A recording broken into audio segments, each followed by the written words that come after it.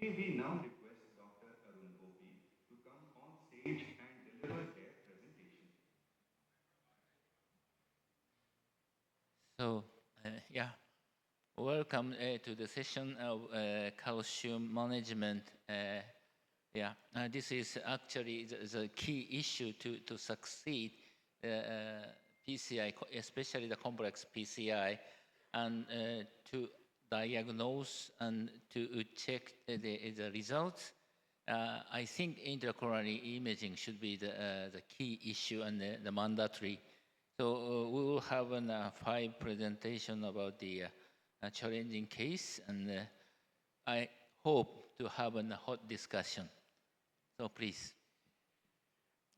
Respected Chair, friends, so this is actually a case series illustrating some areas where rotablation is actually the game changer. First case is titled a rock causing MI. So typical scenario of 68-year-old inferior wall STEMI. You have this filling defect in mid to distal RCA, thought as a thrombus, taken up for PCI, failed PCA from outside center because labeled as wire difficult to cross, lack of guide support, and finally nothing happened. So he was referred for PCI. So clearly JR was not giving any support here, so we went ahead with AL1 7 French guide. Tried wiring through with a run through, but we failed with a fine cross microcatheter support as well. So with a fine cross microcatheter support, finally we were able to wire with a field XT wire. And after that, you can see actually whatever we do, even the AL kicks out. The fine cross microcatheter is not crossing. Even the smallest 0.85 balloon that we had on shelf did not cross. As we can see, as soon as we try to pass anything, even the AL1 starts kicking out. So we take in a 7 French guidezilla down. We had an intention to do rota, so we preferred a 7 French guide extension. That 7 French guidezilla tracked down. And with the 7 French guide extension kept there, we with a fine cross microcatheter, we again, with the 7 French guide extension kept there, we again tried to pass with the balloon, burst one of the balloons up with the intention of granuloplasty, still nothing crosses. So here, with the 7 French guide extension pinched in, the microcatheter fine cross wedge in the lesion, we do a direct wiring with a rota extra support wire. And then we start ablating the lesion with a 1.2 fiber, initially advanced in the dynaglide mode through the guide extension to track the burr. And transiently, we have a stuck burr there, but with the guide extension down there, we are able to manually pull it back into the guide extension. And then with the guidezilla assisted, we have a 1.25 rota burr polishing the area. Since the microcatheter didn't go, we used a 1.25 burr, 170,000 RPMs. With 2 minutes of ablation, we are able to create a passage for the devices down, and then the rota wire is exchanged to a Grand Slam wire. We prepare the bed with a 312 cutting balloon, and then a 3x38 drug-eluting stent is placed with adequate expansion. So this is the final angiographic outcome. The same setting, the patient had a tight lesion in the ostial lady, which was tended from LM to LAD.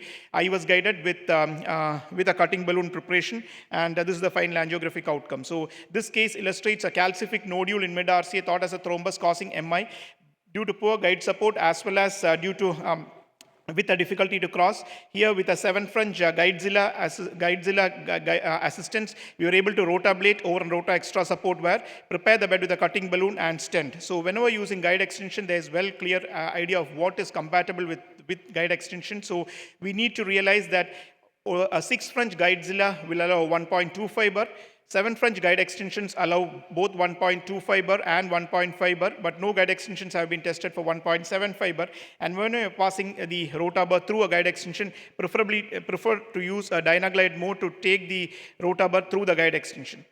The second case also where we thought of using a guide extension assisted rotablation because it was a case of inferior non-ST elevation MI, anomalous RCA from high left sinus, failed PCA from outside segment because the balloon didn't expand, they were not able to wire.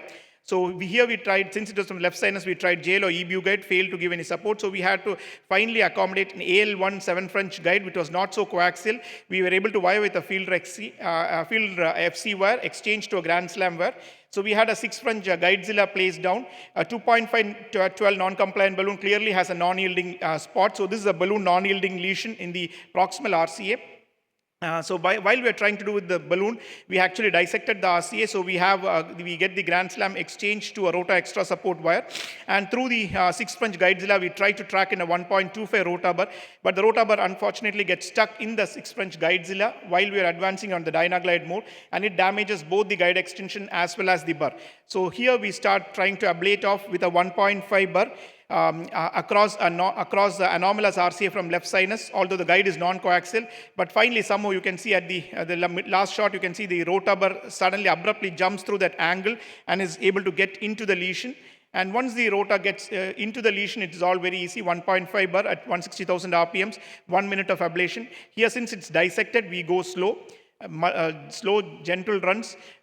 We take about 10 to 15 seconds of ablation, then give it some time, and we avoid any significant decelerations to avoid slow flow. And then prepare the bed with a 2.75 non-compliant balloon, and with the guide extension in, we place in 2 stents, 2.75 38 distally and 328 proximally, and post-dilate with a 3.5 non-compliant balloon to get this result. So this was an anomalous RCA, which was significantly calcified, balloon not yielding lesion, got dissected after balloon dilatation. We failed to get a guide extension assisted rotor, so we were able to do a direct rotor to anomalous RCA with a non-coaxial guide. The third case is actually a post-TAVR rotor, 82-year-old post-TAVR, 2 years later. During the TAVR angiogram, showed a 60% LED lesion, now comes with an anterior non-ST elevation MI, clearly has a calcific nodule in the ostium of LED as evidenced on IVUS. We take a long sheath and EBU 3.57 French guide, do a direct wiring with a rotor extra support wire. And you can see we start rotablating from the ostium of the LMCA itself, a 1.5 bar, from the ostium of LMCA to proximal LED, 170,000 RPMs. About 90 seconds of ablation, we are able to prepare the lesion. Then with a 313 scoring balloon, bed preparation becomes adequate, and we place a 338 drug-eluting stent from ostium of LMCA to LED. So here, and then we also stent the L6 in the same setting. So LED ostium is post-dilated to 3.5 non-compliant balloon. L6 is stented with 328 DES. And post-TAVR, we were able to rotablate and stent this osteoproximal LED and circ. The final case is of rotor in a long calcic fix segment CTO, 68-year-old chronic coronary syndrome, not responding to medical therapy, has progressive class 3 angina on exertion. You can see actually long segment calcific stenosis. The only thing you see on the cranial angiogram is a tram track calcification of the LED, nothing seen. Failed PCA from the outside center because of failure to cross the lesion. Here we take a right femoral axis, EBU 3, 7 French guide. Finally, we are able to wire with parallel wiring with a fine cross microcatheter support. True lumen is confirmed with injection in 2 orthogonal views. But after that, also no balloon crosses. We try a granuloplasty with a 1.5 balloon as well, but that too fails. And similarly, as in most of these cases, when nothing works, think of rotor. So we exchange the wire over a fine cross to a rotor extra support wire. Start using a 1.5 bar, 180,000 RPMs. With 3 minutes of ablation, we were able to, it took us some amount of time to ablate of all this calcium, but finally with 3 minutes of ablation, we were able to prepare the bed and take in other devices down. We prepared the bed again with a 2.5 12 cutting balloon, and then 2.75 non-compliant balloon in 18 atmospheres. And then 2 overlapping drug-eluting stents, 2.5 48 and 2.75 48 are placed. And post-dilated 3O non-compliant balloon and 18 atmospheres. So this was a case where you had a long segment calcific chronic total occlusion of the LED almost from the near proximal segment, tram track calcification, where the rotor actually helped not only in antegrade lumen, it helped in the crossing of the lesion. It was balloon not crossable lesion, and then it also prepared the bed well enough for facilitating stent expansion. So with this case series, what we are trying to say is percutaneous treatment of heavily calcified coronary lesion still continues to be a challenge for interventional cardiologists, with higher risk of immediate complications, late failure due to stent underexpansion and malapposition, and consequently poor clinical outcomes.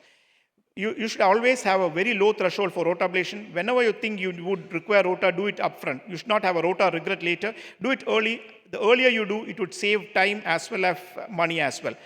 Guide extension associated rotor is very useful when you're doing rotor in anomalous coronaries. Whenever you're dealing with, as in the first case, we are dealing with a case with a very poor guide support. When you're dealing in distal calcified lesions, guide extension really helps. But what we realize, it's always better to use a 7 French guide extension, because then you have the liberty of using 1.25 and 1.5 bar, and always advance any of the rotor bars in a dynaglide mode inside the guide extension. Rotablation can be safely performed even if you have significant dissection, as shown in the second case in an anomalous right coronary artery, which was already dissected when we are trying to expand the lesion with balloon. Even if you have significant dissections, you will still be able to rotablate, but again, burst slow, don't go very high speeds, and you keep your burring time short, and avoid significant decelerations while you're doing it to avoid slow flow or distal embolization. In CTO cases, early rotablation is useful when the balloon fails to cross. A balloon non-crossable CTO, it's always better that you rotablate. ROTA ensures adequate bed preparation in these long segment calcified CTOs, and that goes a long way in ensuring that there is stent expansion as well. So ROTA is really safe, effective, a very handy tool in balloon non-crossable heavily calcified CTOs, and it really facilitates stent expansion. Similarly, in acute coronary syndrome also, unless you have a very significant thrombus, you can safely rotablate, avoiding distal embolization. Only thing is you need to go gentle, go slow, have short runs, and ensure you're not allowing any significant decelerations. Thank you. Hey, thank you very much for a wonderful presentation. 4 cases, very complex PCI with rotablator. Yes. Any comment or question? Yeah. Good morning, doctor. Your 3 cases were all very nicely executed. Congratulations for that. So this aspect is that all the cases were complicated, a lot of calcium and all. So you could have, I mean, what was your thought on taking some imaging help? Because imaging of any kind gives us an idea of how to approach a complex lesion. But all of your cases were complex cases. Like suppose you had the first case you had the problem with a burr. So if there is any nodule which is tucking into that inside the lumen or something, there you can choose for any other debulking thing. And coming just related to that thing only, you have used 1.25 bar all of the times and then stepped up. First case also, and it got stuck bar 2 times. So is it necessary to always step up, or you can go with 1.5 bar initially? Because most of the stock bar situations are when we are using a 1.25 bar, there is a calcium nodule, you just enter and just not able to come out. So both your case 1 and case 2, you have used that 1.25 bar and you had some problem in taking it out, I guess. Okay. So I'll take the first part. So all these cases actually had imaging. Just because I had to put up all of them together, I didn't show the images. All of them, in the initial first 2 cases, we didn't upfront image because the catheter didn't go. But all of them were imaged at the end of the procedure. And all these calcified lesions, we have imaging definitely, if possible, pre. But after rotablation and post, and the final, we look at an image to ensure that there's good expansion. When I say there's good adequate expansion, it's always based on imaging, not on fluoroscopy at all. The second question was 1.25 versus 1.5. Except for the first case, all the other ablations were done with a 1.5 bar. 1.5 bar is our default bar.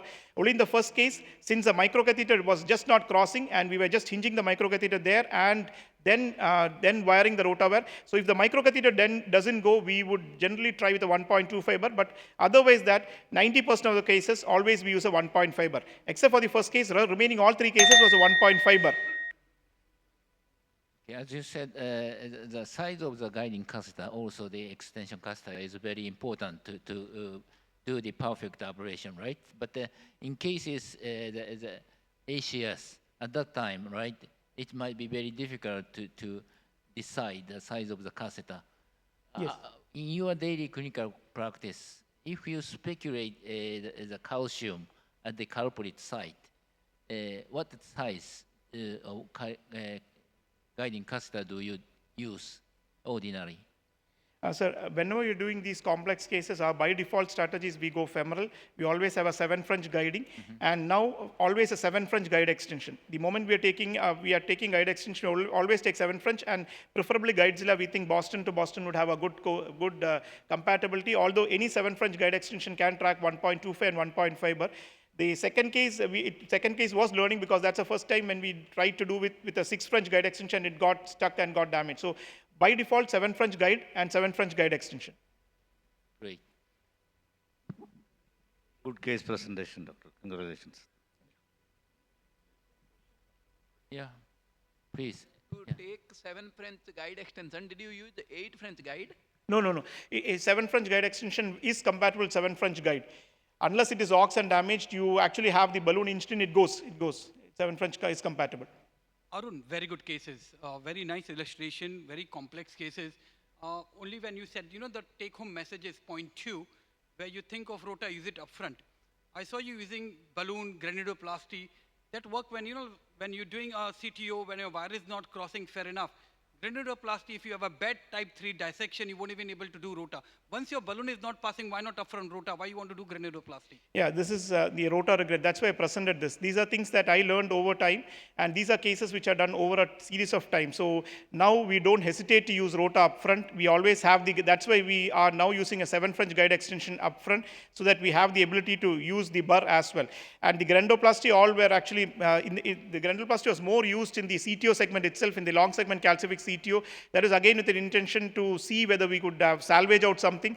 But otherwise, the point is well taken. It's always better to regret not using rota. And even we learned that in calcified, in dissected segments, we can rotablate, but it's always better to avoid a dissection and do.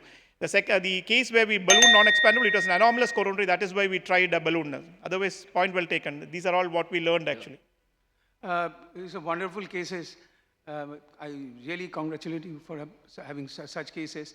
There is only one thing to say, that the Boston Scientific Guidezilla 6 French can accommodate a 1.5 bar if it is new.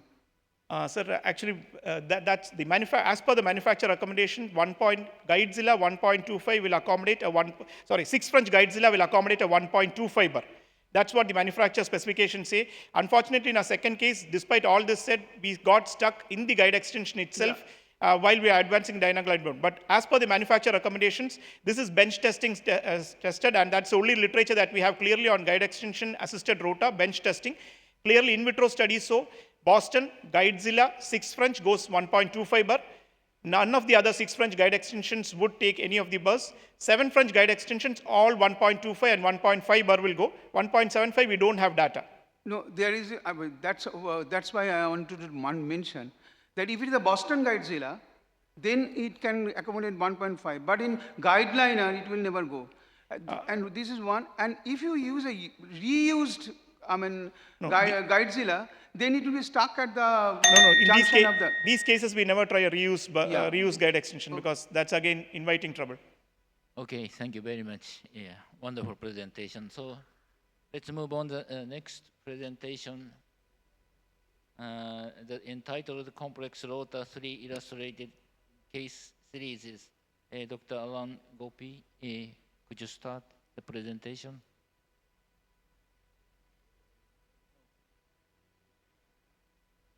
He is not here, right?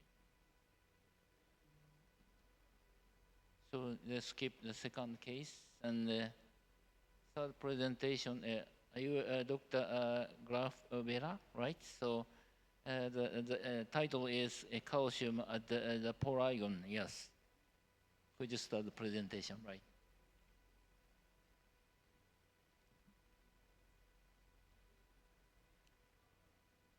Dr. Gaurav Behra. Yes, sir.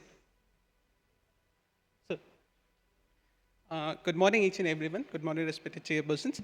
Myself, Dr. Gaurav, DM resident from UN Math and Radiology, Ahmedabad, will presenting a case.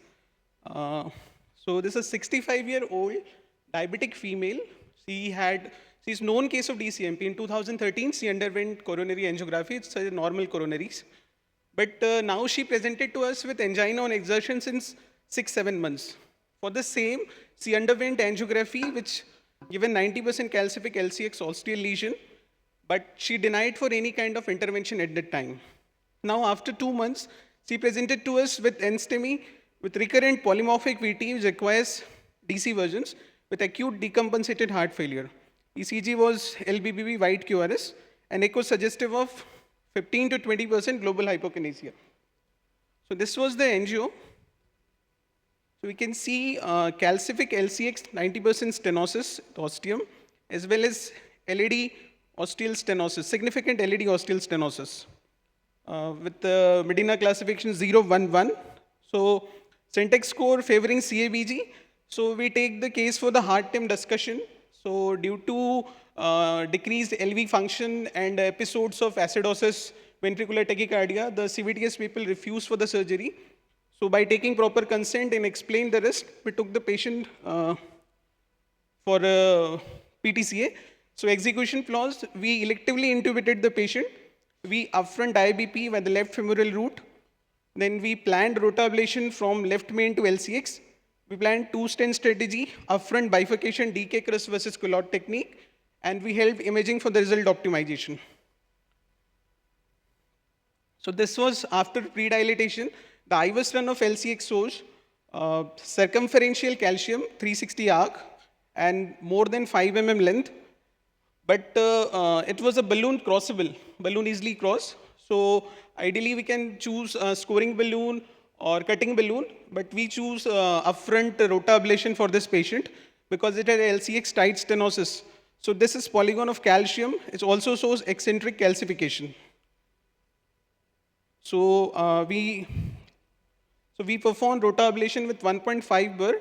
The lesion crossed at the fourth run, 1,60,000 rotations per minute for 15 seconds. It crossed in the fourth run.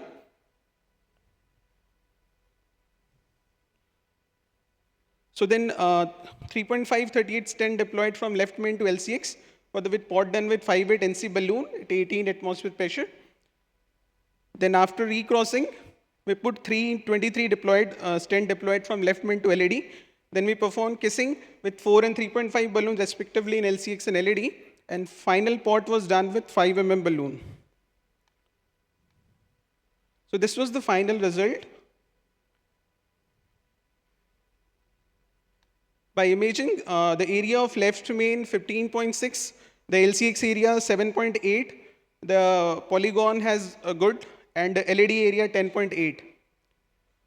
So since the patient was high risk, so we have not done IVUS imaging after the rotablation because we need to reduce the procedure time because the high risk case, and we confirm by the expansion of the NC balloon.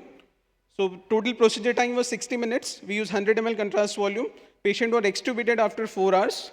IBP removed next day and discharged on the day 3 post-procedure. So what's the take-home message from this? In this kind of high-risk cases, we should take team approach, proper pre-procedural planning, appropriate circulatory support devices, and minimum contrast use and short procedure time. And intensive post-procedure care will definitely help you to overcome this kind of cases. Thank you. Thank you very much. Yes.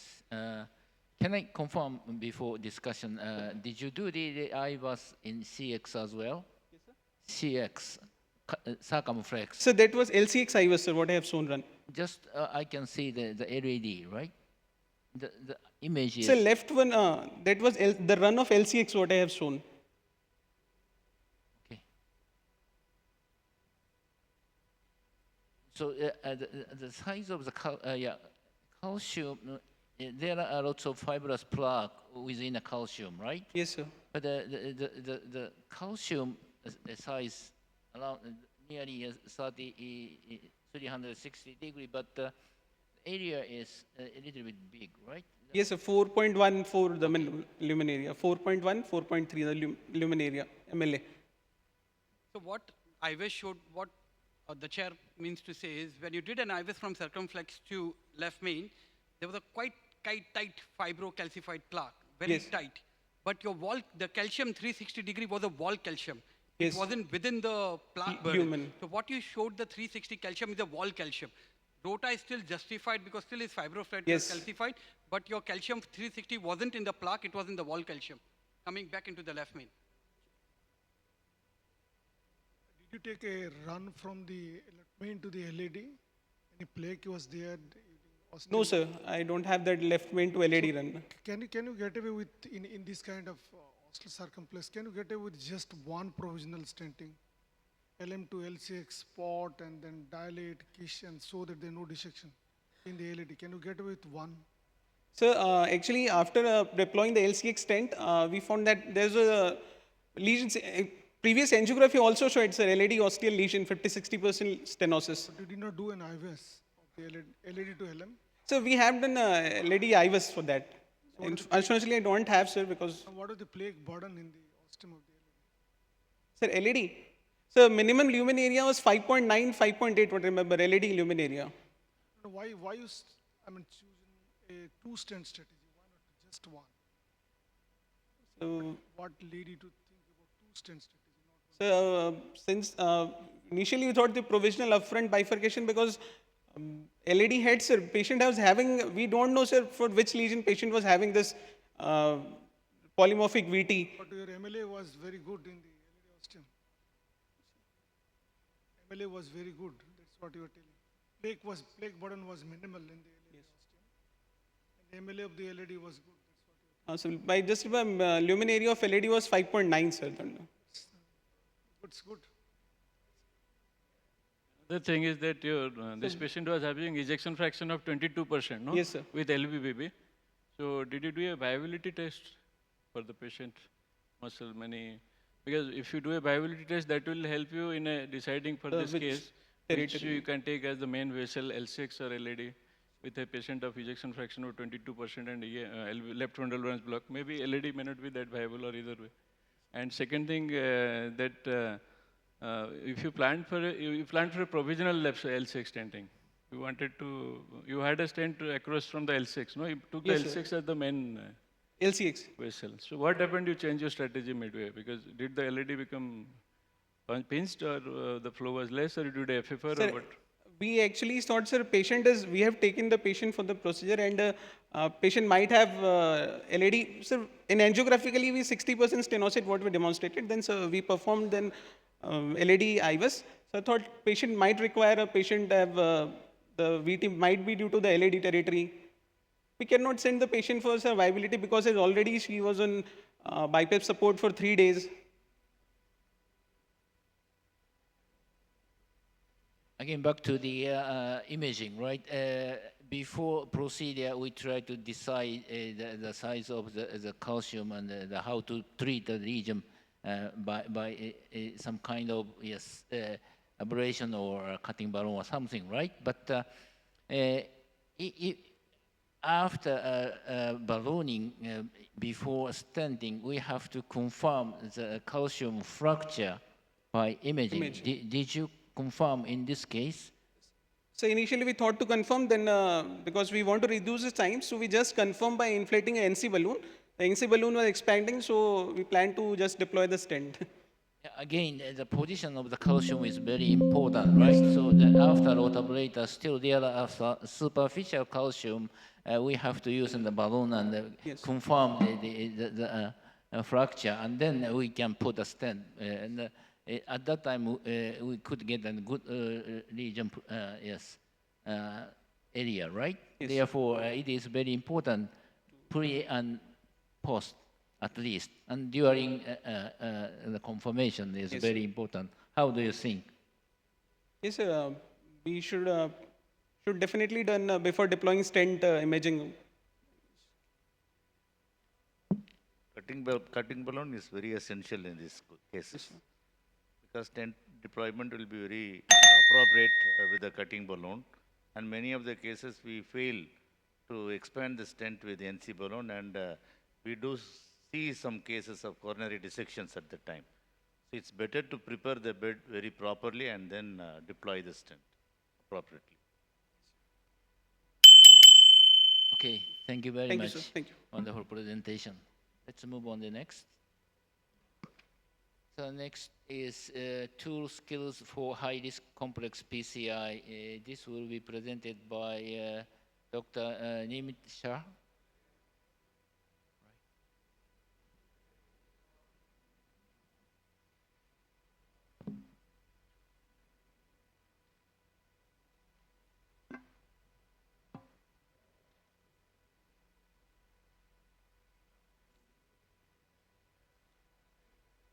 Hi, good morning, everyone. So quickly going on to the case. This is a 78-year-old gentleman admitted with non-ST elevation MI and left ventricular failure.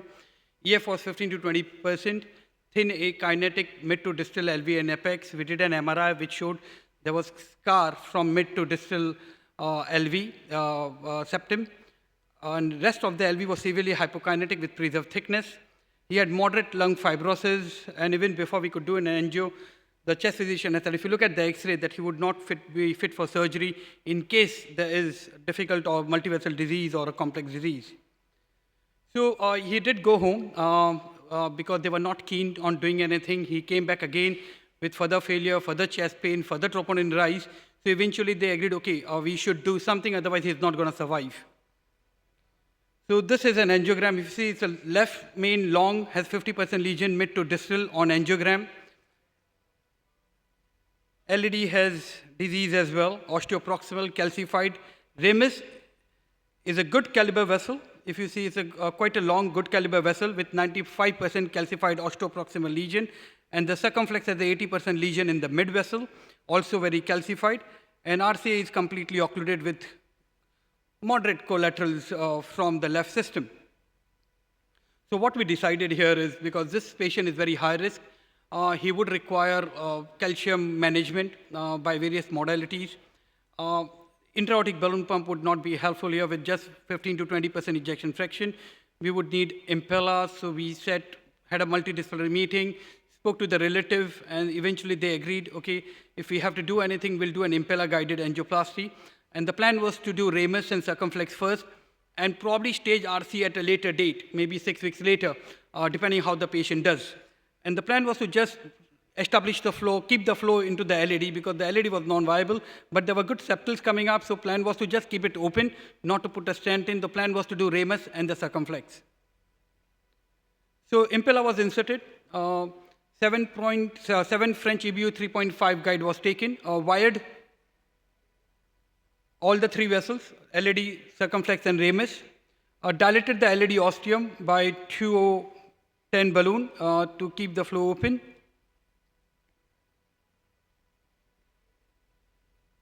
Next, went on to the ramus, unable to cross even with a 2.0 balloon, 1.5 by 12 balloon was not crossed, did manage to cross with a 1.0 balloon. As soon as I dilated with a 1.0 balloon, there was VA uncoupling. That is where the impella helps, where IABP would have failed, and if I had not put impella, this patient would have crashed at that time. So what is a VA uncoupling is during PTCA in the patient, such as critical left main disease or last conduit left, during balloon inflation or even a stent implantation or during a rota, there's a transient LV hypoperfusion, ventricular contractility is reduced, LV is not able to overcome the afterload of the aorta, creating VA uncoupling as you see on the right side. And impella continues to unload and provide a good coronary and systemic perfusion during this hemorrhagic instability. Without impella, I wouldn't have been able to do this case at all.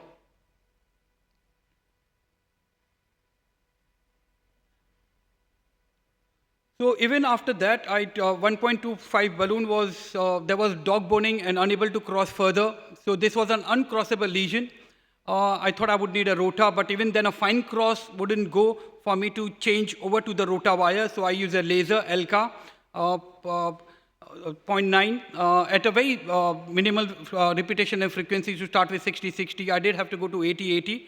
And after this, my fine cross traveled very smoothly. And then I was able to take a 1.25 rota burr and ablated the lesion in the ramus. Even during that, with every inflation and even with rota, we had to wait. I had to bring the rota back, wait for some time, wait for the LV to recover, because there were VA uncoupling. Every time I went into the ramus, there was ventricular atrial uncoupling. So after doing rota ablation, dilated further with the balloon, 2.5 by 12, cutting balloon was used as well, but I was unable to advance 2.5 by 24 synergy stent, or cruise stent either, so I had to use 2 short stent, 2.5 by 12 synergy stent, which were deployed into the ramus. And before that, I have not shown you, but I have done the mid-circumflex before I went into the ramus as well. So further dilatation of the ramus with 2.5 by 12 NC balloon, Wolverine balloon, then 2 stents, then put left main 3.5 by 12, because again, a very schoolboy mistake.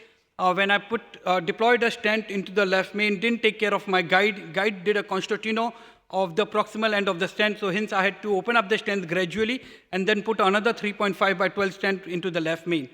So very important, like when you're doing these complex cases, the minute detail is you just get overwhelmed, you just go with the flow, and you do a very schoolboy mistake where you don't look after the guide, and the guide sucks in and causes the concertino of the stent. So I had to salvage that by using another stent, overlapping 3.5 by 12 stent. And then did a kissing balloon dilatation for the left LAD, as we discussed earlier as well, to keep the LAD open. So it was just a provisional from ramus into the left main, but kept the left LAD ostium by further dilatation, opening up the stent struts, and doing a kissing balloon dilatation with magic touch balloon. So these were the IVS images post-stent, which looks, stent well applied, where the carina looks clean, good expansion, no malapposition, good CSA into the ramus and also into the left main. So post-procedural, impella support for 30 minutes post-PTCA on table. So we waited for 30 minutes on the table, gradually bring it down. During the procedure, patient had produced around 1.3 liters of urine, showing excellent renal perfusion because of the impella. Impella flow was decreased every 15 minutes, and patient hemodynamic status were carefully observed. It's a team approach. You need a good cardiac anesthetist with you. You need a good assistant, good nurse. You cannot do it single-handedly. Patient maintained stable hemodynamic, hence impella was explanted on the table in the cath lab. Vessel closure was done with just one perclose proglide. No excess-related complications. Patient did require few days of inotropic support in ICU. He was wind off and discharged home the ninth day post-index procedure. Conclusion, complex coronary vascularization in the presence of severe LV dysfunction is high risk, but it is more safely achievable with mechanical support devices. Despite adequate distal guide wire, lesion in the ramus was uncrossable even with the smallest of balloon. Hence, had to use an ELCA along with the rota, what we call is razor, rota ablation with laser. Rotationectomy was more safely performed because of the impella in situ, and the case was completed successfully, and impella was removed on the table. Again, as I emphasized, during the procedure, came across multiple runs of ventricular-atrial uncoupling. However, there was no drop in pressure or cardiac output. Impella did maintain coronary and organ perfusion throughout the procedure. Thank you. Thank you very much. A very complex case, and congratulations the success of the PCI, right? And I think, but there are lots of discussion because you did not touch the RCA CTO, right? Yeah. So do you have any plan to approach? So this was just done 3 weeks ago. I'll call him after 6 weeks. I'll do a perfusion scan, see how the patient is doing. If the patient is asymptomatic, and the perfusion scan shows that the collaterals which were coming from the ramus and the circumflex is perfusing the right coronary artery very well, and there's no inducible ischemia, I would leave him on medical management. But based on the complete revascularization, Sure. it is very important to open the CTO side, right? I agree. So at the acute phase, I think it might be, there are lots of discussion, but it depends on the case. But first, we try to touch CTO, and if we succeed, hemodynamically much more safe compared with without touching, right? Sure, I agree. There was quite a lot of discussion whether we should do a CTO first, and there was, 50-50. But then we tried, because the collaterals were coming from the circumflex and ramus, we thought, and because patient was quite symptomatic, we thought, and repeated admissions with LVF, we wanted to maintain the perfusion. So we were confident that we'll do it. The ramus and did not look that difficult that I had to use laser and rota as well. So I think what it helped is opening up the ramus and circumflex, supplying the collateral to the RCA. I think this stabilized the patient. If I had wasted a lot of time on a RCA CTO, would have opened up, but then I would have not been able to do a complete revascularization because of the time consumed dye. So that was quite a debatable decision, but either of them would have been okay. Yeah, I agree. But I would like to say, if the collateral, it is a jeopardized collateral, right? Yeah, So if there are some trouble, right, patient may die. Yeah. Therefore, there are lots of discussion. But Agree, anyway, agree. congratulations. Agree. All right. Excellent presentation, sir. How do you choose patients for impella, sir? Do you use for all the patients or this No, there are high-risk guides. cases So only? there are two things. One is whether the patient is in cardiogenic shock, what the LV function is. There's a score that you do as well. There's a syntax score. There's a score algorithm that you discuss. If, especially for this case, intra-aortic balloon pump just gives you an output of 0.5. So if you're using an intra-aortic balloon pump, it doesn't work if the EF is less than 20-25. And this is very well demonstrated for, again, the guidelines are, if you're looking at a multivessel disease, left main disease with poor LV function, last conduit left, so that is an indication of using an impella, but not on every patient. Affordability is also a problem. you need to have a patient who can pay for this. Also, you need a team support. The hospital where you're working in, they should have a good anesthetist, good backup. You cannot do it anywhere and everywhere. How much dye you used? Oh, very minimal. You saw it was very minimal dye because it was like, you could see the calcium trim. The dye was used less than 100 ml. Short question. Yeah, please. this is a very wonderful case, and it needs no mention, basically. But I need to, ask you one thing, that in case if the impeller is not available or it is not affordable, which is more important, can we just put a IABP and a ECMO? ECMO would not work here. If you saw what I showed, ventricular atrial uncoupling, even not forget about rota, even when I was dilating with a 1O balloon, there was ventricular atrial uncoupling. An intra-aortic balloon wouldn't have helped there. Patient would have cardiac arrested, died on the table on the very dead time. The first inflation balloon patient would have died if the impeller was not there. Impeller was giving continuous 2.5 liter immaterial of the LV function. It was giving that perfusion to the coronaries and to the end organ. So I'm sure there are various cases where impeller have used and where you could use IABP as well. But in this case, I think IABP, the patient would have arrested on the table. I have come across several case reports where there is no spontaneous circulation. Even an ECMO and an IABP acts like a impeller. That's why I asked the question. But again, your impeller would not give you coronary perfusion. Yes, Sorry, IABP your ECMO. IABP, again, as said, it works, it would give you an output of just 0.5 liter, 0.5. This case where ejection fraction is 15-20%, and I've demonstrated how the VA uncoupling was, and it happened 6 times. Every inflation would give ventricular uncoupling. So for this case, it was very well demonstrated that even with IABP or without impeller, this patient would have arrested on the table. Okay, thank you very much. So let's move on the next presentation, right? Dr. Sham Sadia Ham. The talk is entitled AI OCT orbital atherectomy guided PCI in a calcified vessel. Please.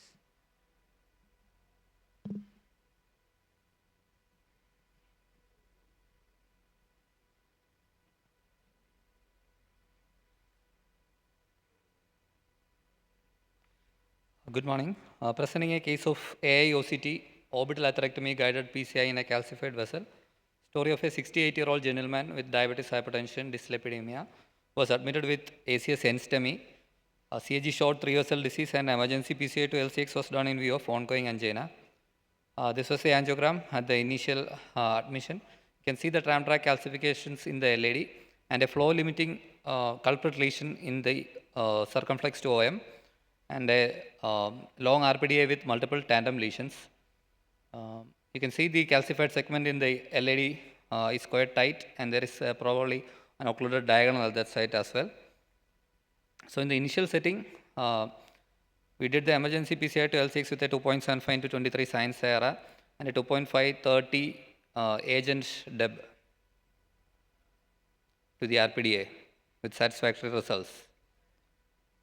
So this was the we took him up for elective PCI to LAD after 2 days. We thought we will go ahead in a stepwise manner with OCT imaging first. Luckily, we could pass the OCT catheter without the predilatation through the lesion. So you can clearly see the left main is significant of free of any significant disease. And we have a nice landing stone in the LAD ostium, after LAD ostium. And after that, you start seeing large chunks of calcium. So this, in the AOCT, as you know, the orange line, whether it is cross-sectional or in the long axis view, the orange line represents calcium.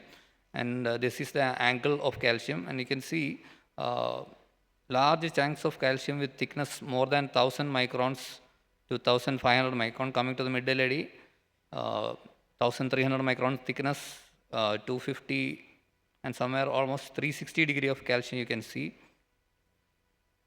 Mostly superficial but also deep. And again, coming to the distal parts, you have very thick calcium, circumferential, sometimes protruding into lumen, into the lumen. And the luminal size is very narrow at the tightest spots where there is almost 360 degree calcium. And down the lane, we have a decent landing zone around 45 millimeter down from the ostium. So these were the images. So by any OCT score, the score will be around 4. We need an aggressive calcium debulking strategy. Now which strategy? Taking into consideration that we have different areas. Down the lane, we have very narrow segments with 360-degree thick calcium, more than 1,500 micron thickness. Whereas you go proximally, you have 2.2 lumen size with again superficial luminal and thick calcium concentric. So in the same vessel, you are having multiple morphologies of the calcium. So which would be the ideal calcium modification strategy in this case? We narrowed it down to either rotablation or orbital atherectomy. Now between the two, because of the tight lumen distally and a bigger lumen proximally around 2.2, so we thought that we will do it with one device rather than upsizing the rotabur. So we thought we will go ahead with orbital atherectomy, and after orbital atherectomy, if the lesion preparation is not adequate, we will use an IVL. So that was the plan. So we did an orbital atherectomy at 80,000 RPM distally and 1,20,000 RPM proximally, dilated with a 2.75 to 15 quantum apex. You can see it's done in a very slow manner compared to the rotablation.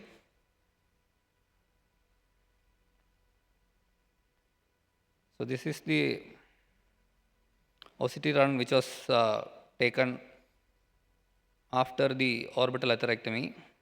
So you can see multiple cuts, dissection, calcium fractures, and coming to the areas where we had very thick, narrow lumen of calcium, you see that it's totally broken up, and here where was the calcium was protruding into the lumen, you can see multiple smooth areas where it has been shaved off. You either say it as shaving or sanding by the orbital, and the lumen now it has changed. You can see the co-registration as well. So the tightest part, the lumen has been modified very well. The protruding calcium has been shaved off. So this is the areas after the calcium preparation with the orbital. So these are all the sanded surface where you see now smooth shaving like appearances where the calcium was protruding into the lumen. Here also you can see. So here we thought the calcium modification debulking part we are done with because this is likely to give good expansion. So as guided by the AIOCT, we selected the stent 3 into 48 science expedition and deployed, and post-dilated with 3 into 15 at high pressures distally, 3.5 into 15 at high pressures proximally. And this was the final OCT run after the stenting. There was no edge dissection, nice landing zone, good expansion, nicely opposed. All the calcium has been pushed aside due to the nice breaks which was produced. So this was the distal, mid and proximal. We got nice MSA around 8.15, 8.78. And the 6.62 is in the distal part where we had a 1.2 lumen. This was the final result angiographic. So we started with this, and with the co-registration, I am showing the tightest part of the calcified lesion initially, almost 360 degrees of calcium. Now after the orbital, nice shaving, good lumen gain. After the stenting, same area has 6.62 MSA, final result. So this I think I will skip. So take home message, intravascular imaging, especially OCT, enables better characterization and quantification of calcium. AIOCT has very high sensitivity and specificity for calcium. OCT also helps in better selection of calcium debulking strategy. Orbital atherectomy is a versatile device which is safe and effective in a variety of calcium morphologies. So proper planning and blood preparation prior to stenting and ensuring good apposition and stent expansion is key for best long-term outcome in calcium lesions. Thank you. Thank you very much. Yes, a wonderful presentation. So I would like to ask about the end point by orbital atherectomy or even rotablator, right? We can, yes, modify the calcium How region, it right? modifies? Yeah. Both are atherectomy devices, mostly modifies the calcium that is superficial into the lumen. Right. And the orbital, it is said that it has also, due to some pulsatility effect, it also modifies deep calcium, produces break. I agree, but still they are thick calcium, right? Yeah. So how to decide the ablation endpoint, right? How I to would do like to say? say, yeah, lumen size or thickness of the calcium or, You are telling between orbital and rotational. no, just the orbiter, right?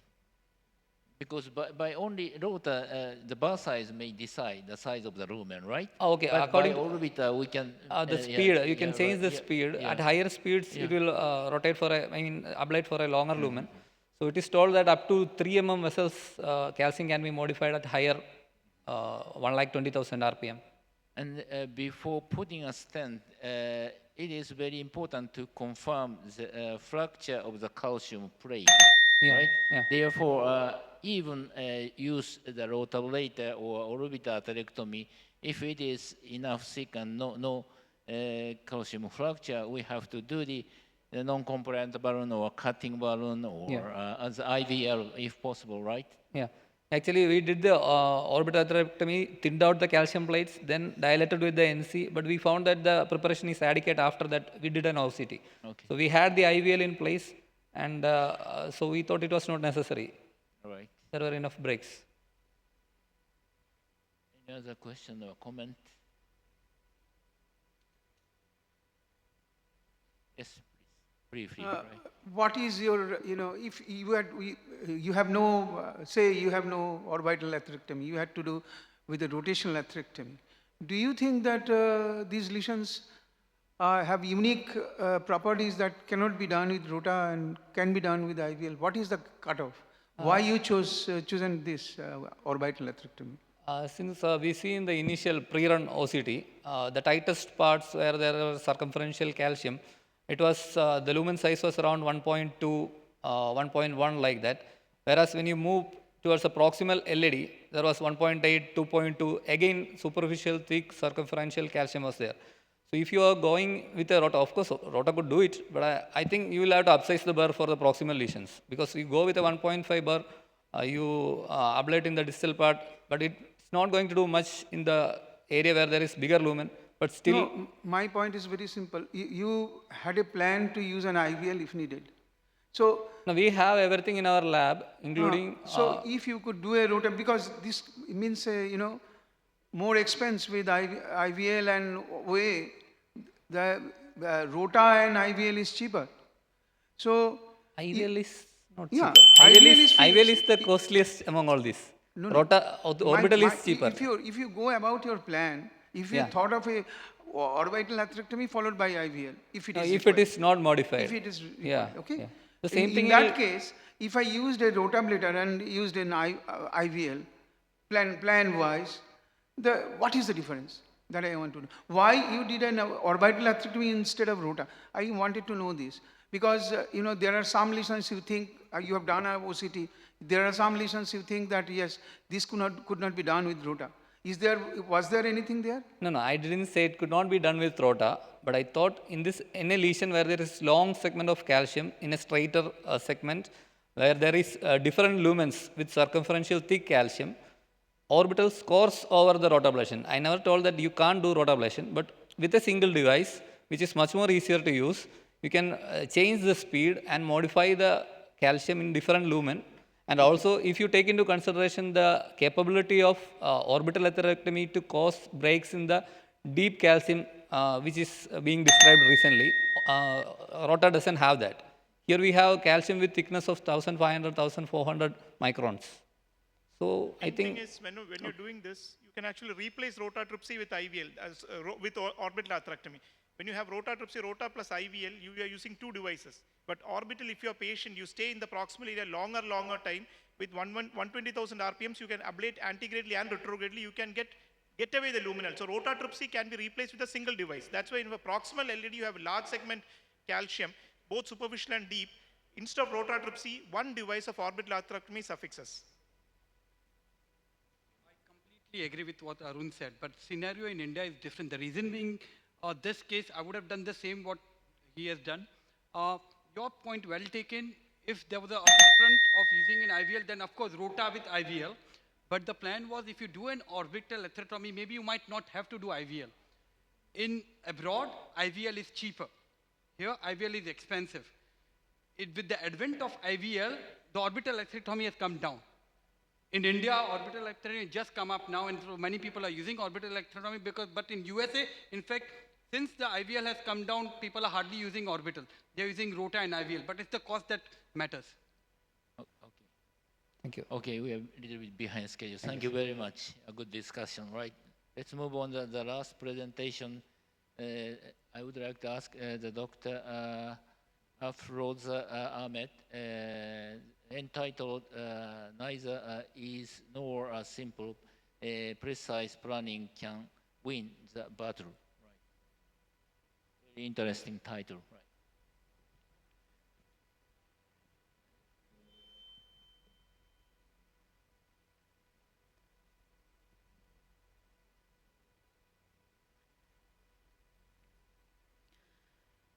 Respected audience, I'm very honored to be present here in front of you. I'm Dr. Afroz Ahmed from Bangladesh. So greetings from Bangladesh. All of you has presented very nice cases, and I feel like a child of myself in this scenario. So I welcome you all to my topic that is neither easy nor simple. Precise planning can win the battle. The theme is that the patient can come to you with a benign-looking lesion. You can reveal a benign-looking angiographic lesion, and you can think that you can overcome it by your conventional procedure, but sometimes on table, we have to face the challenge.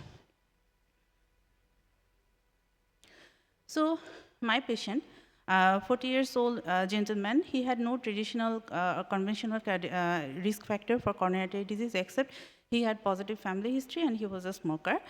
He had history of hospitalization 2 months back with a history of non-ST MI.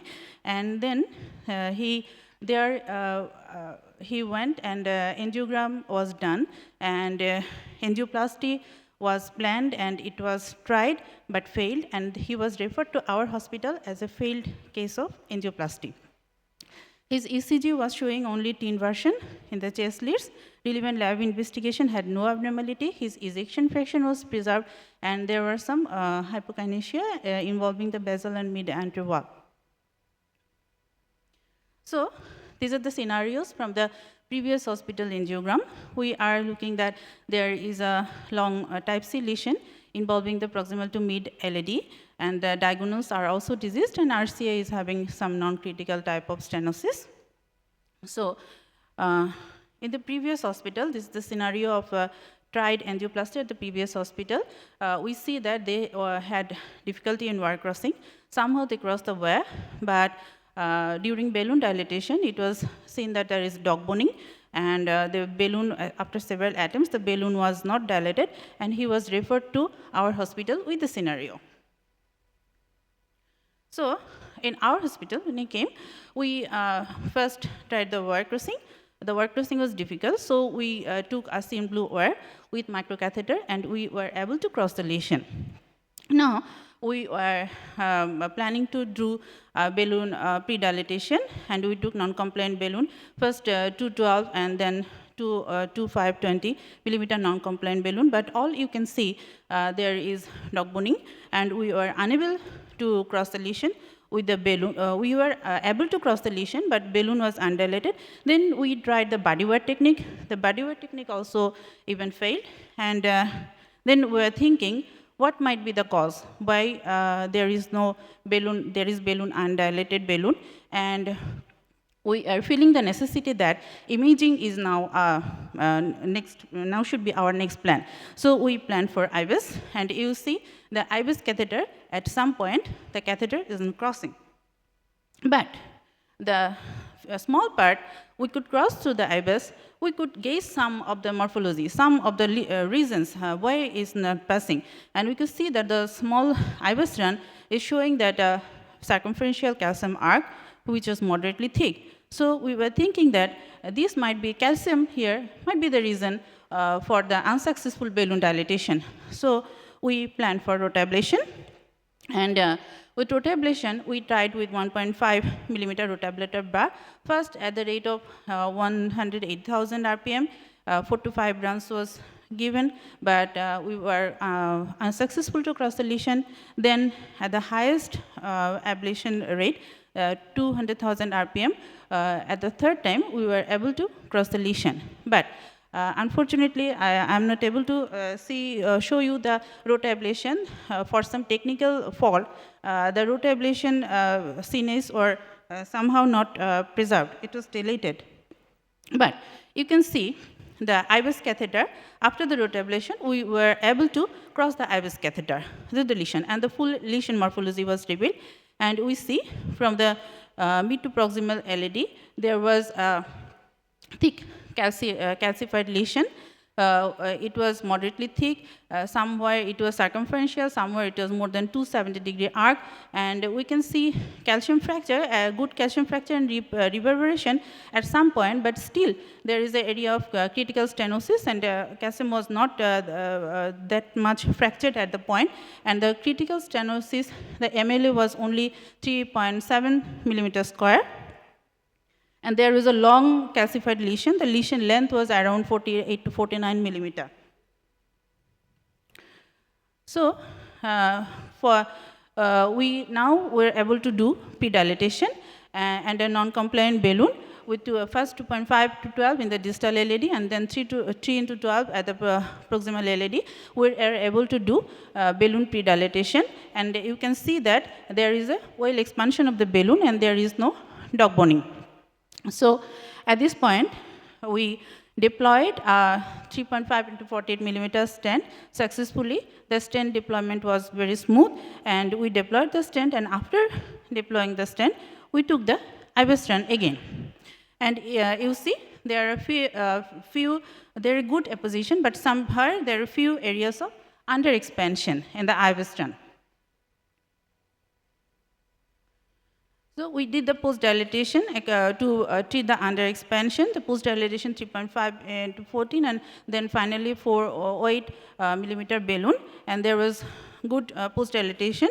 And in the IBIS run, you see there is good stent apposition with good gain of the minimal lumen area, that is around 8.8 millimeter square, and in the angiographic view, there is good TIMI3 flow. So my take-home messages are, conventional angiography may underestimate the severity of coronary calcification. Difficulty in wire crossing, balloon crossing, or pre-dilatation would raise the suspicion of significant calcium. Coronary imaging is an excellent tool to diagnose and precise planning of managing a calcified lesion. High-speed rotational atherectomy may be required to cross over the calcium burden, and under-expansion should be addressed when stenting a calcified lesion, and adequate post-dilatation should be done. Thank you. Thank you very much. Yeah, I agree the take-home message. Yeah. Any question or comment? Did you use cutting balloon in this case?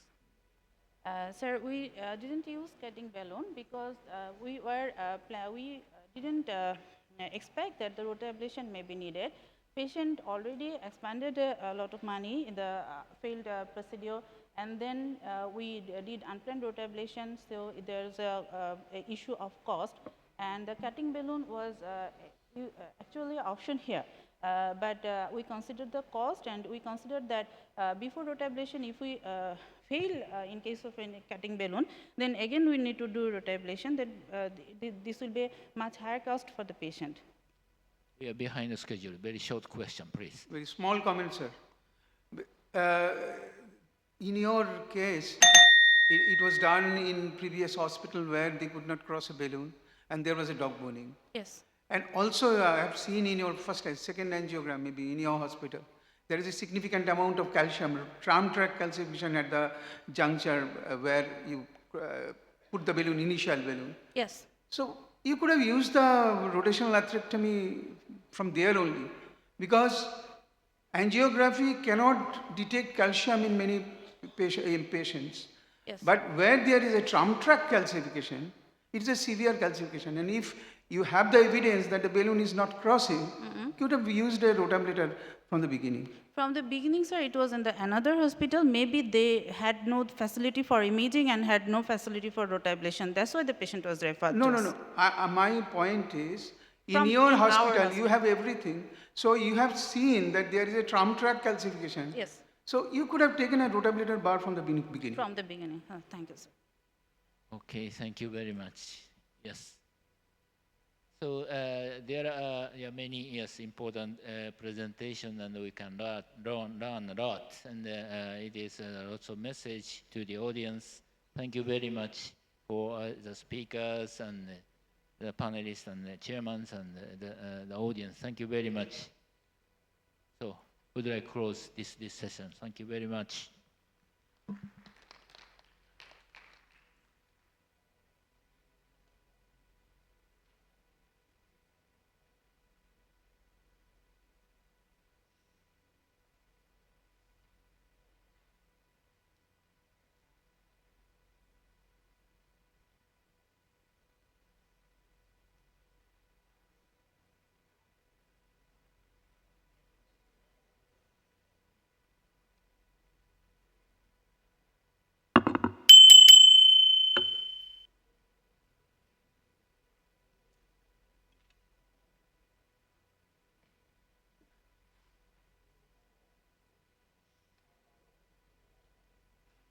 Topic for this session is calcium management.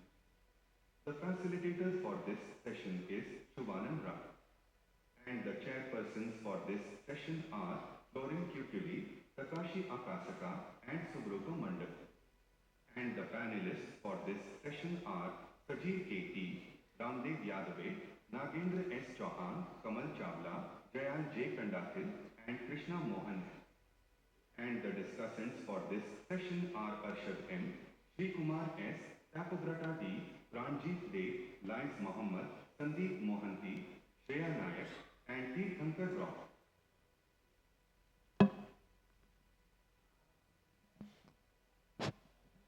Good morning, ladies and gentlemen. Now we are here to start a very exciting session of calcium management. And we have a fantastic panel here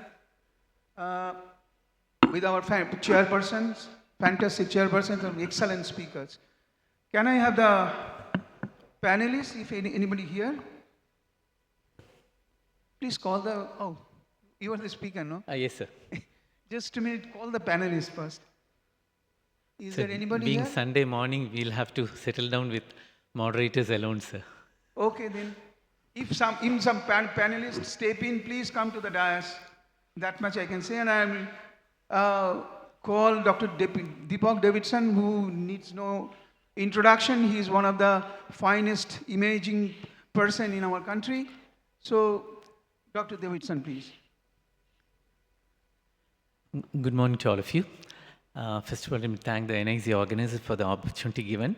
Well, I was wondering what exactly is this delving deep in calcified lesions. I checked the Google and found out that it's excavating.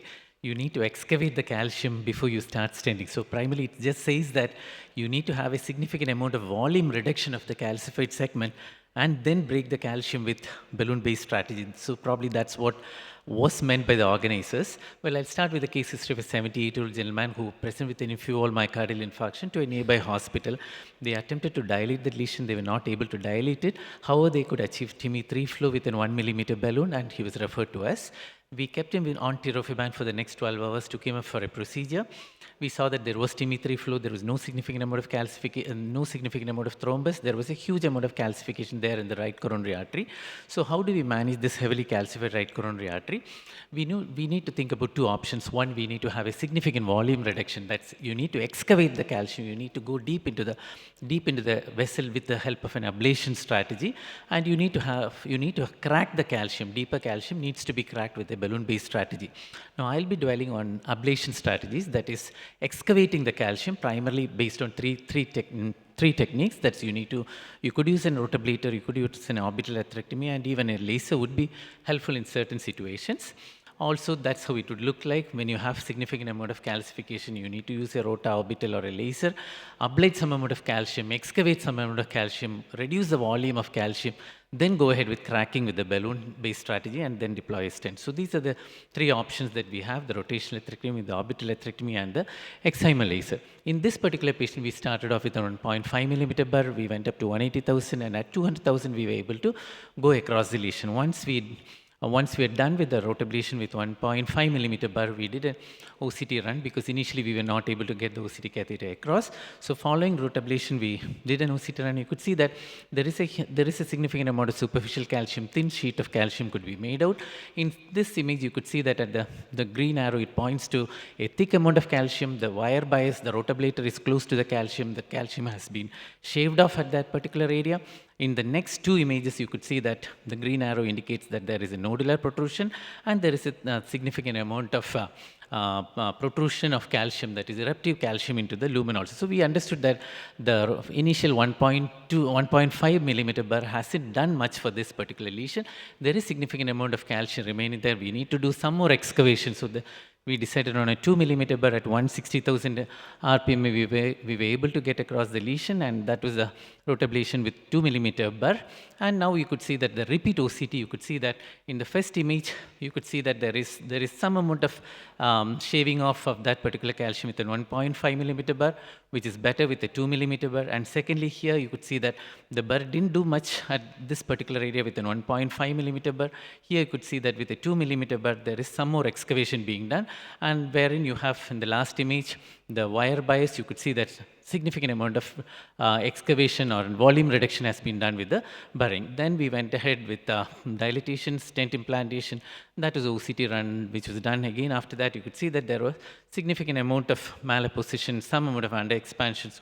So, and this particular area at 9 o'clock position, you could see a small amount of nodule protruding on either sides of the nodule. You can see that the stent is not well opposed. So we finally decided that, but again, you could see in this image also, that at the area where you have a significant amount of volume reduction, the stent is very well opposed to the vessel wall, but at 7 o'clock position, you can see that there are areas of cracks in the nodules also.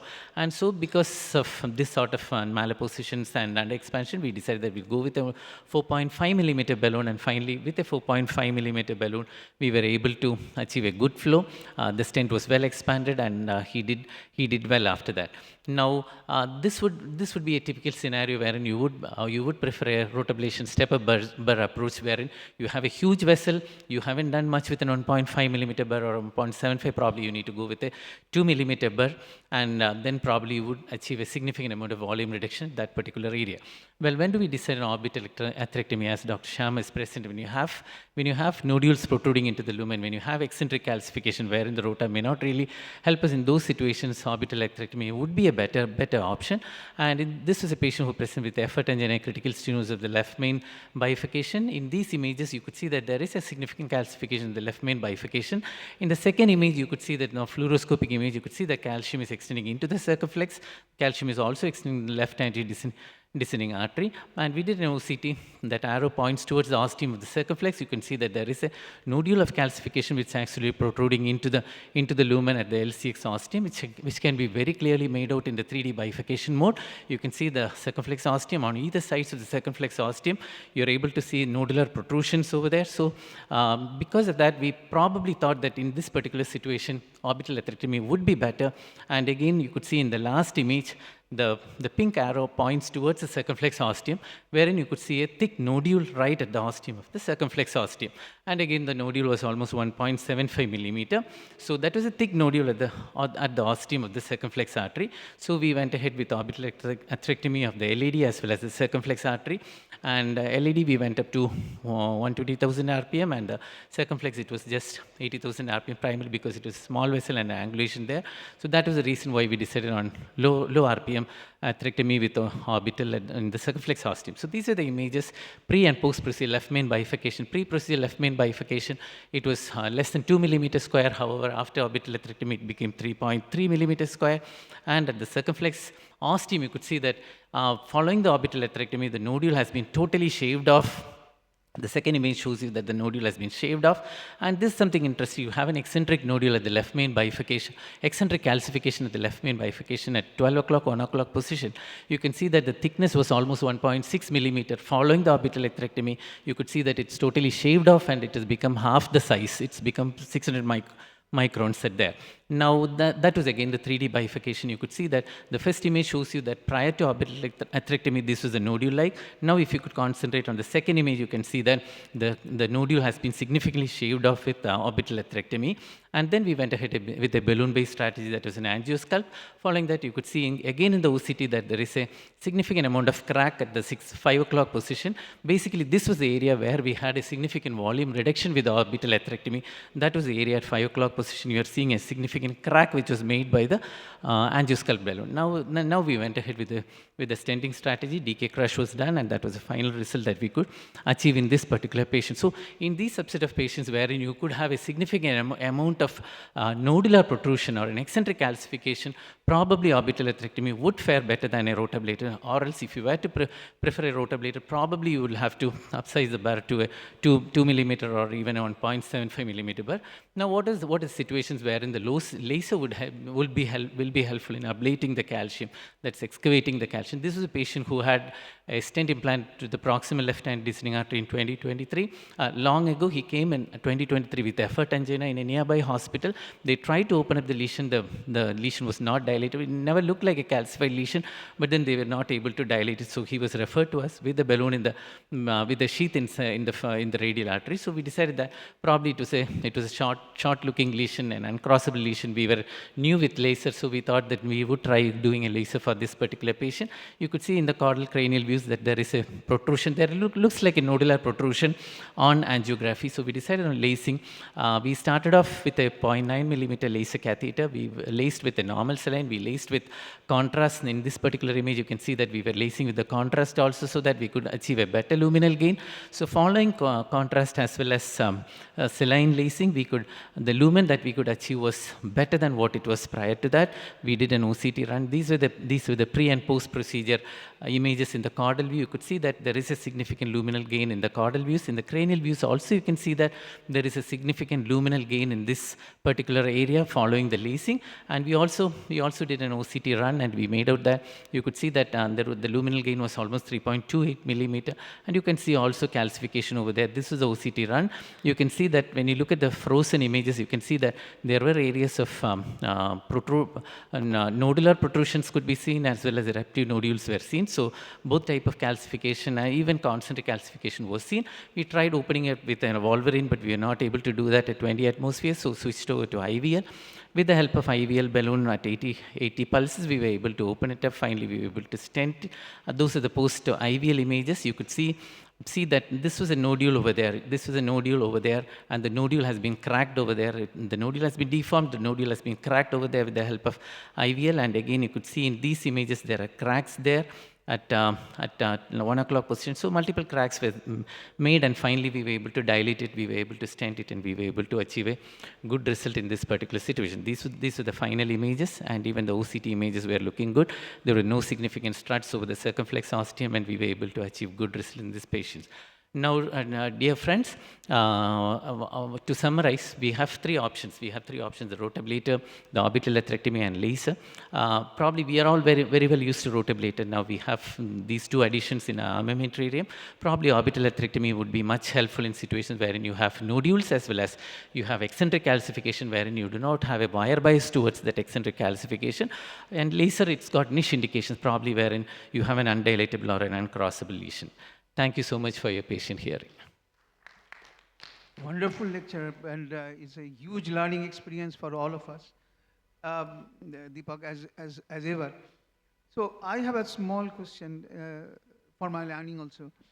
That you are given all the devices, yes, sir, and all the imaging catheters. First question is, what you have shown in OCT, we know that it is best seen in OCT. Can we do with IVAS itself? This one. Can we use IVAS for some help in the beginning instead of OCT? And number two is, if you are given all the devices in a case where there is a suspected nodule, do you think that which one will be better?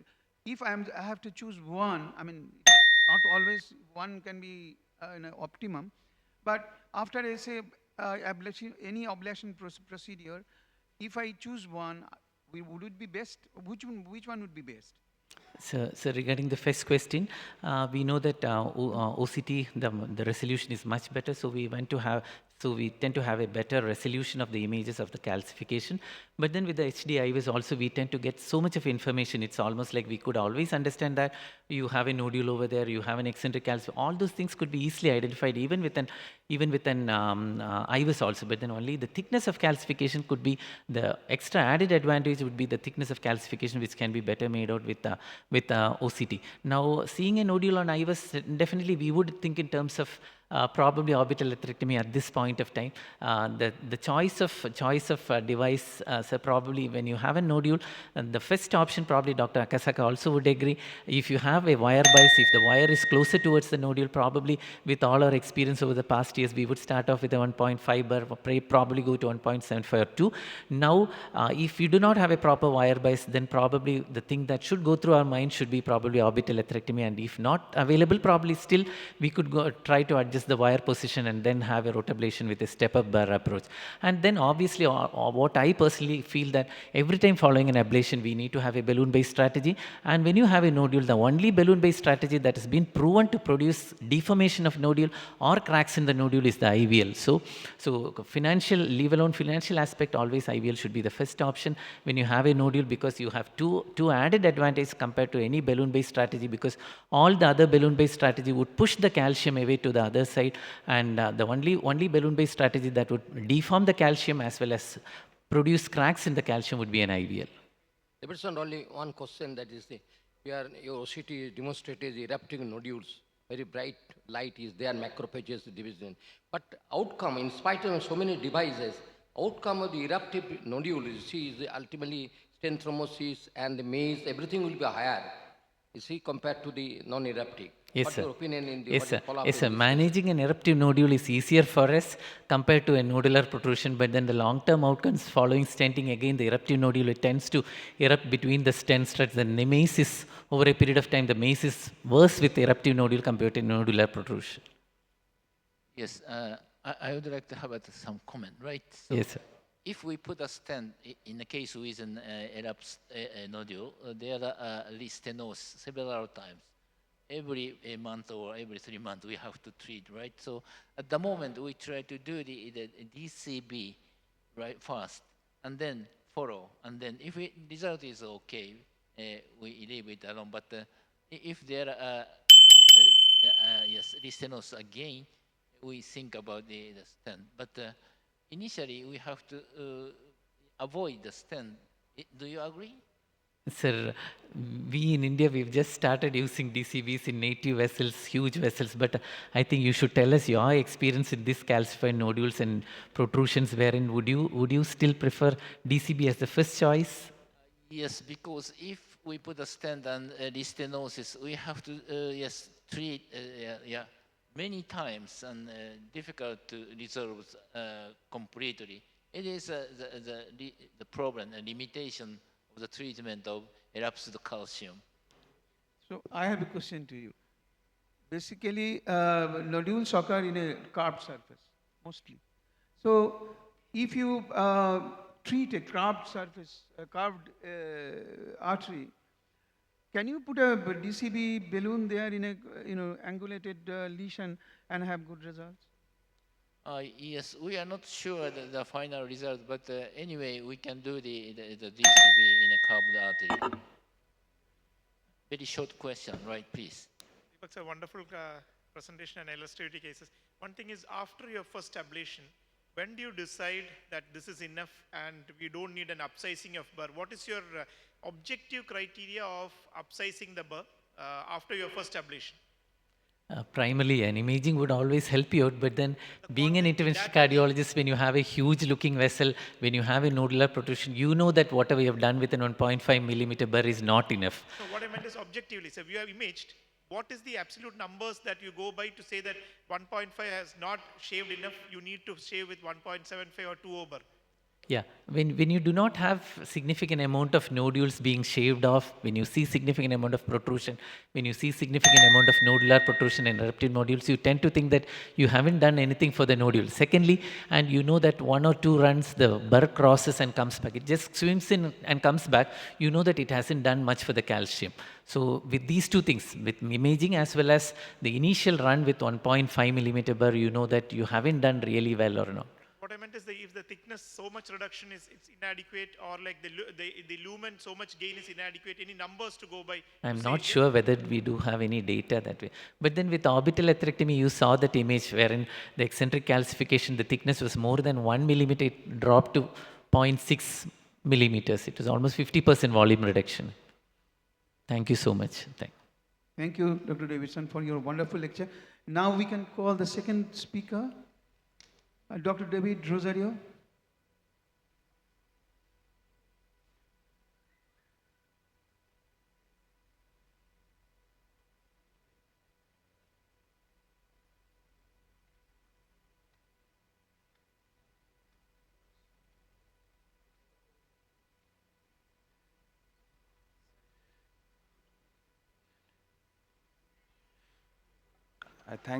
My thanks to Dr. Shovan Roy and to all the organizers for giving this opportunity to present in this August gathering.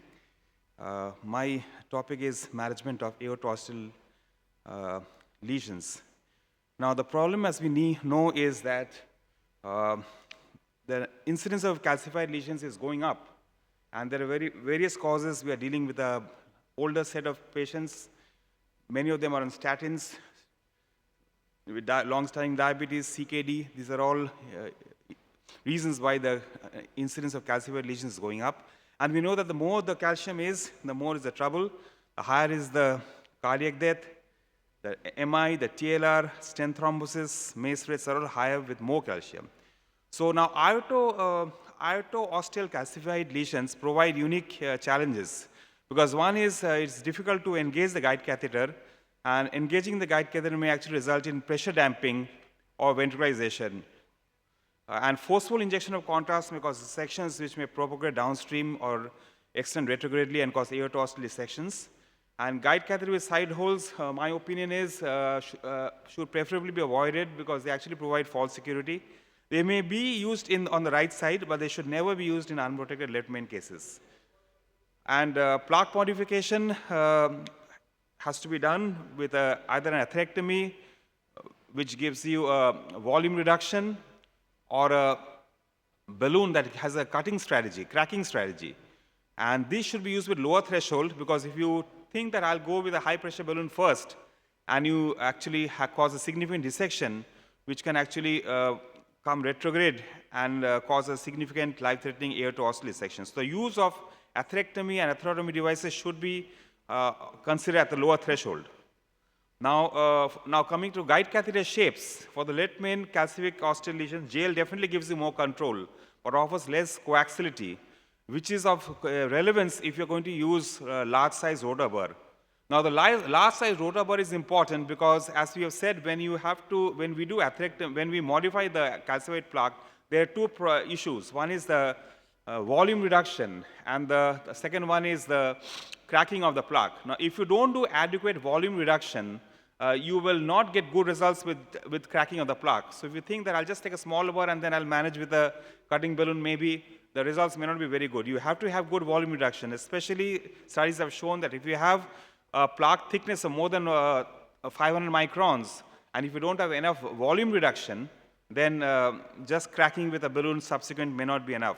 So now to get this good volume reduction, you definitely need to take a good size burr. And for using a bigger size burr through the JL catheter is a little problematic because it gives you a bias along the superior wall of the left main. For the RCA, we prefer the JR 3.5 or GR4. Amplias guides are best avoided because of the chance of inducing aortoostral dissections.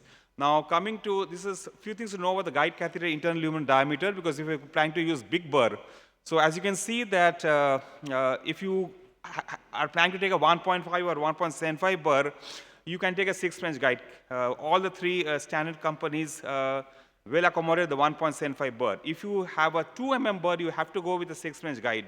And if you have a more than 2, if you have a 2.15 or a 2.25 burr, then you actually have to use an 8-French system. And in the 8-French system, the Boston actually has the largest internal diameter.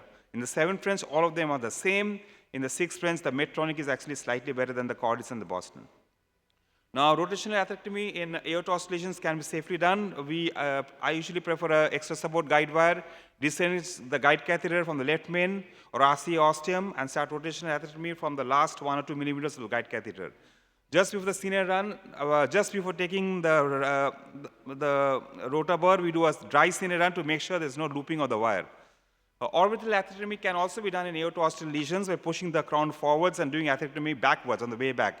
But this is possible only if your lesion is not too tight and too long, in which case it may not be able to push the crown forwards before you can do rotational atherectomy backwards.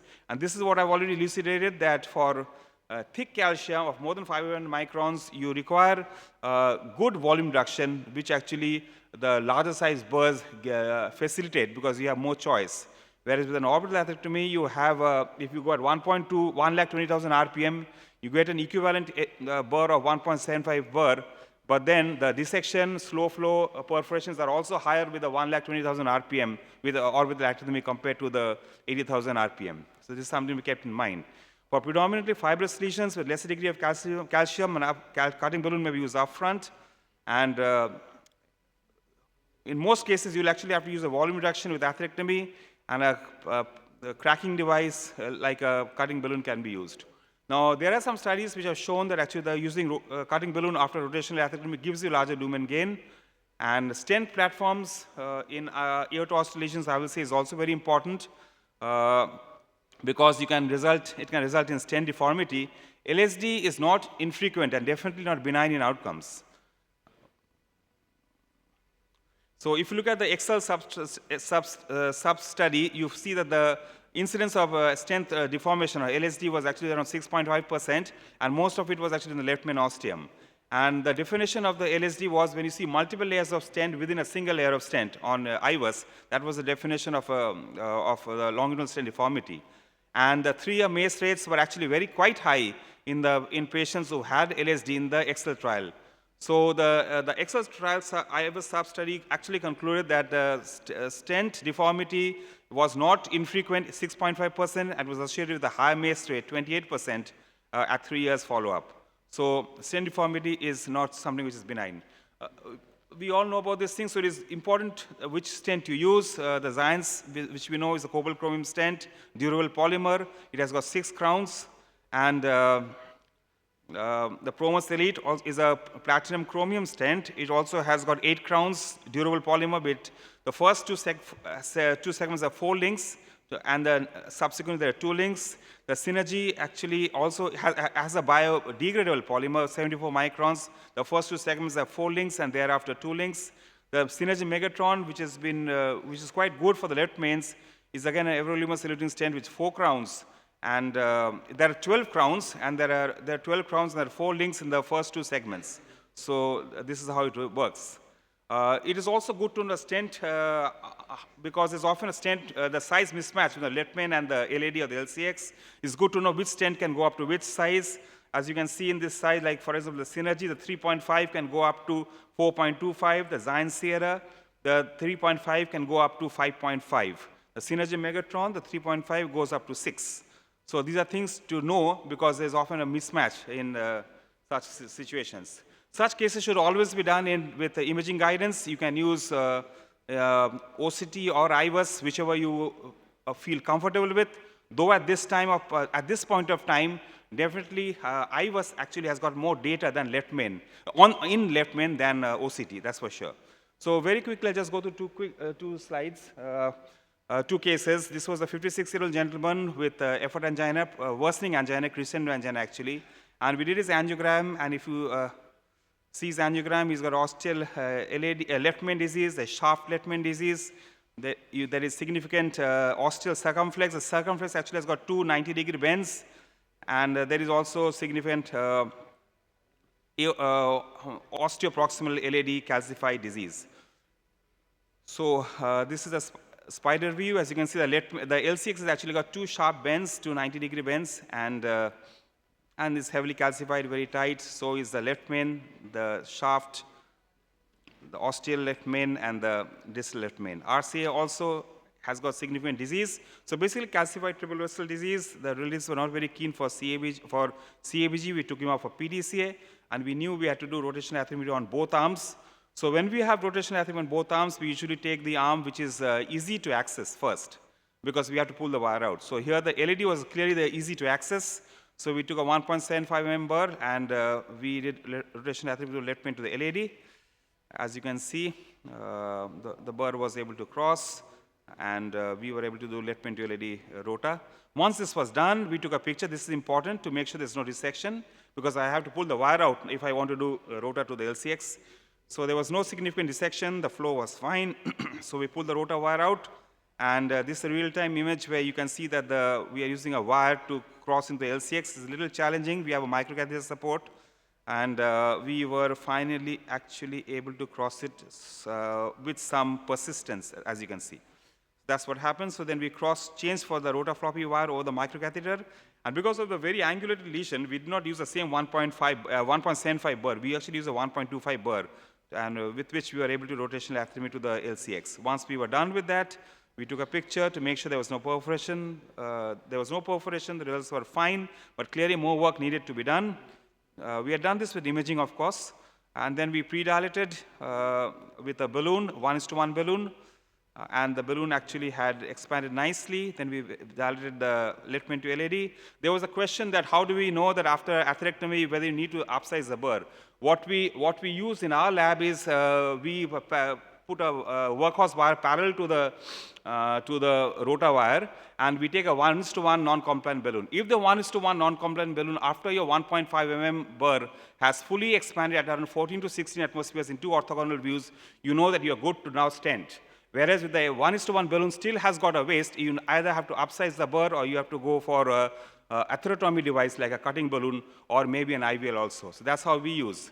If you look at imaging, what they say is you require cuts in the calcium. You preferably require cuts on opposite planes to make sure that your atherectomy is sufficient. So we use a combination of imaging to see cuts in two opposite sides and the 1:1 non-compliant balloon.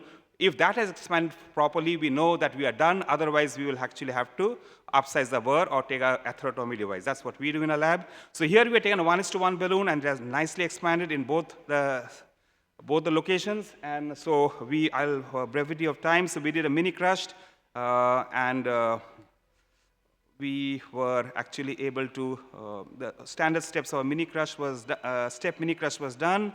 And we actually landed up with good results. We had done imaging, and the IVUS actually showed good stent area in the left main, the LCX, and the LED. This is another case which is a very tight ostial left main disease, as you can see, not very calcified. So we took a cutting balloon. We took a 3.5 cutting balloon, and after taking a cutting balloon, the results was good. There was some dissection on the lower surface. We took a stent. As you can see, after the stent was implanted, then we post-dilated. We had done imaging actually for this patient also, and the results were actually quite good. So basically, in aortosteal lesions, there are unique challenges with a very narrow margin of error because you have a large margin of subserve. So one has to use meticulous spanning, and multiple devices needs to be used to get good success. And such complex cases should always be done with imaging guidance to obtain good short-term and long-term results. Thank you. Thank you, David, for a wonderful presentation. And he is a gifted, operator. What he does, we need to know that what is your opinion about when you put a wire in? Sometimes if you put a rota wire in a very calcified and severe left main ostial disease, do you have any opinion that you should do under a mechanical circulatory support or something? Because these wires are stainless steel wires, and sometimes it can cause spasm. Yes, that's a very good point. So what we see is when we are noticing there's going to be a significant pressure drop once you engage the guide catheter itself. So what we do is we take the guide catheter, we have the wire behind it on our microcatheter, and the rota wire is actually open on the table. Because sometimes the lesion is so tight that once you pass the microcatheter, everything, the blood pressure falls. So we quickly put the workhorse wire, pull the microcatheter in, change the rota wire, and come out. And definitely mechanical circulatory support is useful in such cases, I will say. For our cost issues, most of such cases we do with an IBP. And it is good to have an IBP from the other groin. Definitely in such cases, mechanical support will be useful. Is there any question from the audience? Dr. Kahali, please. You can come over here, sir. Okay, if there is no question from the audience, can I have the next speaker on the dais?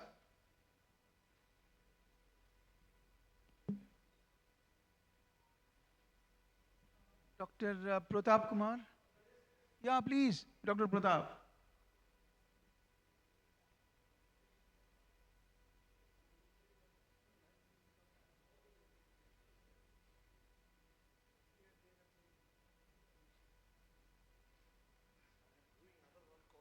Yeah, I know that you were a busy man, but we cannot miss you on the dais.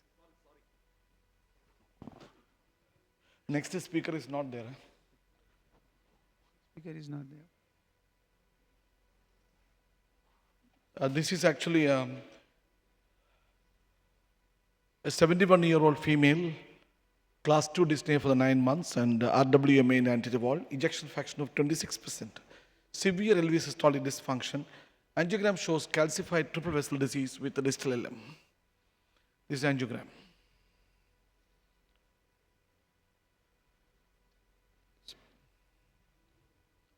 So the approach to this patient, I decided to take, I was thinking that I can cross by antegrade. So there is an acute angulation there, and there is a tight disease in the circumflex, and there is a ramus disease. So there is a filling from the left system. So we decided to take a Philreps wire. And initial wiring, I just put a wire into the circumflex. Then I took another wire. This is actually the wire to the circumflex. Then I tried a Philreps wire into the LAD, but it is not crossing. And I took a fine cross with the Philreps, the single lumen catheter.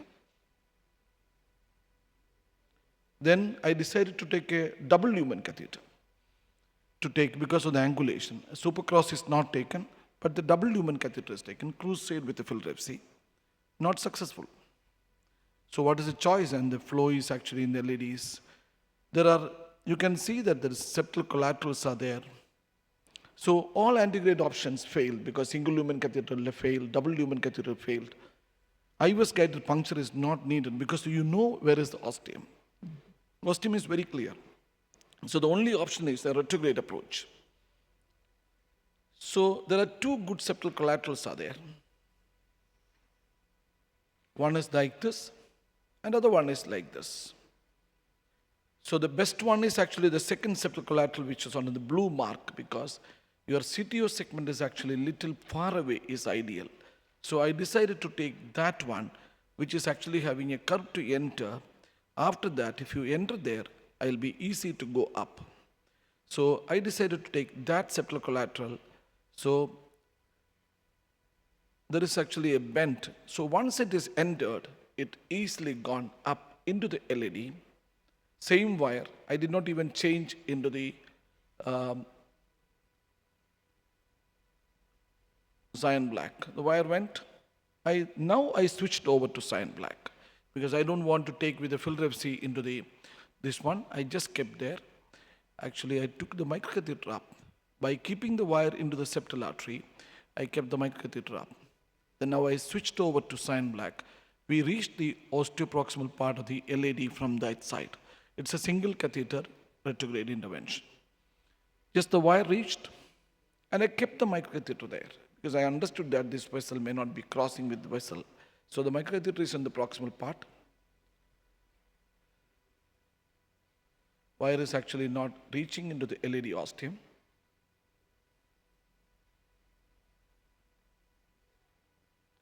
Now the wire is actually almost reaching at the ostium.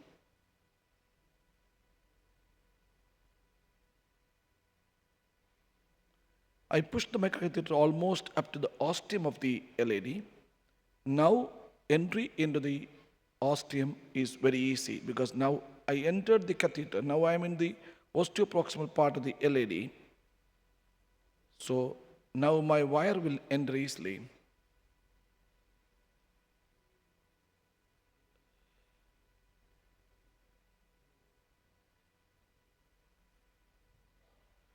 So the cyan black is actually now pushed the CTO segment.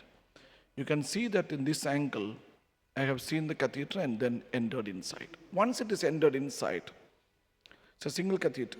I just push the wire. RG3 wire is exchanged. Then through the RG3 wire, I did a balloon dilatation of 2x12 Maverick balloon because once the microcatheter crossed the lesion, I was sure that I can take a 2x12 Maverick balloon. So the fine cross antegrade through the same RG3 wire I tried. Because I took another fine cross, which you can see this is a fine cross again, this is a fine cross again. So this fine cross, I tried with this is another fine cross, and there is a second fine cross. So the fine cross antegrade through the same RG3 wire. So there are two fine cross inside. So the fill rep C wire, I just removed the RG3 wire. Now my fine cross is there. Then through that fine cross, I taken the wire distally. And so now I have only one wire and a microcatheter. So now the next plan is actually, because of the calcium, I have to do something. I actually decided to take a rod ablation. So it is 180,000 RPM, 4 runs of 48 seconds. So next is actually, I have done an IVUS to circumflex to understand that what type of strategy I should do in this case before I decide to do a single stent strategy or a double stent strategy. So this is a circumflex to LMI evaluation. Distal circumflex is diseased, ostial circumflex is like this.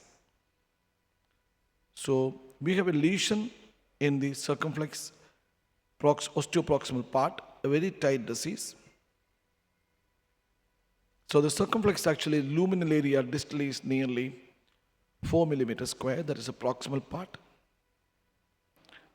And there is a tight lesion is 2.82, and we got a distal vessel is like this, and very, very tight is 2.76, and the proximal part is 4.6, that is a vessel size. So now I did an IVUS to the LAD. So the LM to LAD to LM actually IVUS evaluation, this LAD calcium is seen. There is a ruptured plaque in the LAD ostium.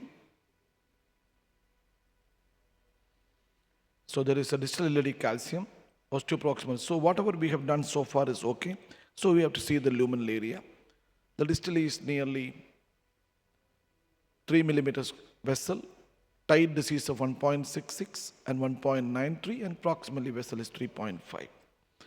So now we have to take an IVL, a 3x12. I can take a 3.5, but I decided to take a 3x12 because the LMCA, again I have to take the same IVL into the LAD also. So I decided to take a 3x12 IVL into circumflex. We gave 30 pulses, 3 cycles. Then 3x12 IVL to the LAD, 5 cycles given, very, very tight disease. Initially 2.5x12 NC balloon distally, and then 3x12 IVL distally. Then fine, after this we did an IVUS again to understand there is a lot of dissection and calcium cracks are seen.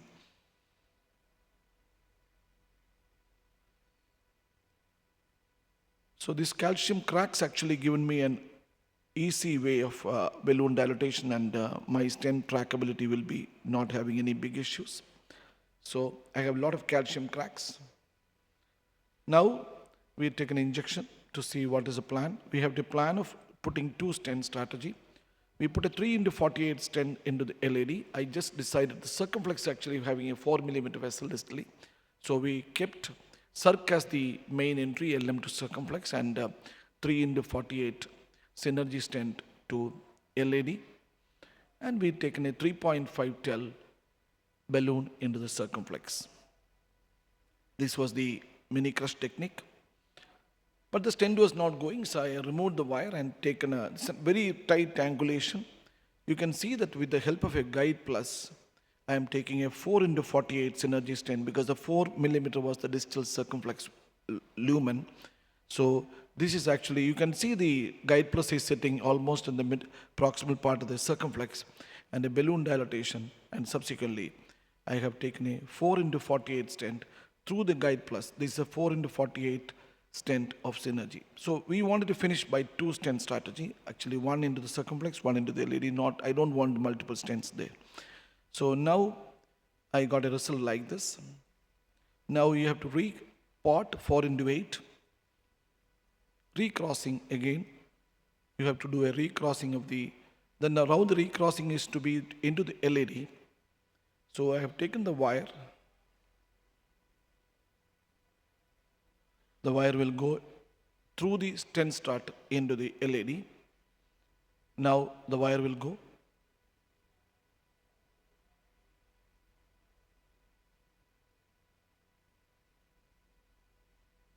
I wanted to go with the mid part of the stent rather than not. So the wire is gone. Once the wire is gone, next is actually a recrossing into the LAD. Then I took a 2 into 12 millimeter balloon, a KBI with a 3.512 into LAD and 4 into 12 into the circumflex, and a 4.58 balloon into the LMCA as the pot. We did an IVUS again to understand whether what we have done is correct or not.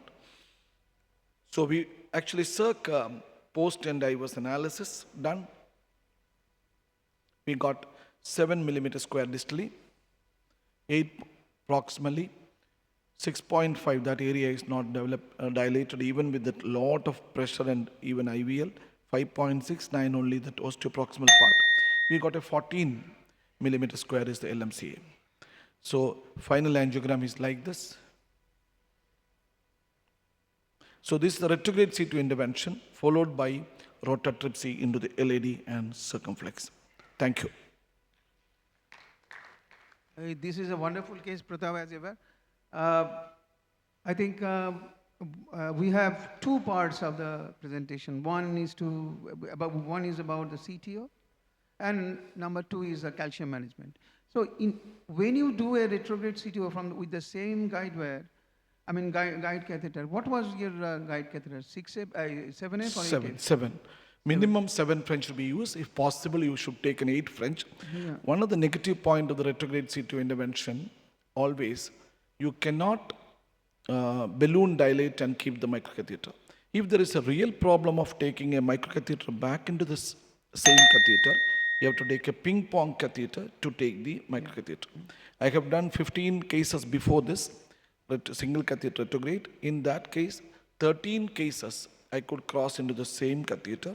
2 cases I have to do a ping pong technique to take the catheter to the other side. Or sometimes you require a snaring to take the catheter out. Guide wire out. Okay.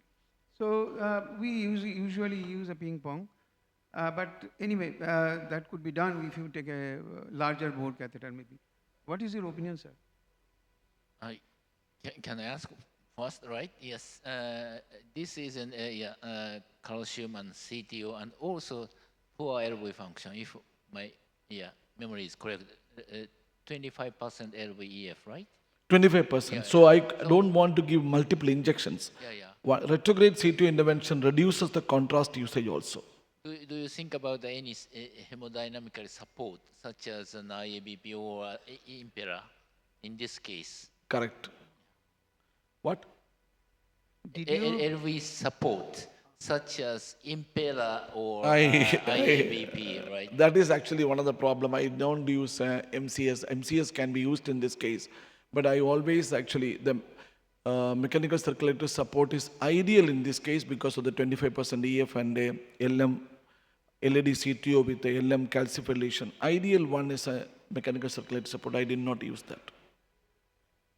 And particularly when you use a IVL in the left main to LED or the LCX, blocking the opening of the other artery, there it is and waiting for 10 pulses to occur. What was your plan?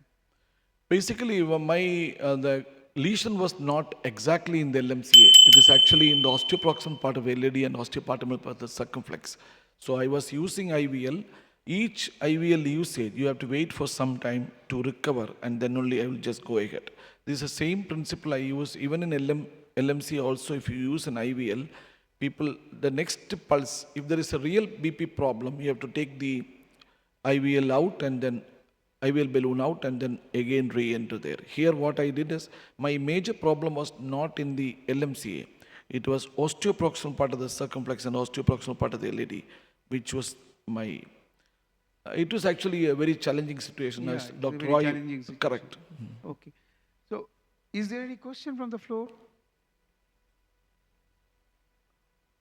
So, if there is no question from the floor, thank you. Thank you, Dr. Thank you. Pratap, for your wonderful presentation.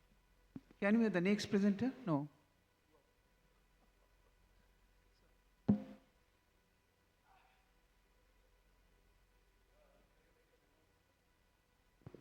These are the best case presenters. Can you just show the list again, one more?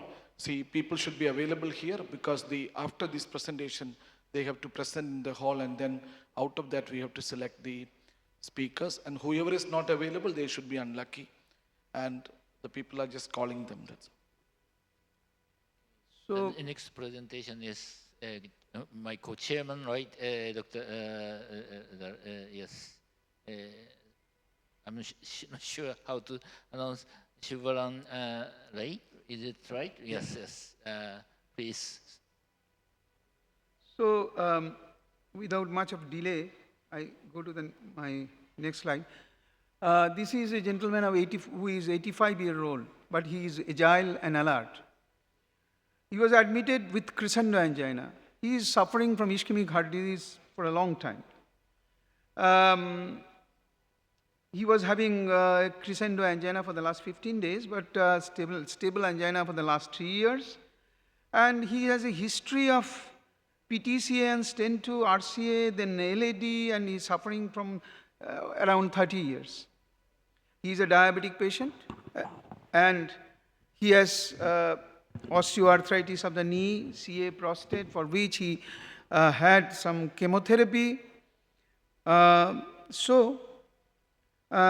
was admitted in our hospital, and we did the angiography. So, this is the angiography. It shows that there is a stent which has already had an ISR, and it is a very calcified disease around the stent, as well as involving the ostial part of the LMCA, and also the distal LMCA is also diseased.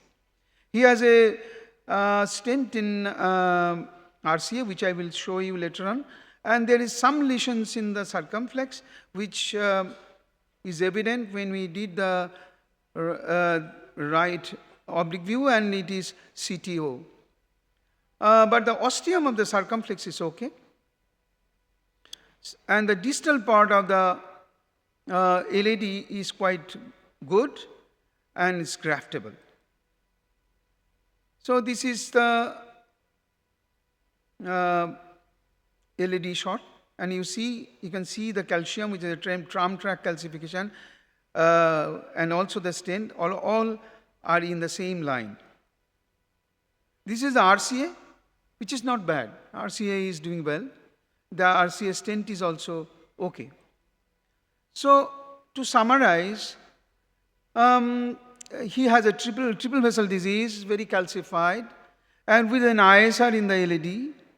The syntax score is high, 33, and LCX is a CTO since 2009, and the LV ejection fraction is 48% with partial thickness scar in the LV posterior wall. So we planned for the LED, LMCA to LED PCI. So first, we through the non-invasive studies, we have shown that there is a scar in the posterior wall and RCA is more or less okay. So we thought that the lesions would be the LMCA to LED, including the ISR in the middle. So next is the hardwares. And number 3 is the imaging catheters. We need to have an imaging catheter, and particularly in our system, we do have only IVUS. And here we need to have a plaque modification process. And we thought of a rotational atherectomy followed by an IVL. And after that, there is a final optimization of the procedure. And we also thought of a stent as well as a drug-coated balloon. So plan to IVUS guided PTCA and rotatripsy, and stent to LM to LED, DEB to LED ISR. The IVUS catheter did not cross even with the microcatheter. So even the microcatheter did not cross. So we pushed the microcatheter to the maximum where we could fix it, and then through it we pushed a rota floppy wire, and we started the rotational atherectomy with 1.5 bar at 1,55,000 RPM. So we went through the stent nicely, and after that,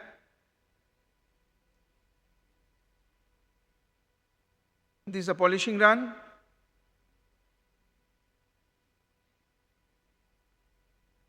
And this is the final result after rotablation. So after rotablation, we placed a balloon there and dilated the lesion with the NC balloon. Then we did IVUS.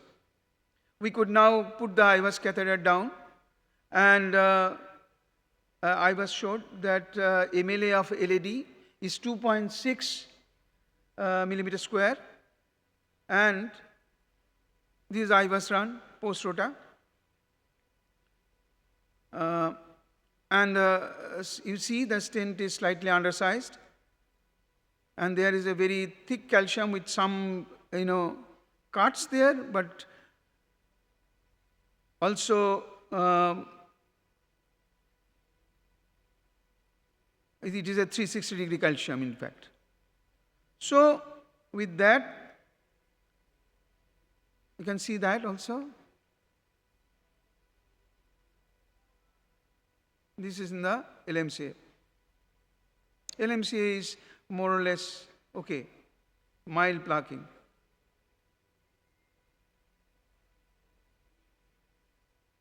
So with that, we thought of further plaque modification before putting any stent. So we put an IVL balloon, 3.5 into 12 millimeter IVL balloon, and we inflated to 4 atmosphere as usual, and then around 40 pulses, and then around 40 pulses at the LED and LMCA junction.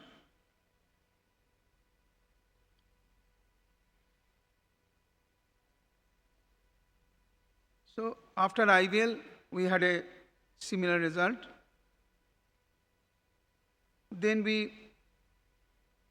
mid-LED, we further pre-dilated with an NC scoring balloon, 3 into 10, in a high pressure.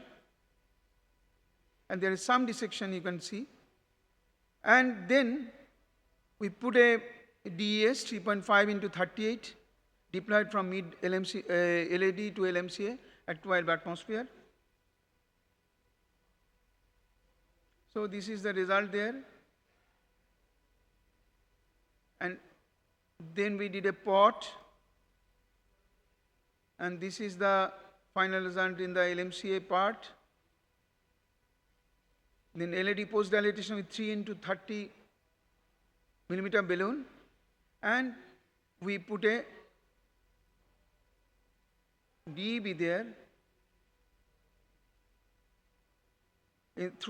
from the across the stent, previous stent, down to the LED.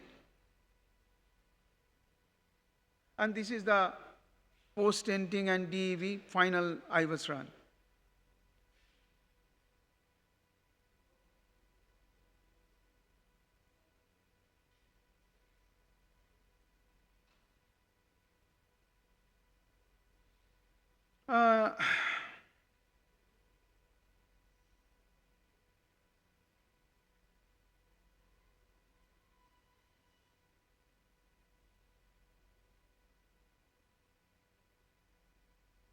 And this is the final result.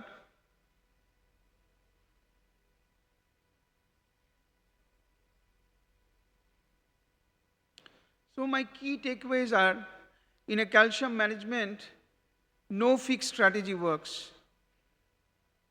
Imaging is a very important tool, but to start with, imaging is not possible in most of the cases. You need to do something to put the image catheter down.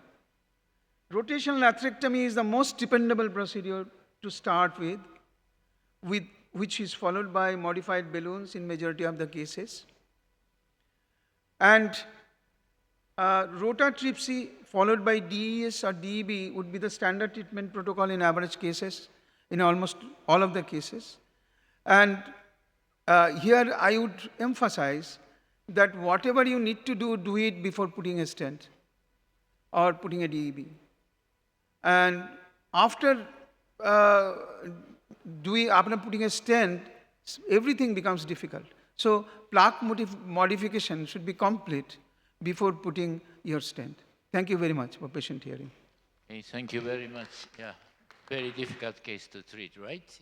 Instant restenosis with severe calcium within a stent, right? So initially you cannot pass anything, right? Therefore, do the rota to make a route to see what really happened within a stent. And then you did an IVUS and you confirmed there's still lots of calcium within the stent, right? Yeah, therefore taken an IVL, right? To dilate more and make a crack within a stent, right? So it's a very wonderful case, how to treat this stenosis with calcium in intima, right? That is, yes, we learn a lot. Any question or comment?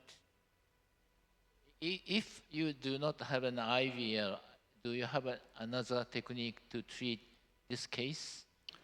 Usually we treat, initially when there was no IVL, we used to treat either upsizing the burr or using a modified balloon or scoring balloon or a cutting balloon. So, but in most of the cases, now we find that the calcium is so thick, they do not really work.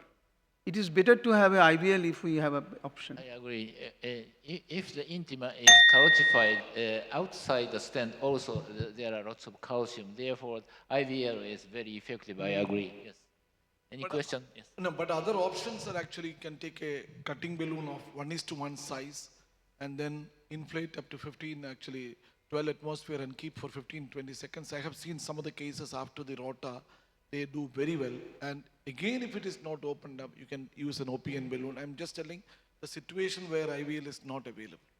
We did use a scoring balloon here also, but not inside the stent. We put a IVL within the stent, and in other parts I used a scoring balloon. I think actually a scoring balloon and cutting balloon, definitely cutting balloon work more. Yeah, it is costly, you know, basically. But if you are comparing the IVL, even in IVL cost versus cutting balloon plus OPN will be less than IVL cost. But in scoring balloon, if you use it in an instant restenosis, IVL is a much better tool than scoring balloon in this thing. Dr. Rai, excellent case demonstration. One thing, your bed preparations, even with the calcified restenosis, bed preparation is very good.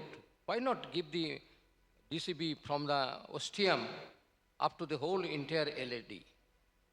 Sir, I was afraid to put a DEB from left main to the proximal part of the LED, because It is a large vessel, and I think I have used not a very large, I mean long stent. It is a 38 millimeter stent.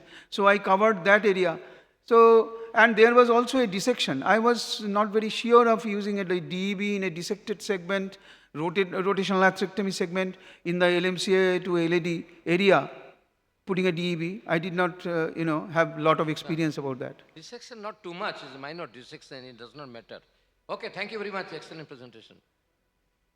Okay, any other question or comment from the audience? Okay, but thank you very much. Welcome. Anyway, yes, wonderful presentation. But we do not have an other speaker here, Dr. Shin or Dr. Mehata, right? No.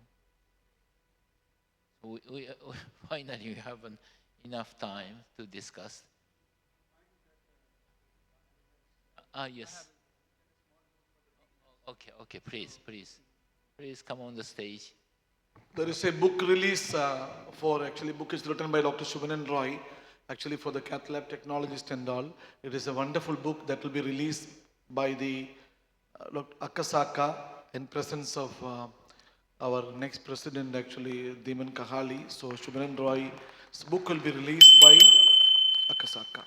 Can you open and show to everybody, please?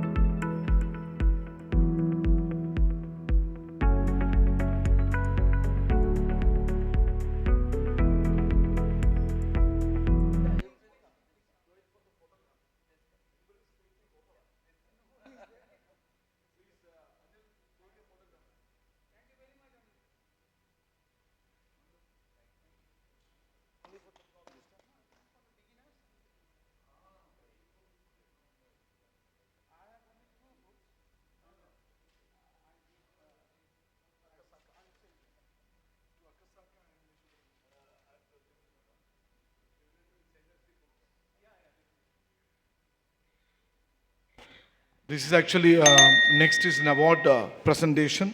I request Keshavamurthy and Anil Dal to join me to sit. Akasaka, if you can sit here, we will be very happy. Continue to sit here. We will arrange a coffee for you.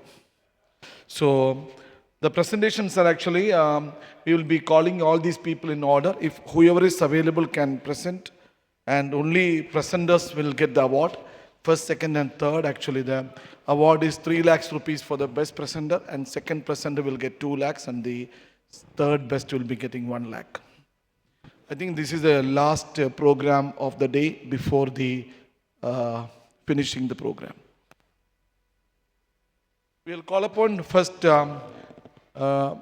Blessed we selected in different categories. Actually, can we call the Blessed for the death on table case?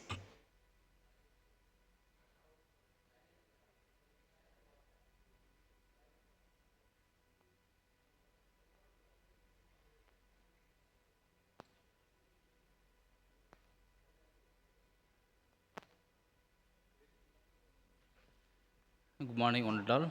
Today I am going to present a case where we lost the patient, but we had a lot of learning points in that case. So our case is a 68 years old female. She presented to us with the NSTEMI. ECG showed ST depression in V3 to V6, and echo showed anterval and anterseptal hypokinesia with the ejection fraction of 35%. So this is the angiogram. We can see that left main is relatively free of disease, and LAD there is diffuse calcific critical lesion, and distal LCX CTO and proximal LCX has a 80% disease. And RCA is totally occluded, and circumflex appears to be codominant system. So as per the syntax score, the score comes as 48.5. So it's a clear-cut case of CABG. The problem with CABG is OM and OM2 are graftable. RPDA is graftable, but LAD, it's diffusely diseased, and surgeon has to go for endarterectomy. After explaining the risk, the patient denied CABG. So what's our plan? We plan to open the PCI to LCX first, then followed by PCA to LAD. So we initially took a 7 French GBU guide catheter and we crossed the lesion with the Gaia second, and we dilated the proximal L6 lesion with a 2.5 into 12 millimeter NC balloon, but the lesion did not yield. So we understood that it was a heavily calcified vessel and we went in for rota. So we took a 1.5 mm burr and we did rotational atherectomy, but the burr could not cross the distal L6, that is a CTO segment. So we took a 1.25 mm burr. You can see that burr had some difficulty in crossing, but again, finally it crossed the lesion and we could successfully do the rotational atherectomy of the L6 lesion. So then we opened the proximal L6 with the 2.75 mm balloon, and finally the lesion yielded, and we stented with the two stents, 2.5 and 2.75 millimeter stents, and this was the result we got. Now, after a few days, we planned to open the LAD lesion. So we waited for 3 days, and after 3 days, we wired the LAD with the field FC wire, and we dilated with 1.5 mm balloon, but the balloon got ruptured. So we understood that there is a heavy calcium in LAD also. So there was a dissection created, and we tried with 2 millimeter balloon. Again, it was not yielding. So we thought we will do a IVUS to understand what is happening inside. But the IVUS catheter could not be taken through the diffusely calcific vessel. So we took a 1.25 mm rota burr. So we crossed the proximal lesion easily, but the middle LAD there was a tight calcific lesion and the burr got stuck there. You can see that burr is entering the distal segment but again got stuck. So what to do now? We immediately pulled with manual pulling. We tried all our force, the burr could not come. We tried multiple times again and again, but burr did not come. So now we have to, deep throttled the guide catheter up to the LAD. We deep throttled, but again we pulled burr, it did not come. So we understood that it is a tough scenario. So we called the surgeon for help. The theater was getting ready, and we wanted to increase the support of the rotational burr. So what we did is we took a guide liner and we went up till the burr to increase the support. Then we pulled it. But again, with all our force, the burr did not come out. So this is a simple technique. We have to cut the rotor drive just in front of the advancer. Then we have to remove the sleeve. There is a sleeve, plastic sleeve that we have to remove from the drive. Then we can insert the guide liner. Then we have to take the guide liner till the tip. That will increase force. That the force will be transmitted directly on the tip, so we can pull easily. But in spite of all our effort, it did not come out.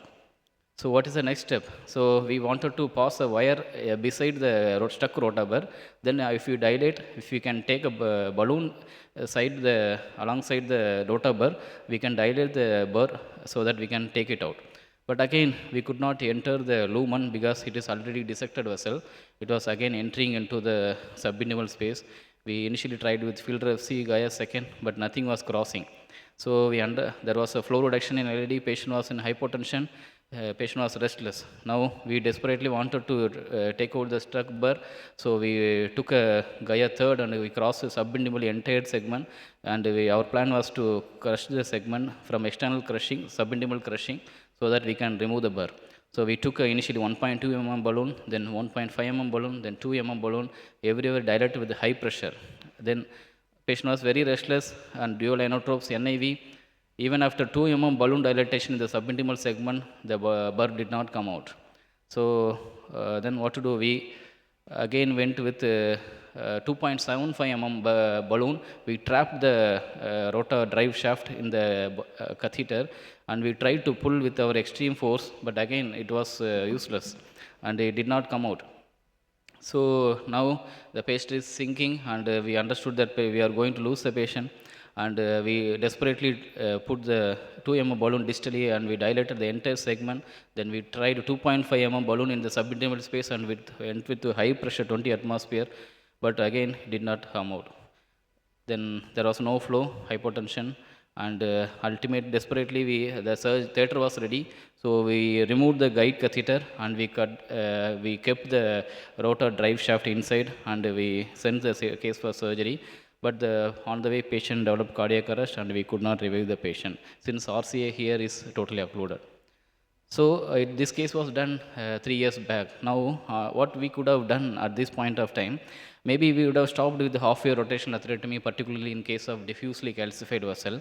And now smaller opium balloons are available. After half-wave rotational atherectomy, we can take 1.5 or 2 mm opium balloons, and we can go very high pressure so that we can open the lesion.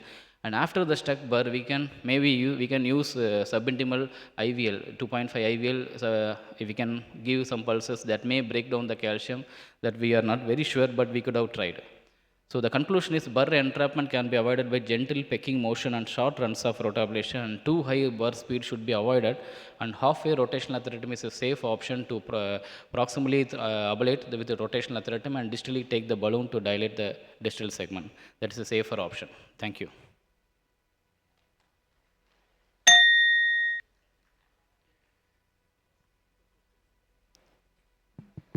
Hi. So a very difficult case.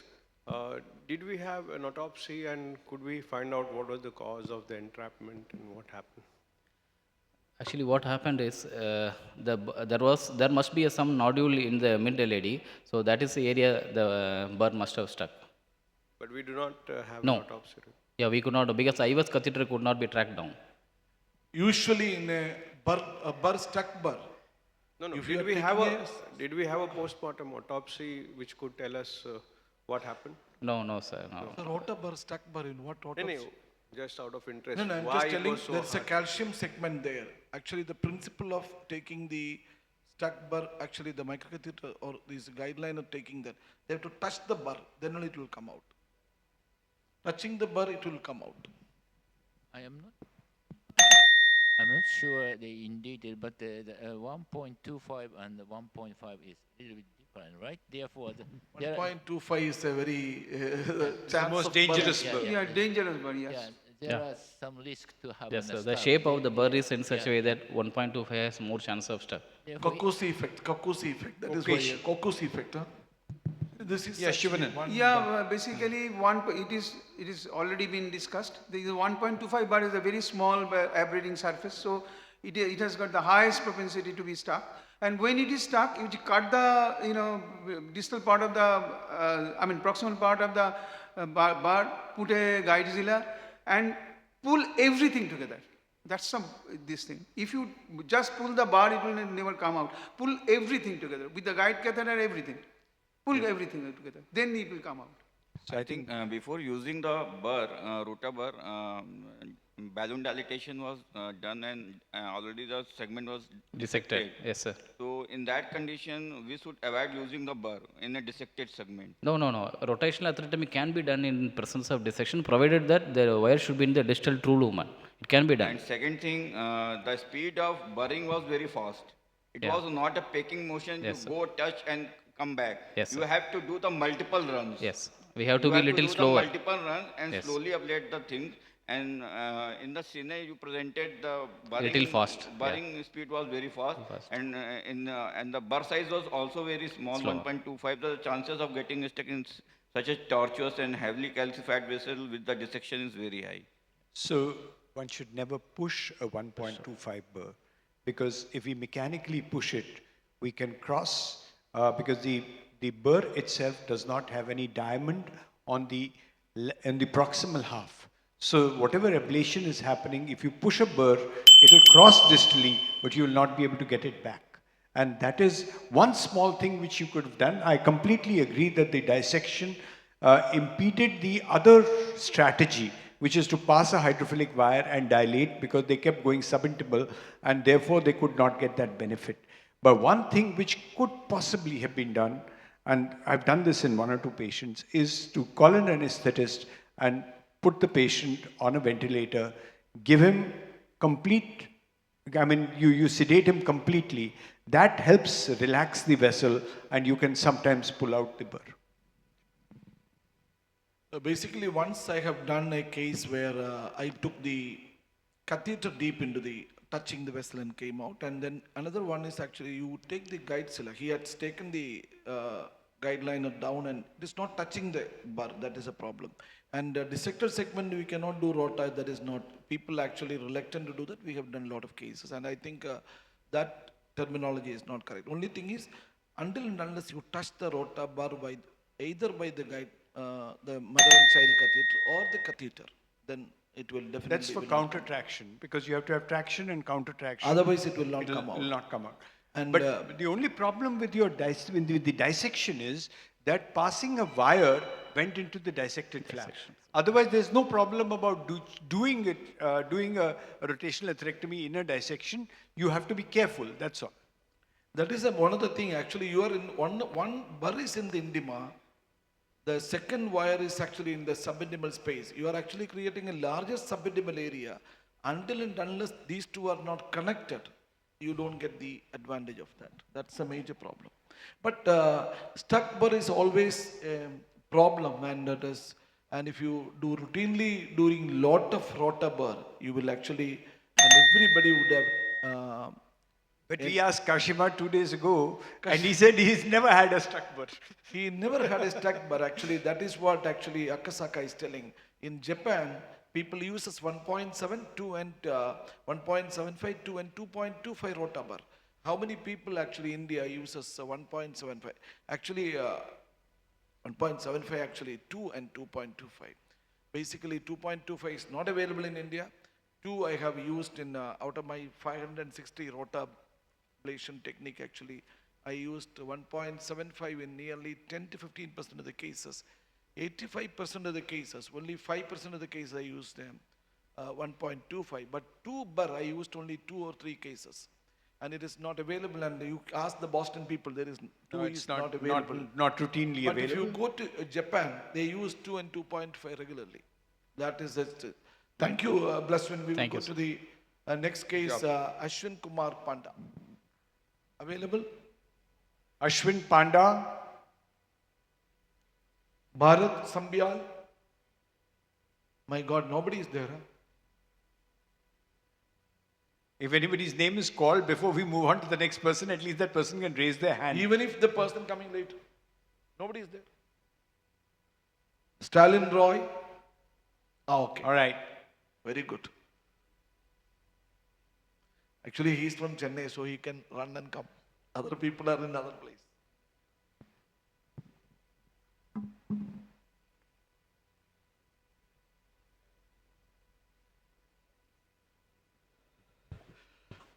Good morning to all. I'll be presenting a case about an 85-year-old male who presented to our hospital with out-of-hospital cardiac arrest. He was admitted to another hospital with ACS enstomy, managed with dual antiplatelets, inotropes, and heparin. He developed hypotension and unresponsiveness at around 1 a.m. the next day. The ACLS was resuscitated as per the ACLS protocol. Started on inotropes, mechanically ventilated, and then he was shifted to a hospital after he was not responding to the inotropes. So the initial screening echo was done, which showed EF of 15%, bilateral infiltrates in the X-ray, probable aspiration, probable sepsis, increasing requirement of inotropes, triple inotropes, and severe metabolic acidosis. So this is the presenting ECG. There is no STEMI, but diffuse ST depression signifying global ischemia. And since he's 85-year-old, severe LVEF of 15%, he will not even tolerate a coronary angiogram, so he needed a mechanical circulatory support. So we directly started with the Impella. The left groin access was obtained using ultrasound guidance. He had an abdominal aortic aneurysm. You can see the overnight wire coiling in the aneurysm. It was very difficult to negotiate the abdominal aorta, and then successfully we were able to take the wire into the LV. Impella was placed first. Then we did the right heart cath and measured the hemodynamic parameters. These are the baseline parameters. We can see a very high LV EDP of 22. The PAPI was on 0.35. The cardiac power output was only 0.42. Significant left ventricular dysfunction. The lactate was 8.6 at the time of admission. The calculated cardiac output was only 1.6 liters per minute per meter square. And this is the coronary angiogram. After securing the hemodynamics, we went ahead with the angiogram. You can see the heart is hardly contracting. Only the lateral part of the heart, the lateral wall of the ventricle is contracting. We can see the RC is totally occluded from the ostium, the ostial CTO. And very critical 99% left main disease, diffuse disease of the LAD, critical disease of the ostral circ with a nasty looking aneurysm at the carina. And we also can see significant angiographic calcium, huge chunks of calcium sitting in the LAD and the left main. So it was a really challenging case. If not for the impella, we couldn't have gone ahead with the PCI. We had a brief heart team discussion. Since he was a high profile patient, we had to document everything. The surgeon outright rejected any intervention from his side. He wanted the cardiac output to improve for any further procedure. So we had no choice. To improve the cardiac output, we need to fix these vessels. So we went ahead and wired the LAD, but wiring the circumflex was a challenge because of the aneurysm. You can see the wire was coiling. We took multiple wires, filter FC, filter XTR. It was all coiling into the aneurysm. But ultimately, we were able to slip a polymer jacketed wire through the aneurysm into the LCX. And after that, pre-dilatation was done for the LMCA and the LCX part. But however, you can see that no balloon was tracking down into the LAD. Even the lowest profile balloons were not crossing into the LAD because of the significant calcium. So if you're not sure what is the problem, we took this is the circumflex dilatation. After that, we took a IVUS, but again, IVUS was also not crossing. We just got the information from the distal left main into the osteoproximal LAD into the distal left main. We can see significant amount of calcium with the mouth of the aneurysm clearly visible in the IVUS. Significant arc of calcium. It's all nodular calcium, nodular and sheet-like calcium, even extending into the left main. So these are the areas, reference diameters, but not of much of importance in the initial period. So we had no other option. When there is a balloon uncrossable lesion, there are only few options: rotablation, laser, or orbital. We had rotablation in hand, so we took rotabur 1.5. But multiple runs were required between 180K to 220 RPMs to cross the lesion. Only after multiple runs, the we were able to cross the lesion. EF of 15%, cardiogenic shock. If you do rotablation, what will happen? Patient will arrest. So patient also had decoupling, flatlining, but because of the impella, we were able to tide over the crisis, and slowly the BP stabilized. Pulsatility returned after a few minutes. And after rotablation, IVUS catheter, we again tried with the IVUS, but IVUS did not cross. Only cracks in the proximal LMCA calcium was seen. Next, pre-dilatation was done.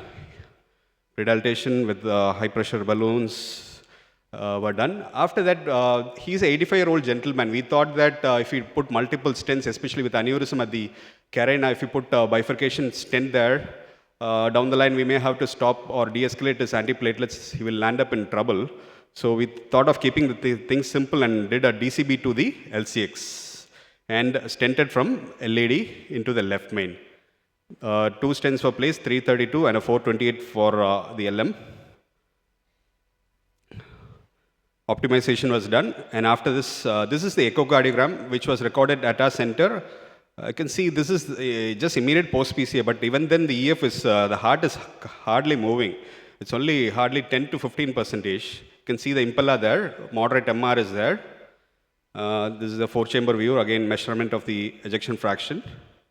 And initial course in the hospital, patient was on high-dose inotropes, which were rapidly tapered because of the presence of impella. He was maintained on low dose of noradrenaline because he had some sepsis also.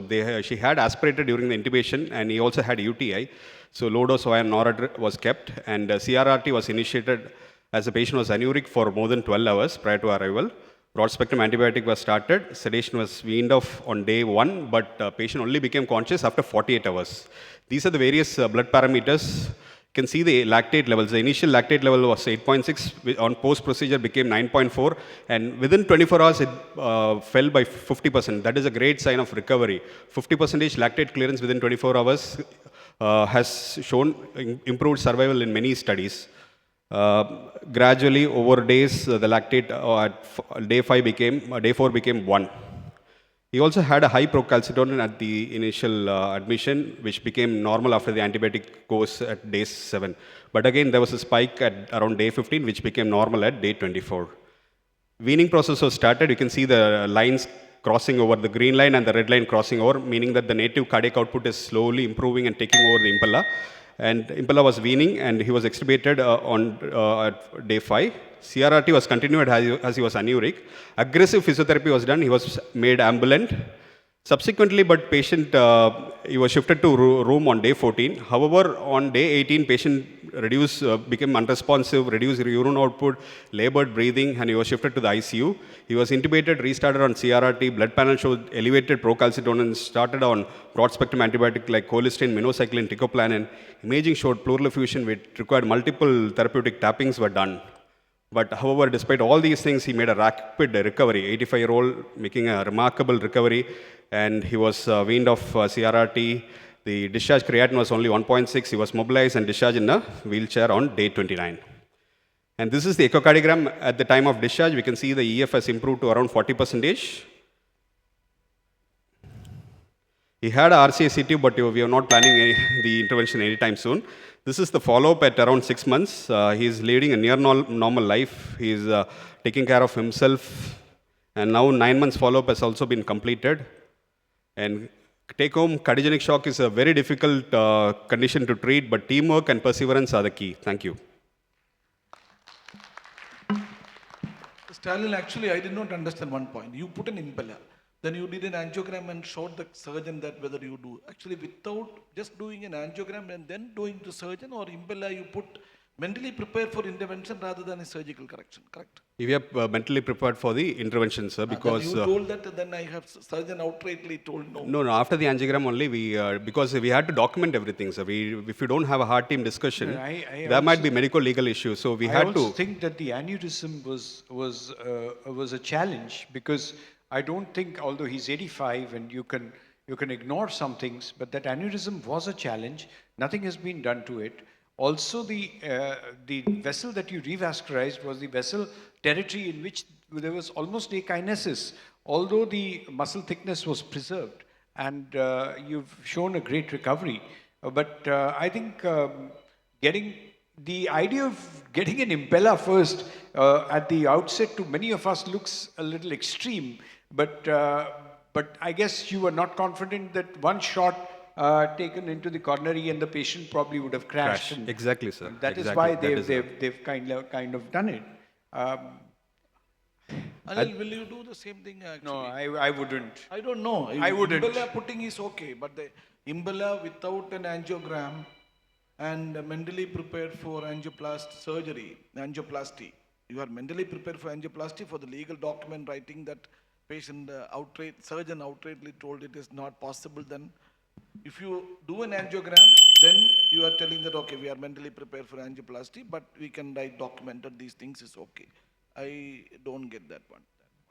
But it is a wonderful recovery, and every hospital cannot afford, every patient cannot afford, and Kaveri is one of the hospital only very few people can afford. I was asking Keshamurthy, you are working in Kaveri or Meenakshi? He told, sir, Kaveri is, I just have to look up. So I was very difficult. If the patient bill would have been 80 lakhs or 75 lakhs or something like that. And with that money, I would have done 15 angioplasties of the similar category. I'm telling about the similar category cases. Very well done, very well followed up, and nicely managed. These are all acceptable. But impeller putting before angiogram is a challenge. Would you do an impeller before an angiogram?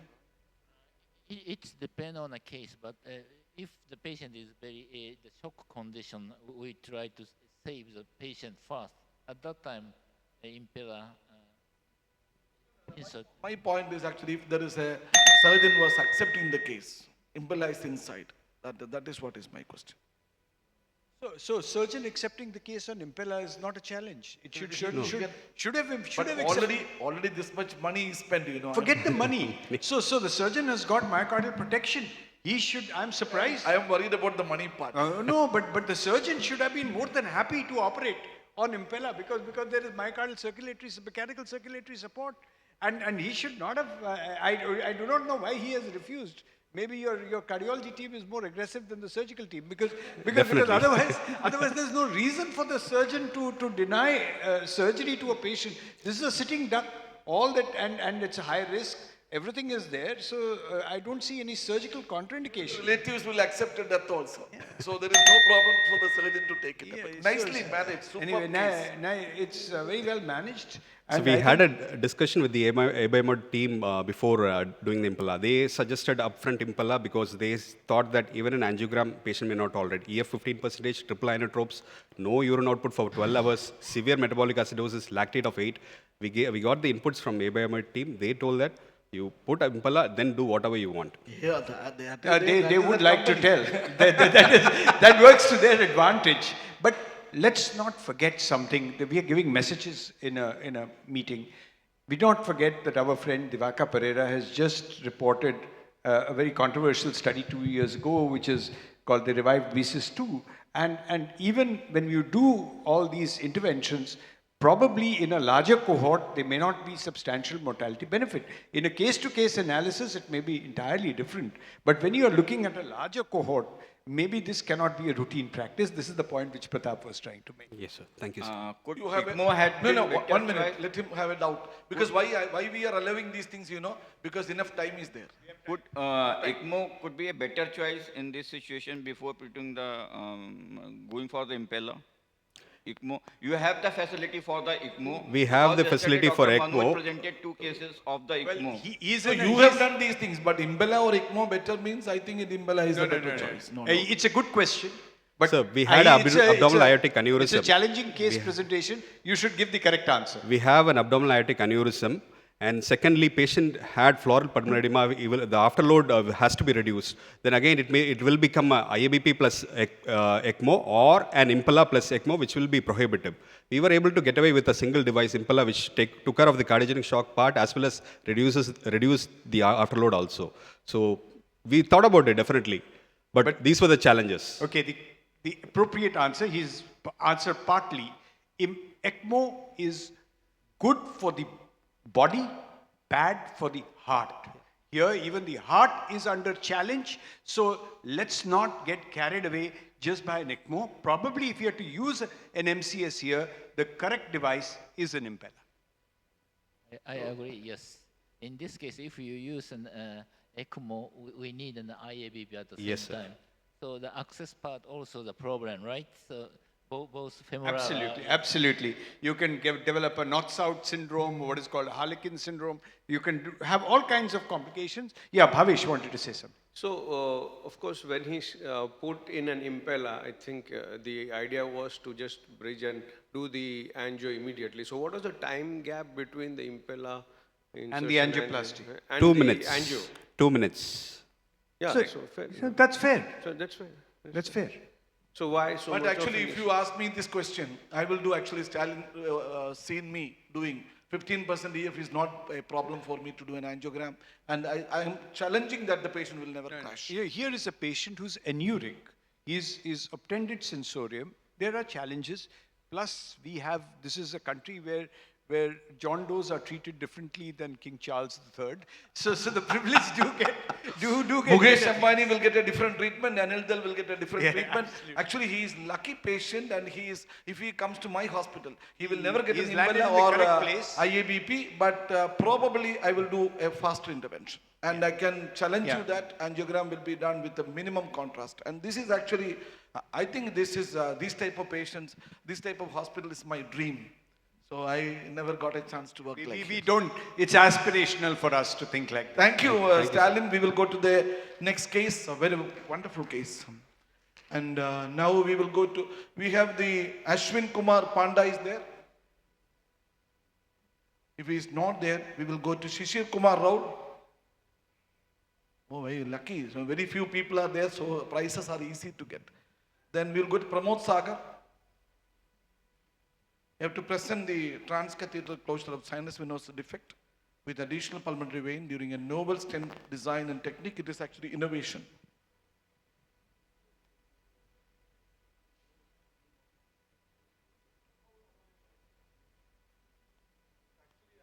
Yeah, we have selected cases from the different halls.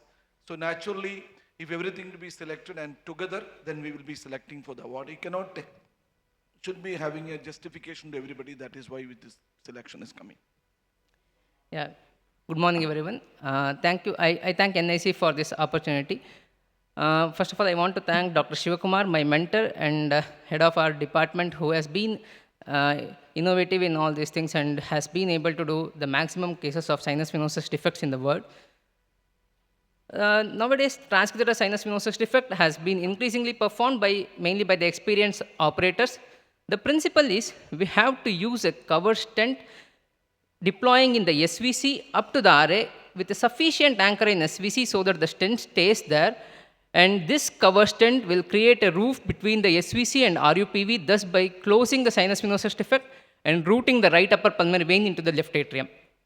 So the size that has to be done is determined by balloon interrogation.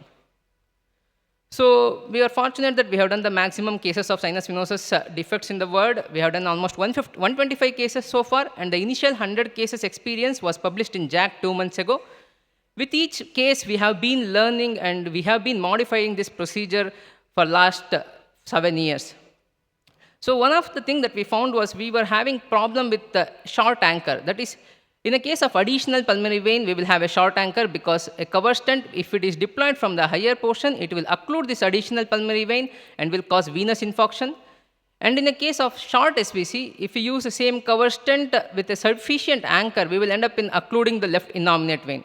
To prevent this, what we were doing was we used to mount 2 stents, a bare metal stent and a cover stent on the same balloon, and then deploy in such a way that the upper part of this covered portion will stay between this additional pulmonary vein and the right upper pulmonary vein, so that the additional pulmonary vein will flow into the SVC, which will contribute to minimal left to right shunt, and the RUPV will be completely routed into the LA with closure.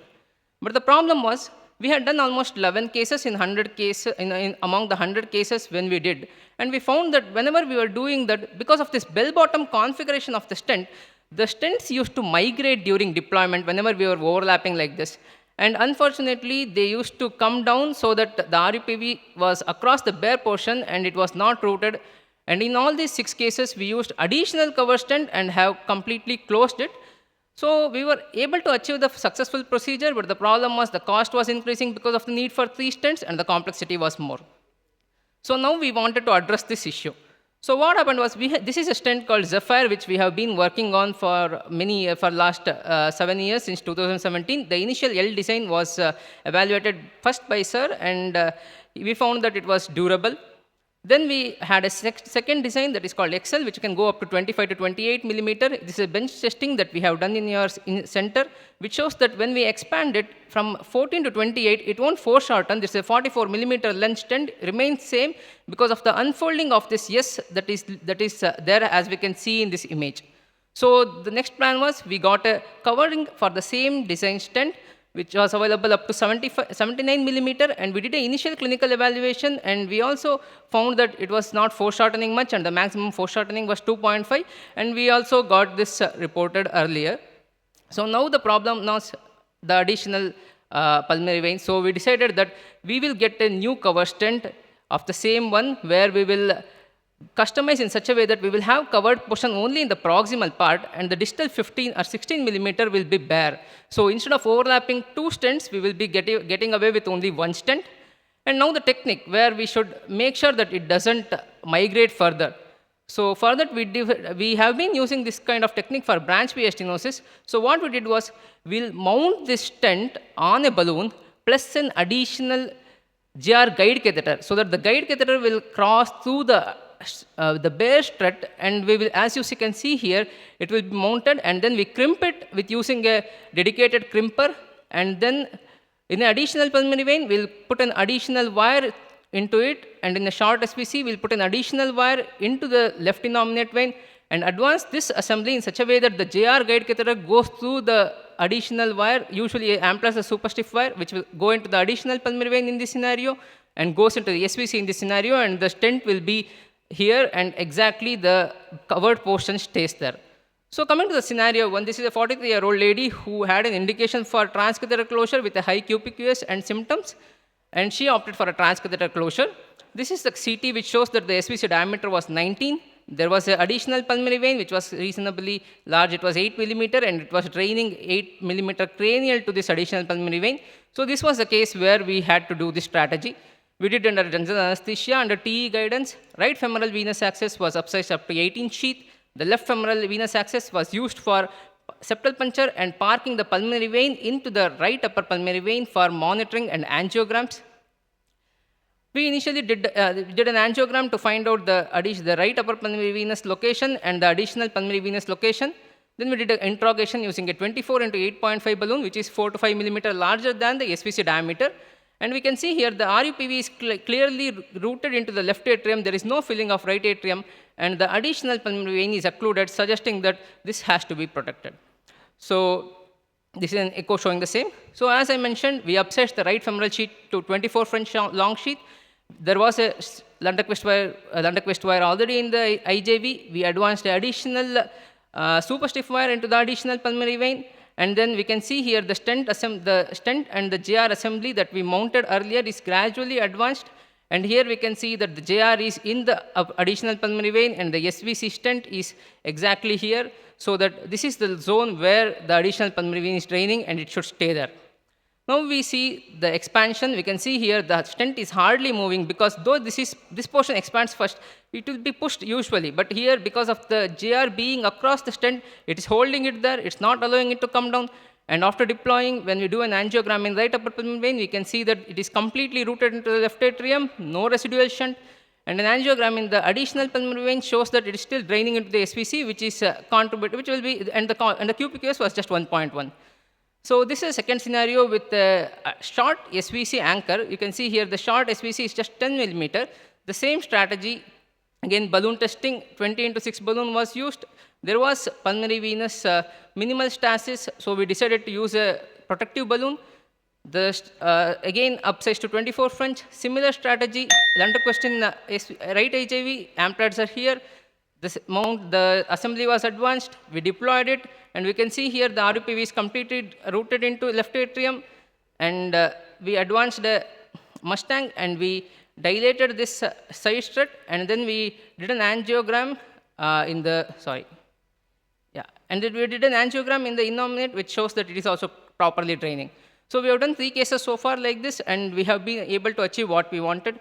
So to conclude, transcatheter sinus venosus defect closure is becoming widely practiced and is accepted now. Short SVC anchor due to additional pulmonary vein and a shorter SVC is a substrate which has a higher complication with the older technique. But now we have a new hybrid stent with distal uncovered portion which will avoid use of 2 stents.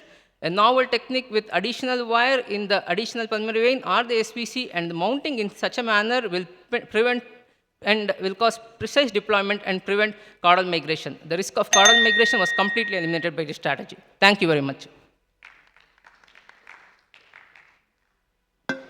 Congratulations on a very innovative procedure, and congratulations on your publication. Thank you very much, sir. It made us all very proud. I hope everybody has read that publication. Yeah, there's a question from the floor. We have a couple of experience with a similar technique, but only thing was we had challenge crimping the stent. So how do you crimp the stent? I'm just curious. Yeah, we have a dedicated, the company Zephyr, which has manufactured this stent, has a dedicated crimper. It's more or less similar to the Edwards crimper or a Myval crimper. We will crimp it appropriately in such a way that we are sure we will not have any displacement of the stent during advancement. And we also are using in a venous circuit, so it's forgiving. We can use a larger sheath of 24, which will be safely taken, and since there is no friction, it will easily go.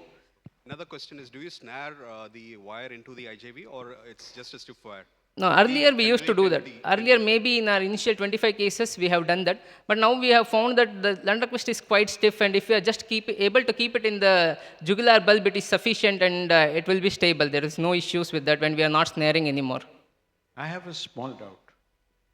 If somebody had a family member who had a venosus ASD, would you recommend this non-surgical procedure, or would you recommend a surgical procedure?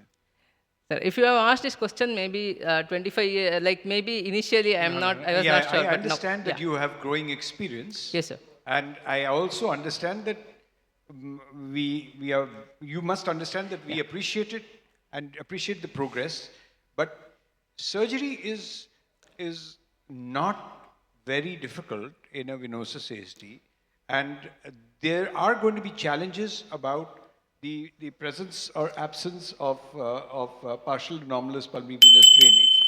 So Yes, I have an answer, sir. Like, even if my relative has a sinus venosus defect, if the patient is small, if the patient is, if it is diagnosed in childhood, I will send for surgery. If at all the patient is less than 10 years, I will always send for surgery. If the patient is more than 10 years, if Shivkumar sir is doing the procedure, I will get transcatheter closure If done. Shiva is doing it, I would send to Shiva in any case, but that's not the point here. My question is actually, do you think it is innovation? Because it is done by a doctor called Anil Kumar in Kerala, like anything for the last 5 years, the same thing, you know. Yes, sir. This has been done, like, the first ever procedure was done by Dr. Anil. Innovation means it is something new. No, it is actually done in Kerala by Anil Kumar in Lissi Hospital for the last 5 to 6 years, and he presented a lot of cases. And the last CSI, he was the guest speaker in Kerala. Yes, sir. I'm telling the You know same thing, that, sir. you Yes, know sir. that. Yes, sir. We are aware, sir. The first procedure was done in 2013. It was done in India only. But the thing is, the innovation that we are mentioning is about the stent design and the technique, not the procedure per se, sir. The procedure per se was done earlier. I definitely agree with it. What I'm telling is the novel stent design and the technique that we are following now to avoid the complications. No, Pramod, basically, everybody is thinking that sinus venosus ST is a new device. No. No, it's not new, sir. It's been around for the last 10 13 years. years. It has been done since last 10 years, It's sir. gone through various stages. We were using 2 stents, a stent in stent. We were using all kinds of things, but it's now evolving. So he's discussing the evolution to this point. It'll evolve further. Yeah, yes, sir. Definitely. Thank you, Pramod. We will go to the bifurcation. This fellow, Ashwin Kumar Panda, is not there. We will go to the next case, Kiran Jacob.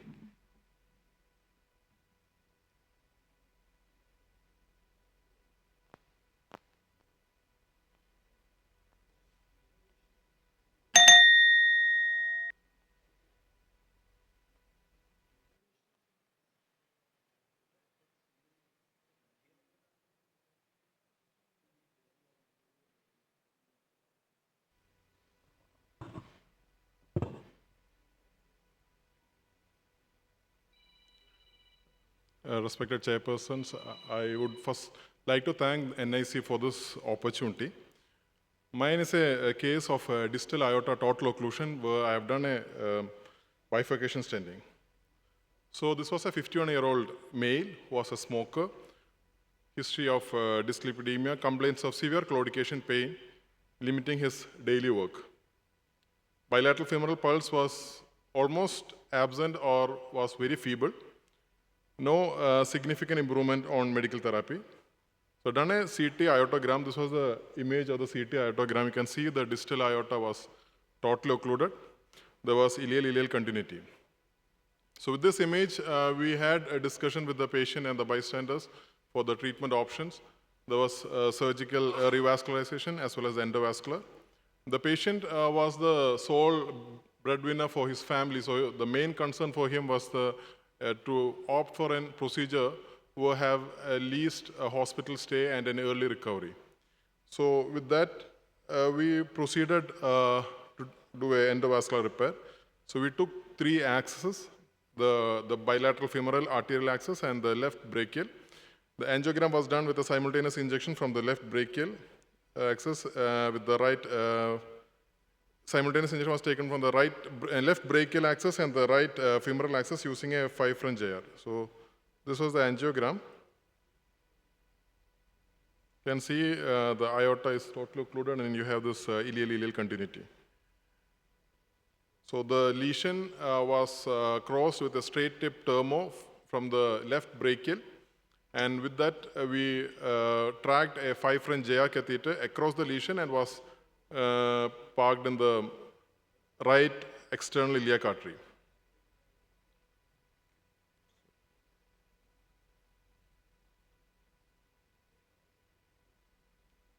So this was the JR catheter which was parked in the external femoral iliac artery. Then the wire was externalized through the right femoral artery. A 5 French JR catheter was tracked from the right femoral artery across the lesion. The wire was exchanged with an Amplax extra support wire. Then the lesion was dilated with a 6x60 Mustang balloon. The termo wire was passed from the left femoral artery through the occluded segment and parked in the distal aorta. The lesion was dilated with 6 into 60 balloon from the left femoral artery. So this was the dilatation of from the right femoral artery with a 6 into 60 Mustang balloon.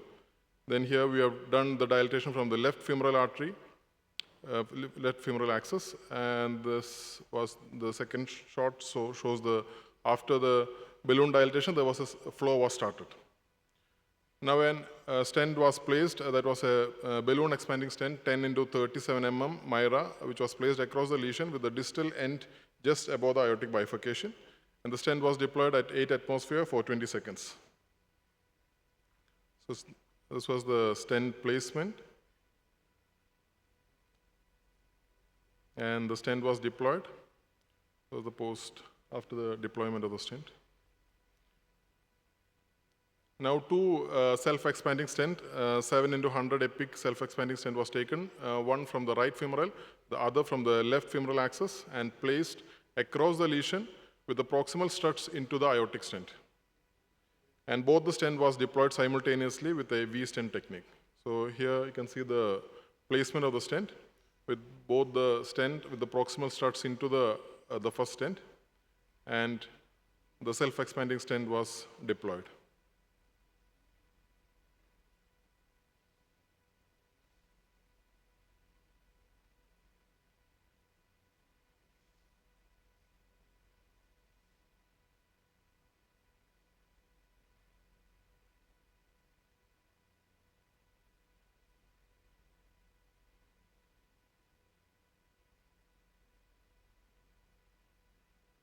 Then a post-dilatation was done using a 7 into 60 Mustang balloon and 8 into 60, 7 from the right femoral axis and the 8 from the left femoral axis, and kissing balloon technique with 8 atmosphere for 20 seconds. So this was the kissing balloon technique.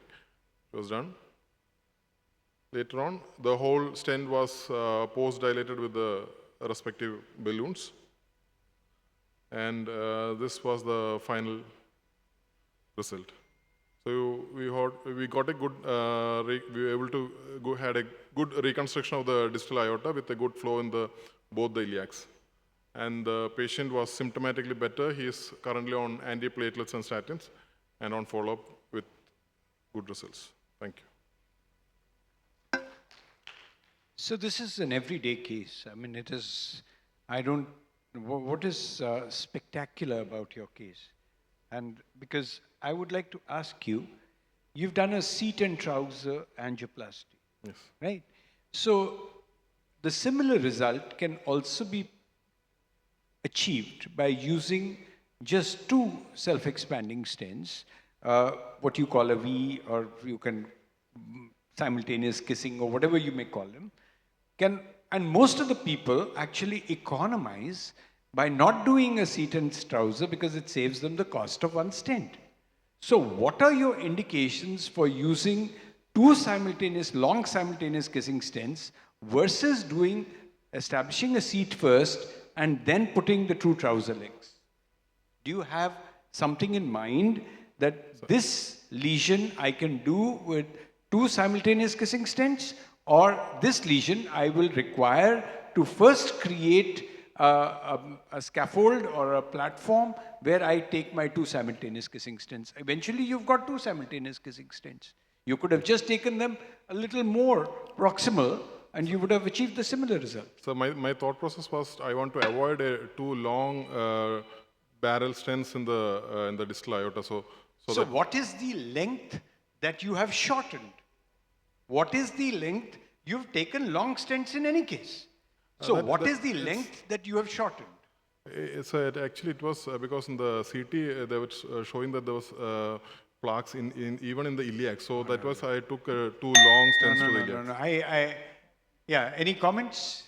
Sir, instead of using 3 stents, we can use 2 stents. That's what I said. That is Y technique. Y technique. In the Y technique, we use a long stent that has a tapering lower end, and we put upper end in the aorta, and the second self-expanding stent is placed through that first stent, and that is the Y technique. No, that will not happen because most of these stents in this length are self-expanding stents in this length and diameter. And in self-expanding stents, you tend not to do a bifurcation angioplasty. You tend not to go through the side holes or the struts of those stents and do a bifurcation technique. That is why we prefer using a simultaneous kissing stents. I know that there are a lot of operators here, I can see them, who have done maybe 50 or 100 of these cases. So I just wanted to know if you had a scientific basis for using that extra seat. I understand the advantages of using the extra seat, but we all economize on costs and we can get away by just doing 2 simultaneous kissing stents. So did you have any length, calcium? I'm giving you hints. Did you have any length in mind or calcium in mind? What did you have in mind? Shubhanan wanted to have a doubt. Yeah, but basically, I have done quite a few. The problem is, if it is within 5 millimeter, it's okay. Just put 2 stents together and it will be fine. But if it is more than that, there will be channelizing of the blood. One channel will have more blood and one channel will have less blood. And there is stent thrombosis and blocking of the stent. So that's the point which I was wanting to get from. He's presenting it in a competition. I wanted him to say, what is the length beyond which, and I gave him a hint, that tell me the length beyond which you will not use only 2 simultaneous. That cannot be told by Dr. Shubhanan Roy. It should be told by the presenter. Okay, Kiran. Okay, thank I you. think we will go to the next presentation and Nitesh Kumar. The lucky people are actually the people who presented today. The rest of the people, actually, many people left, you know. The presenter who is getting a chance to present on Sunday is actually having the maximum chance to be present. Other people left, you know. More money and the richest cardiologist is sitting near to me. If nobody is there, you can give the money to me, first and second to Anil. Kasaka is already a rich man, don't give money. Good morning, one and all. Thank you. First of all, thank you, Nick, for giving me this opportunity, and thanks CSI also. I thank my mentor, Dr. Manokar P, for mentoring me throughout this case. This is an hybrid bifurcation PCA for an incomplete CABG. This is about a 77-year-old gentleman, known hypertensive with no other comorbids, known CAD, post PCA to LAD with DES 2 years back, and a staged PCA to RCA using DES 6 months back. Now presented to us with history of chest discomfort, typically on exertion. He could not even walk 500 meters. No other complaints, brought to us for further management. This is the angiogram of the patient, showing trifurcation lesion in the distal left main, LAD, LCX, and ramus intermedius, and an osteal lesion in the RCA, typically in ISR, extending to the ostium, in the proximal LAD and in the proximal RCA. So ideally, we advised him CABG considering the osteal lesions. Patient also underwent a CABG, but the surgeons could not graft the ramus intermedius and LCX due to severe adhesions in the pericardium. So he sent to us for an hybrid PCA. So we checked the graphs, the lima was patent and the SVG to RCA was patent. So we went ahead with the bifurcation strategy for LCX and ramus intermedius. We wired the LCX and ramus intermedius. We provisionally planned using a DEB and stent to LCX. So we pre-dilated the LCX ostium using 2.5 NC balloon, and the same balloon was used to pre-dilate the ramus intermedius ostium. So the lesion was cut, considering the fibrotic lesion, the lesion was cut using 2.75 cutting balloon. The same cutting balloon was used in ramus intermedius. This was angio after cutting balloon. So further post-dilatation was done in the LCX using 3 mm NC balloon.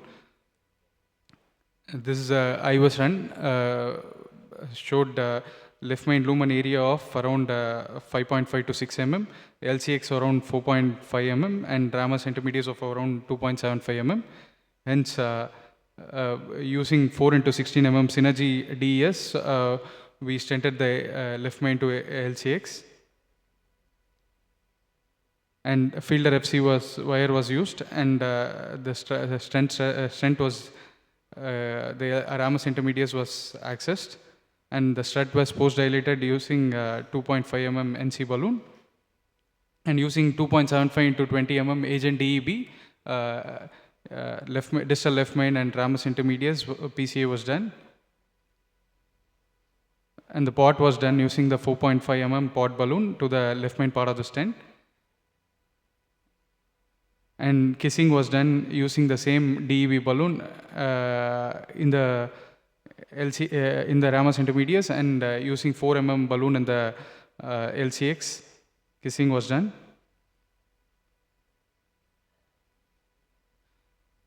This is the final result after the. And this is IVAS run. We achieved a good MLA with a good area in the left main and LCX. Some under expansion, still the area was good, so we accepted the result. So bifurcation PCA are limited by higher incidence of procedural complications and higher rates of restenosis. Hybrid bifurcation PCAs involves PCA with stenting of main vessel and DCB for the side branch. Compared to any other two-stent strategy, DCB used in side branch eliminates main branch stent deformation and several metal layers. Technically, rewiring, reballooning the side branch, wire jailing can be avoided. Many small pilot studies already showed that use of DEB in bifurcation lesion is safe and feasible. However, a randomized comparison of hybrid DEB strategy with two-stent strategy is still lacking. Thank you. Yes. Yes, sir.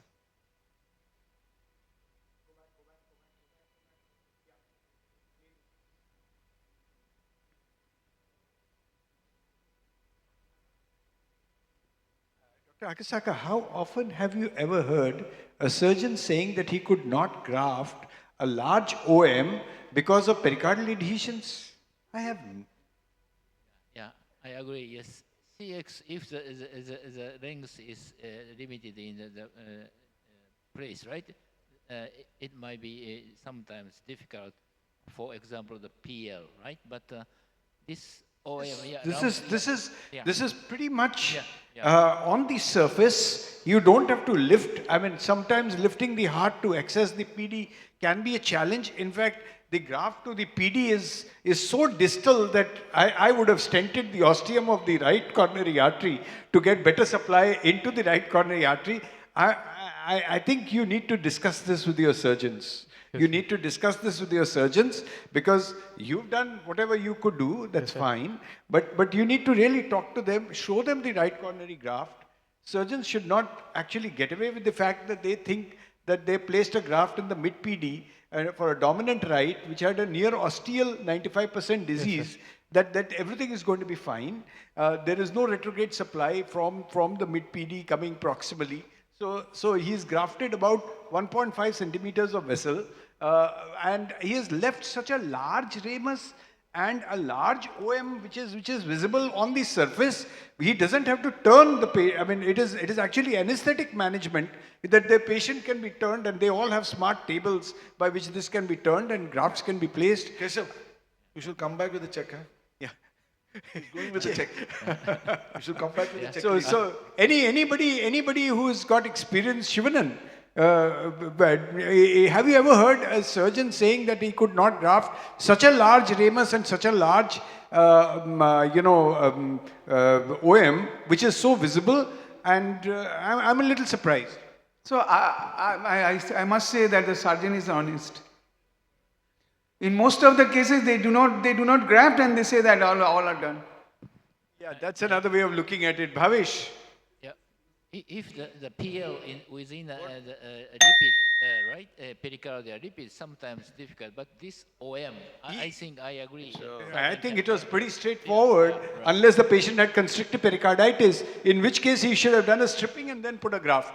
Yes, so what was the cause of so much of fibrosis? That's why I said, unless there was constrictive pericarditis. Huge vessel in front.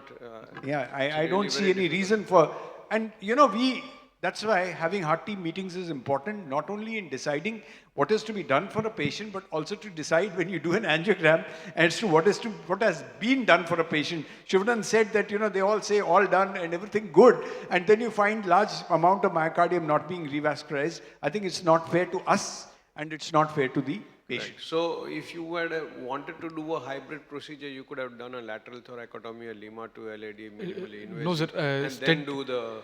Stenting was not even an option, sir, considering significant ISR already. Anyway, thank you. Thank you, We sir. will be going to the next case by Arun Gopi.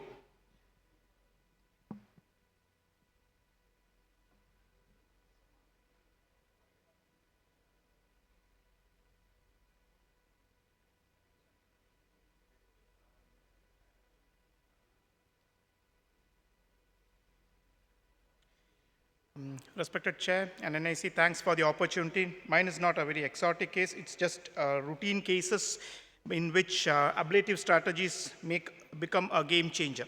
So case one is actually titled a rock causing MI. Typical scenario, 68-year-old inferior wall MI, thought to have a juicy lesion in mid-RCA, thought as thrombus, attempted from outside center with a JR guide, just couldn't cross, said as poor guide support and referred to us for further revascularization.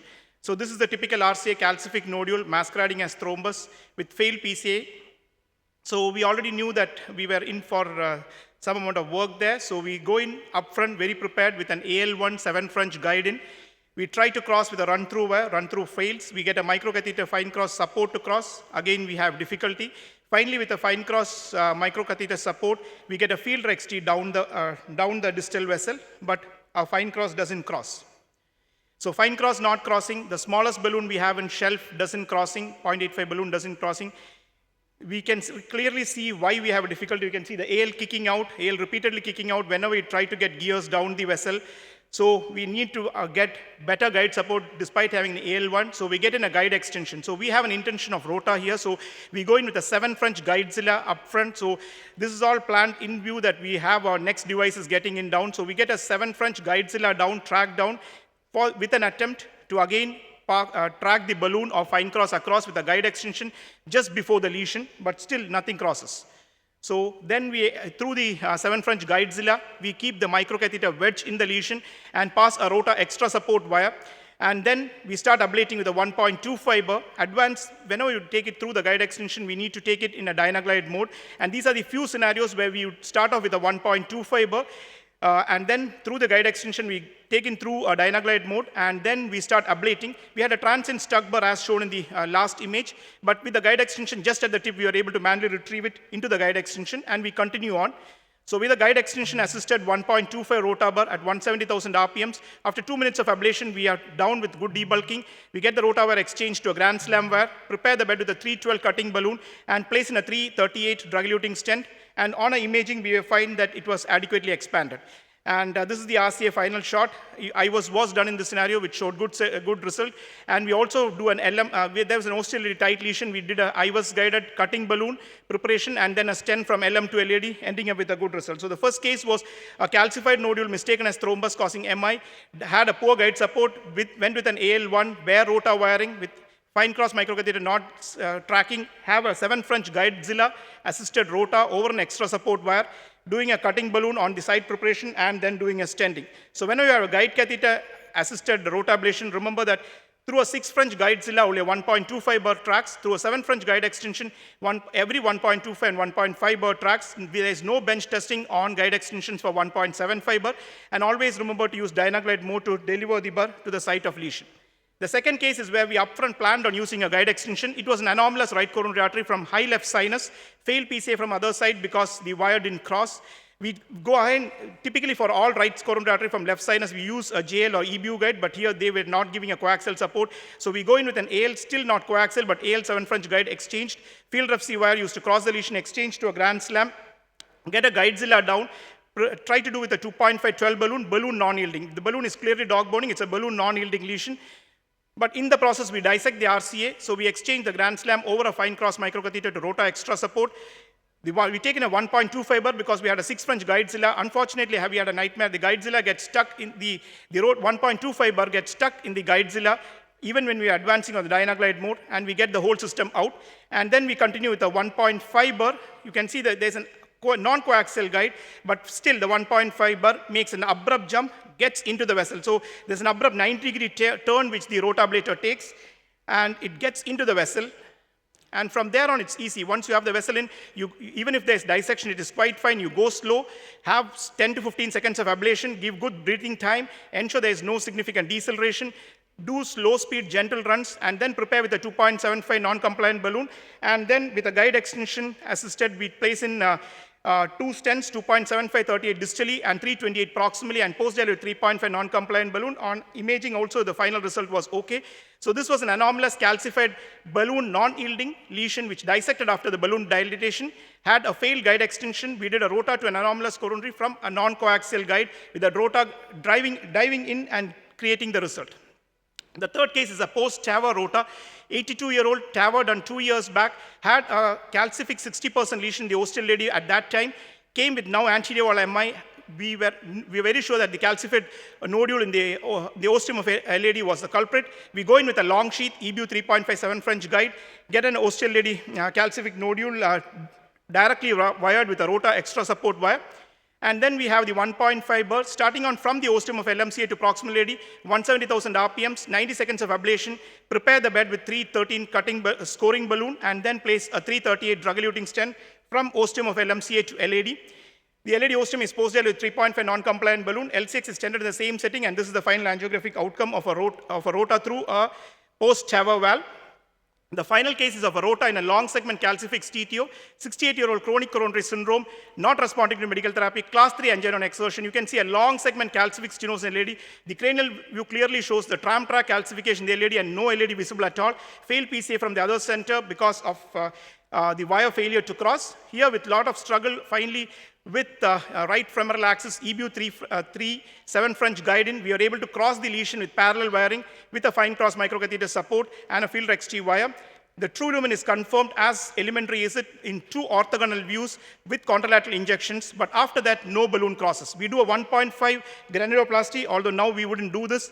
In all these scenarios, whenever you think you need rota, use rota up front. So it's better, instead of doing a granuloplasty, do a rota ablation. So we exchange the fine cross to a rota extra support wire, do a 1.5 burr ablation at 180,000 RPMs, 3 minutes of ablation, the bed is well prepared, and then we do a 2.5 cutting balloon, 2.75 non-compliant balloon at 18 atmospheres, and through overlapping stents, 2.548 and 2.7548 drug-eluting stents placed, and post-dilated 3.0 non-compliant balloon. So this case illustrated the use of rota in a long segment calcified CTO, which was balloon uncrossable. So rota helped us in crossing these lesions and facilitating stent expansion. So to conclude, whenever dealing with percutaneous treatment of heavily calcified coronary lesions, it still remains a challenge because of higher risk of immediate complications, late failure due to stent underexpansion, malapposition, and consequently poor clinical outcome. Always have a low threshold for rota ablation. When you think of rota, do it upfront, do it early. Use in time saves life and money. And guide extension associated rota is very useful in anomalous coronaries, in cases where you have poor guide support, in distal calcified lesions, and always better to use a 7 French guide extension.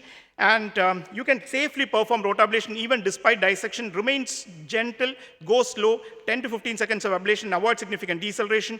In CTO cases, when balloon failed to cross, always use rota upfront. It not only prepares the bed, but also ensures good stent expansion. So rota is safe, effective, and handy tool in balloon non-crossable, heavily calcified CTOs, and would definitely go in long way in ensuring good stent expansion and good long-term outcome.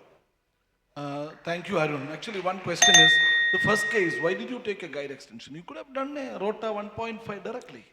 Sir, actually we had difficulty in the first bend. It was just not going. Whenever we were tracking anything to the first bend, that actually you have to put the catheter deep. That is actually the catheter was not deep enough to do that. You have to take an Amplatz catheter there. You can take 2 wires there, and actually you could have manipulated the catheter deep inside. I have done many cases like that. I think 1.5 rota was the ideal in that case. And the last case you have shown, did you do a subintimal rota? I could not see any septal artery after that. All the diagonals were all flowing actually. No, but the septal is completely gone. Look at the angio. Do you use it? Will you use it to avoid wire bias routinely, like with guide extension? No, so guide extension is typically used when we have a difficult rota not crossing. That's a typical scenario when we use guide extension. But as you said, the guide extension can give a favorable wire bias and give a better cut. The first case, as Dr. Pratap said, we had tried to deep engage the AL, but AL was going deep in. It was causing a fall in the diastolic pressure, and that is why we actually had to pull the AL up and then probably take it. No, I think you have to keep the catheter there.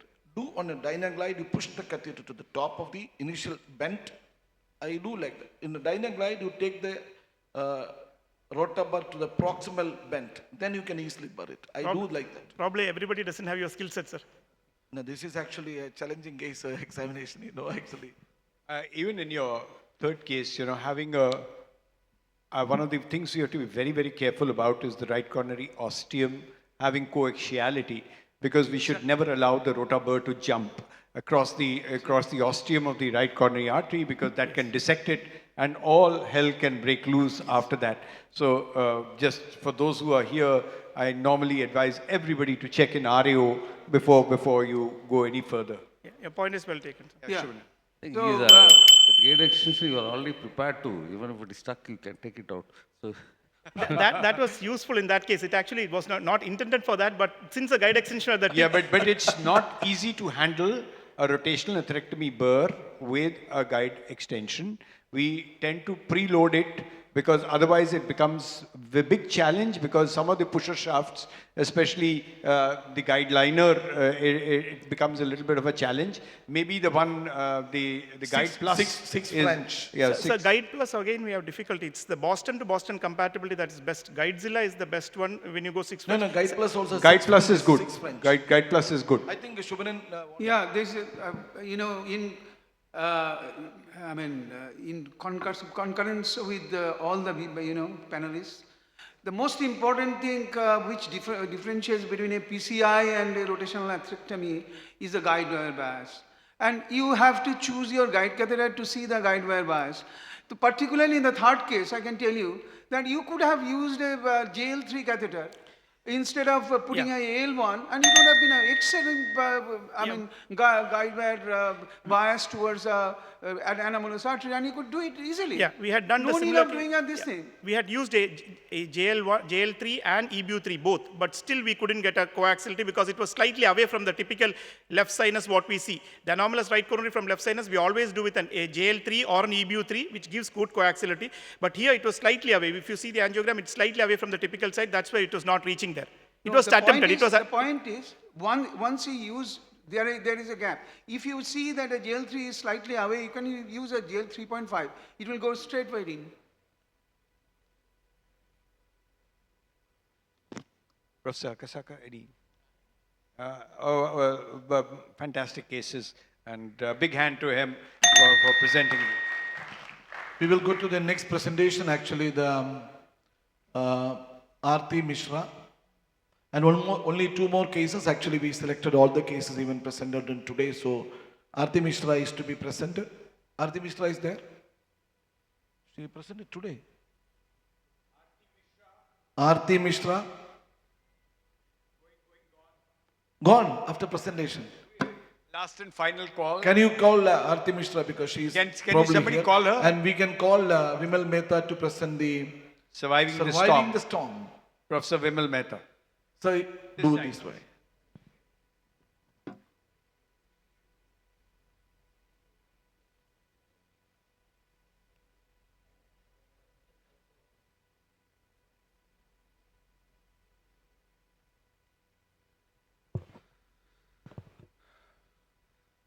Thank you, honorable judges. I'm indeed honored to be here. And so I'll straight away go to my presentation. Surviving the storm. A case of primary angioplasty in acute ST elevation myocardial infarction with multiple consecutive catastrophic complications. It's a simple case, but has very simple message, because we see such cases, everybody of us sees all the time. So this was a 65-year-old gentleman with no previous comorbidity. He was a chronic smoker, and he presented to emergency late in the evening at 6:30 p.m. with classical chest pain, which occurred with sweating 3 hours back. And by the time he had presented, his pain had decreased by 50%, meaning that we were expecting some sort of flow in the LED territory. And echo was also showing EF of 40 to 45%, and ECG, as you can see, that there was 7-8 millimeter ST elevation in the anteroceptal leads. Right coronary artery was normal, and left was hooked with Judkins left 3.5 guiding catheter, and we can see calcification and a tight lesion in the ariocaudal, and this is confirmed in the epicranial view, where you see that there is a calcified, very tight 95% stenosis in the mid left anterior descending coronary artery. And there is some lesion after that also, around 60 to 70%. The lesion was wired with a whisper wire, and it was a 1.5 millimeter into 12 balloon was taken. However, balloon could go, but it was not dilating the lesion. And we ultimately took a NC balloon, took it at the maximum pressure of 26 or so, but the dog boning was still there. And because it was almost now 7:15 or so, we did not have rota at this point of time. So dog boning was persisting. So we were stuck up in a difficult situation. And we tried multiple times. We took 2 millimeter balloon, but dog boning did not go. Ultimately, we took a OP and NC. Luckily, it went across the lesion, and still dog boning was there, and we were able to dilate it at very high pressure of 46 atmospheres. After that, if you see this marked dissection in the LAD, and now the lesion is a little bit over around 35 millimeter or so. Because there was still ruggedness when we were passing the balloon, so we decided we'll take 2 stents, one, and also there was the upper artery was 3, and distal vessel was 2.75. So we thought we'll take 2 stents to make the procedure less complicated. So with that thought, we took a 2.75 into 18 millimeter balloon DES, and after that, we deployed it at only at 14 to 15 atmospheres. And once this is dilated when we dilated it, and once we deflated the balloon, there was a massive perforation. And already, if you see the pericardium has already started filling up. So this was real massive. So we did all what was to be done, that, balloon tamponade and all that, but it did not go.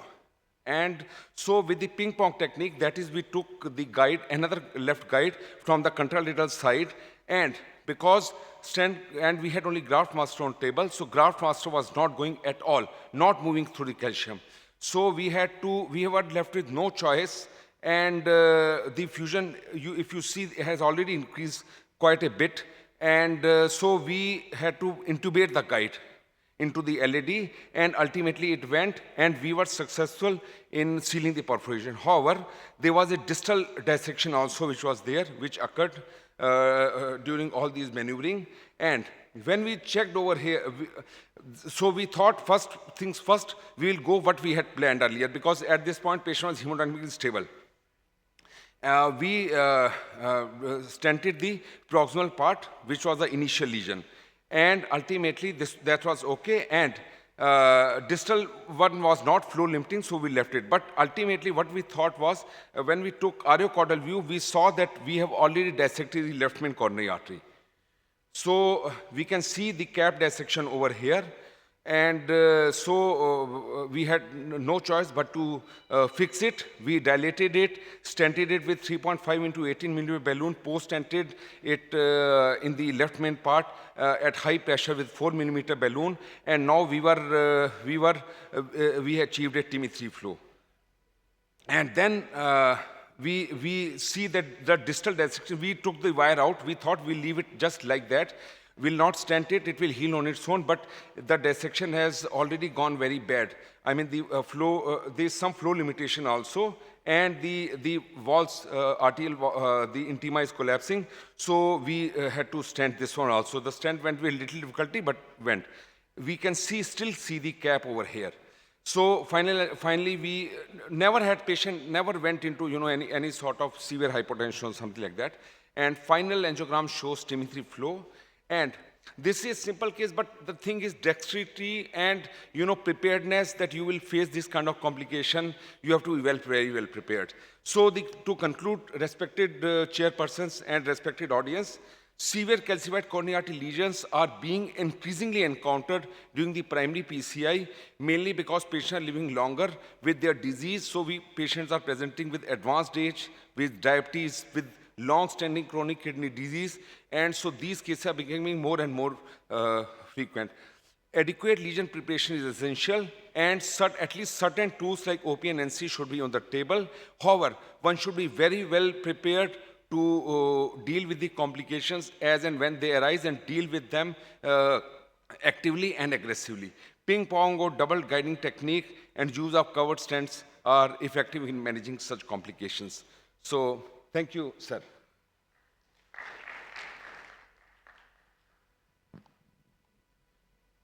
Yeah, bailout technique is very important, but it is much more important to avoid the perforation, right? Therefore, in this case, right, if there are some under-expansion by balloon using non-compliant balloon, it is very important to check the imaging. If there are very eccentric calcium, if it is not especially the epicardial side, if you use a bigger balloon, higher pressure, there are a high risk to make a perforation. So at that time, you have to pay attention to the pressure of the balloon, right? Yeah, yeah. This was a emergency situation. This was done in an emergency setting, and it was off-hours situation. So those routine things like imaging and rotablation, which are available in the morning hours, those those are not available. It is an acute MI, right? This is acute MI. Acute MI patient is actually, balloon is not able to be dilated. Yeah. And what you should have done, we would be doing, even if it is not in acute hours or in emergency hours, what you will be doing? Actually, nothing is passing, the balloon is not dilated, then what? You should have done something to the patient. Then will you do a rotablation in this situation? That is my question. Sir, what else could I have done? No, the balloon is not crossing. The major issue is actually, there was a calcium spike created all the perforation here. Actually, you just passed the wire, the balloon was not inflated properly, you took a stent, then there is a massive perforation. Sir, we took a cutting balloon also, but even cutting balloon was not going at all. Cutting balloon will not go. Yeah, it will not go. Actually, balloon is not able to go down. Then so cutting balloon will not go. Cutting balloon, cutting balloon going all these also are bulky OP and devices. Whether it yes, is, OP and also in one of my cases which I did, it was not going. No, female actually, basic issue is actually, OPN and IVL balloons are bulky devices. Yes, that's if the cutting balloon can go, but OPN and cutting balloon does not go, no chance you can get an OPN. You cannot get an IVN. I agree, sir. And in that situation, will you consider a rotablation? Of course, I will consider rotablation, sir. This is intimate, but it was not available at that point of time, sir. Let's be very, So then you do just balloon dilatation, whatever TB3 flow you obtain, you stop yes. it and come out. Yes, but patient did have acute pain. We dilated it, but neck was not going. Flow did not improve, sir. Believe me, flow did not improve because it was a real tight lesion. In the angiogram, you just show that before the perforation. Yes, it was TIMI2 flow. It was not TIMI0 flow, it was TIMI2 flow. It was not There's a TIMI2 large flow. septal which has already come out. Let's just be focused on this particular case. Can you show the angiogram again, please? Yeah. Just let us have an angio again.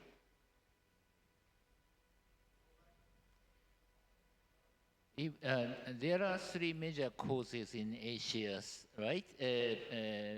Plaque rupture and erosion and the calcified nodule. So if imaging demonstrate the calcified nodule, right? Erupts calcified nodule, we stop. Have Yeah. to use the rotablator, right? So you see there is a very large septal which is already perfusing most of the septum. You have a problem in the mid-distal LAD, which is unlikely to produce. Any MI can be difficult, can create difficulties, but it is unlikely to produce a cardiogenic shock kind of situation. That's the point you were trying to make. Yeah, most humbly, sir. In the calcium management strategies, OPN balloon comes as one of the methods. So if I would have, I totally agree with you, and I would have taken your suggestion, and I 100% agree if my OPN had not entered and was not able to break the neck. Once OPN was able to break the neck and my lesion appeared to be well dilated, so at that point of time, we thought that we will proceed further. If OPN would not have gone, it happens in a busy practice. So obviously, you have to stop then and there and bring the patient again with the calcium debulking devices being available, sir. If OPN had not gone, sir, I would have come out. There is no confusion in that. I fully agree with you, sir. Your point is very well taken. Sir, in First of all, in in your- acute MI, you have done this case, beautifully done. All these complications are expected. You have managed very well. I am happy with that. You have put a covered stent. Later, there was a distal dissection. Okay, there is one more stent you have put, no? Distal. Covered stent you have put, and later you notice the LED dissection. And you have put another stent, okay, distally.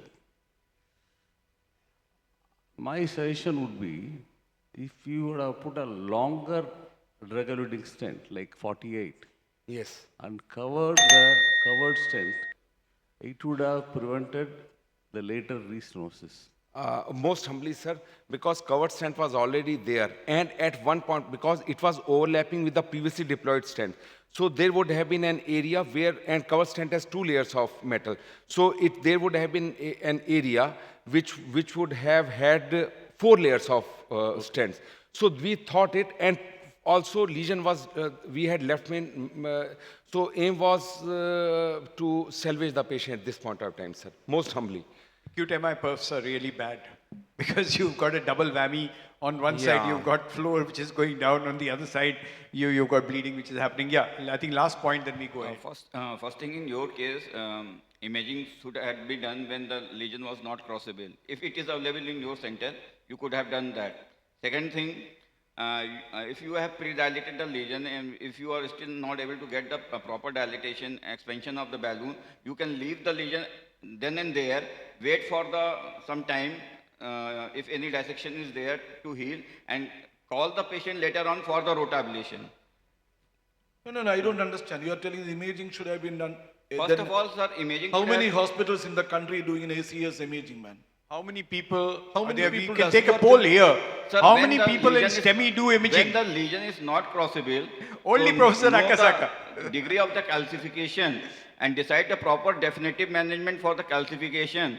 If the center is having the imaging technique, then we should apply that. You can actually tell these things. He was telling everything is available. The system. But it was not used, no, sir. It was not used.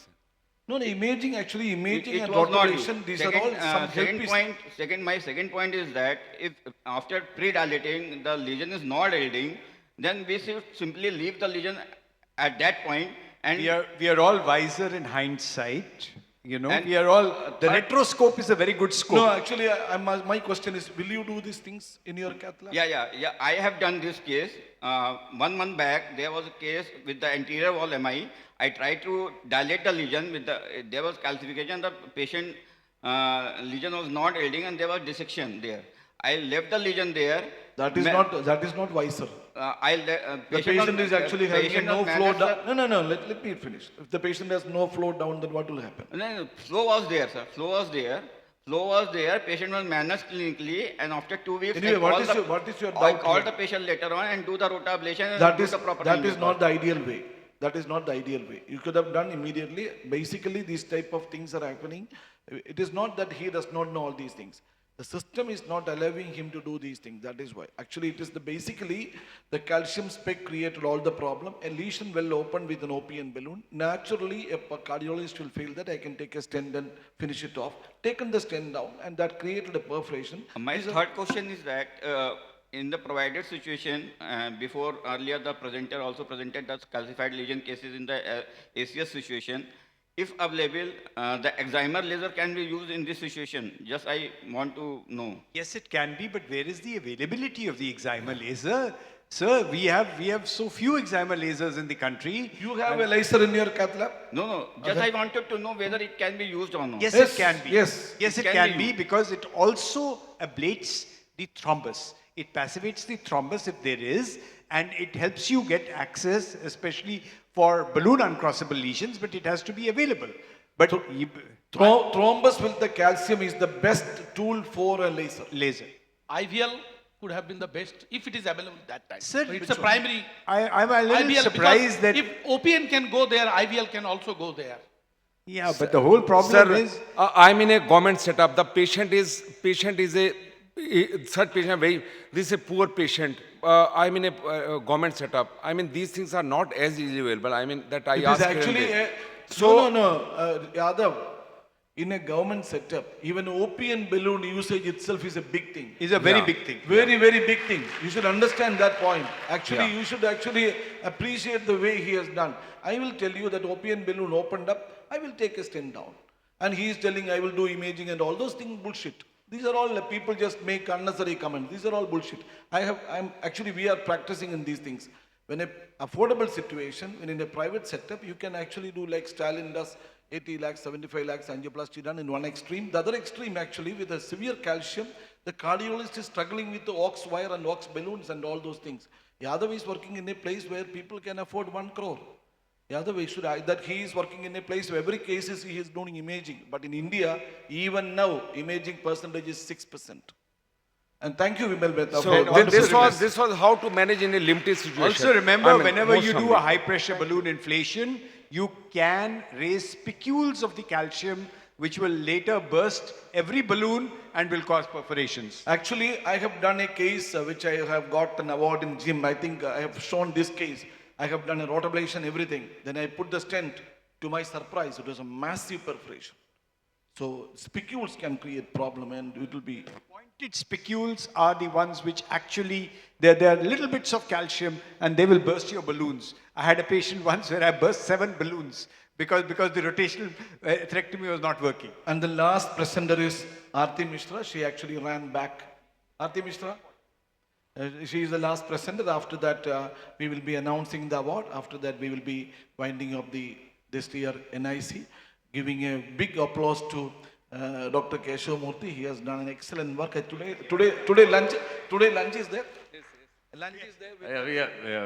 We have lunch, please, all of you. All of you should take lunch, then only go, even if there is a flight. Take the lunch and you can miss the flight. Good afternoon. Good afternoon, Chennai. I am Dr. Aarti Mishra. I am representing Mumbai here. I am from Bombay Hospital and Research Institute. I am a DM Cardiology third year resident. I am presenting here a case which I have done with my professor, Dr. Nagesh Wagmare sir.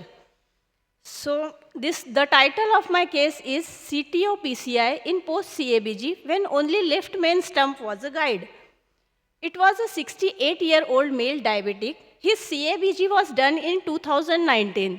As the information we asked from the operating surgeon, this was the reverse composite Y graft. Usually, lima is kept as pedicle and rima is harvested and attached in Y manner to lima. But in this case, there was a reverse composite Y graft.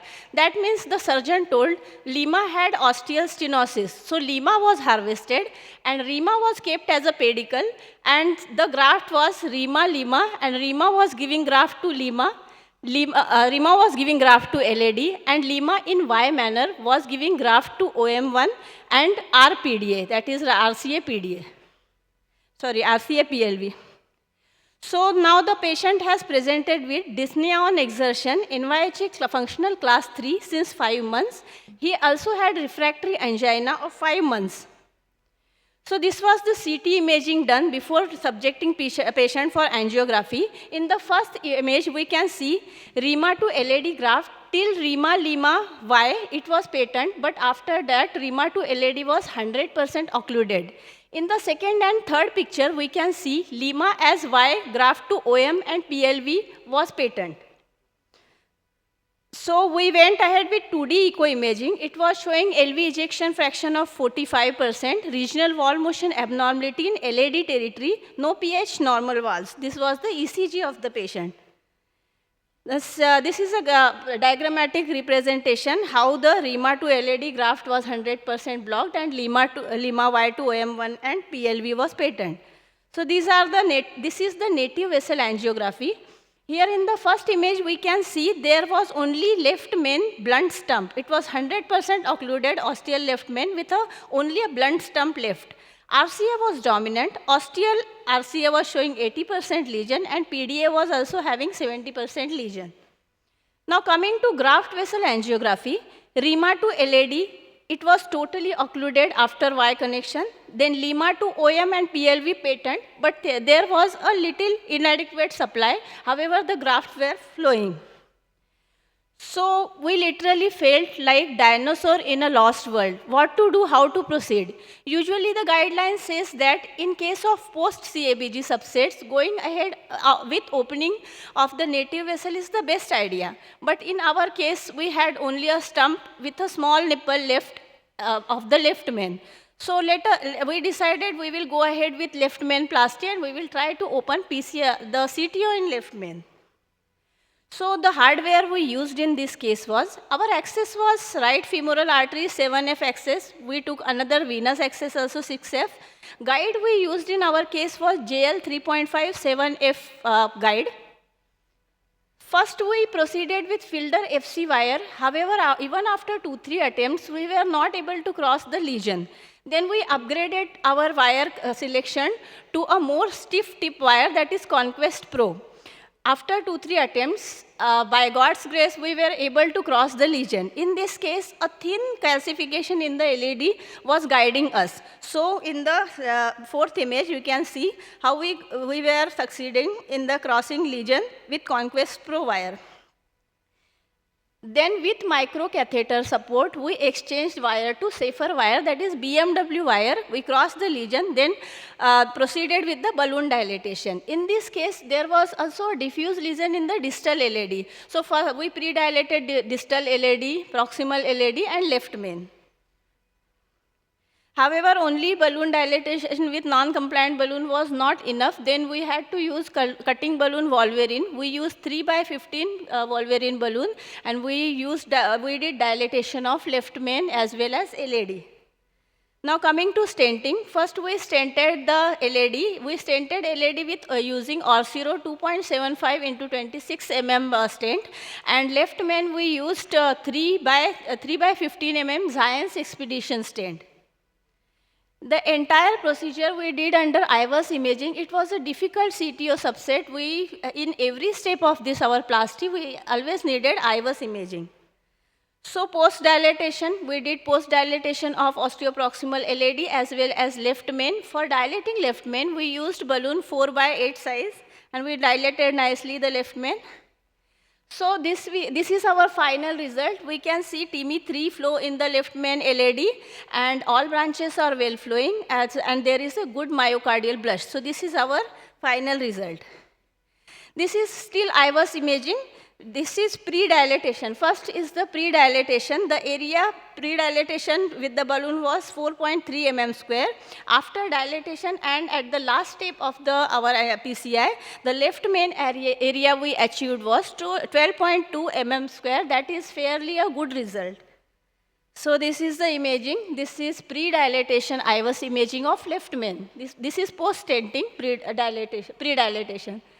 Then the second image is post-dilatation. So this we can consider as our final result of the left main. Here we achieved 12.2 mm square area, which we accepted as a fairly good result.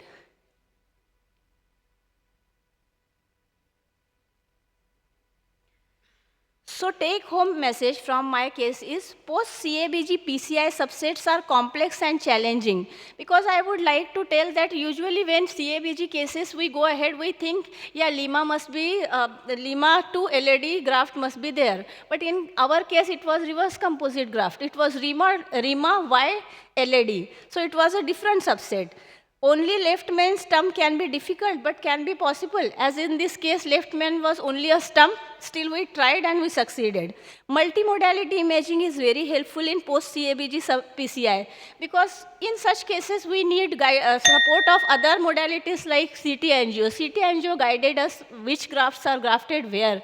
So imaging is very important. So such cases can be tackled beautifully if we take the help of guidelines and imaging. So thank you very much on behalf of Mumbai. Thank you, Chennai. Do you think that you will take a Congress Pro 12 directly to the LMCA to LAD?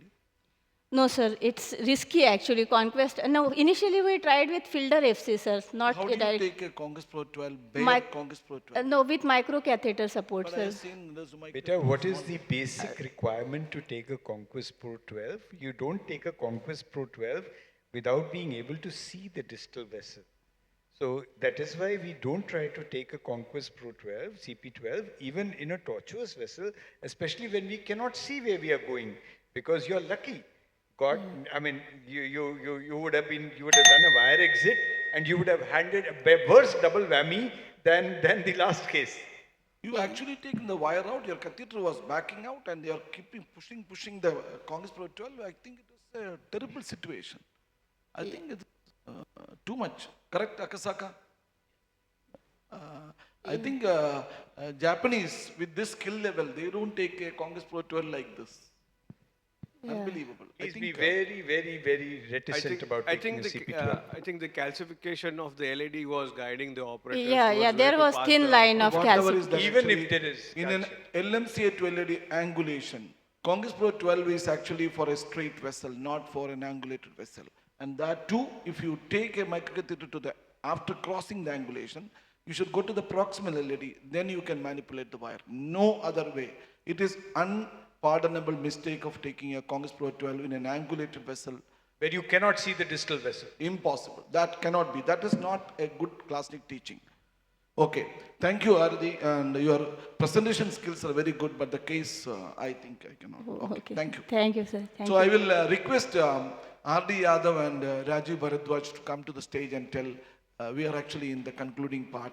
If I announce the award, everybody will leave. So before that, let R.D. Yadav come to the stage. While we formalize the results, we want your professional comments. Rajiv, please come. Please come, because I thought well, senior cardiologist of, and he, actually the advantage of R.D. Yadav, he comes in the first day, from the first day till now, sitting here.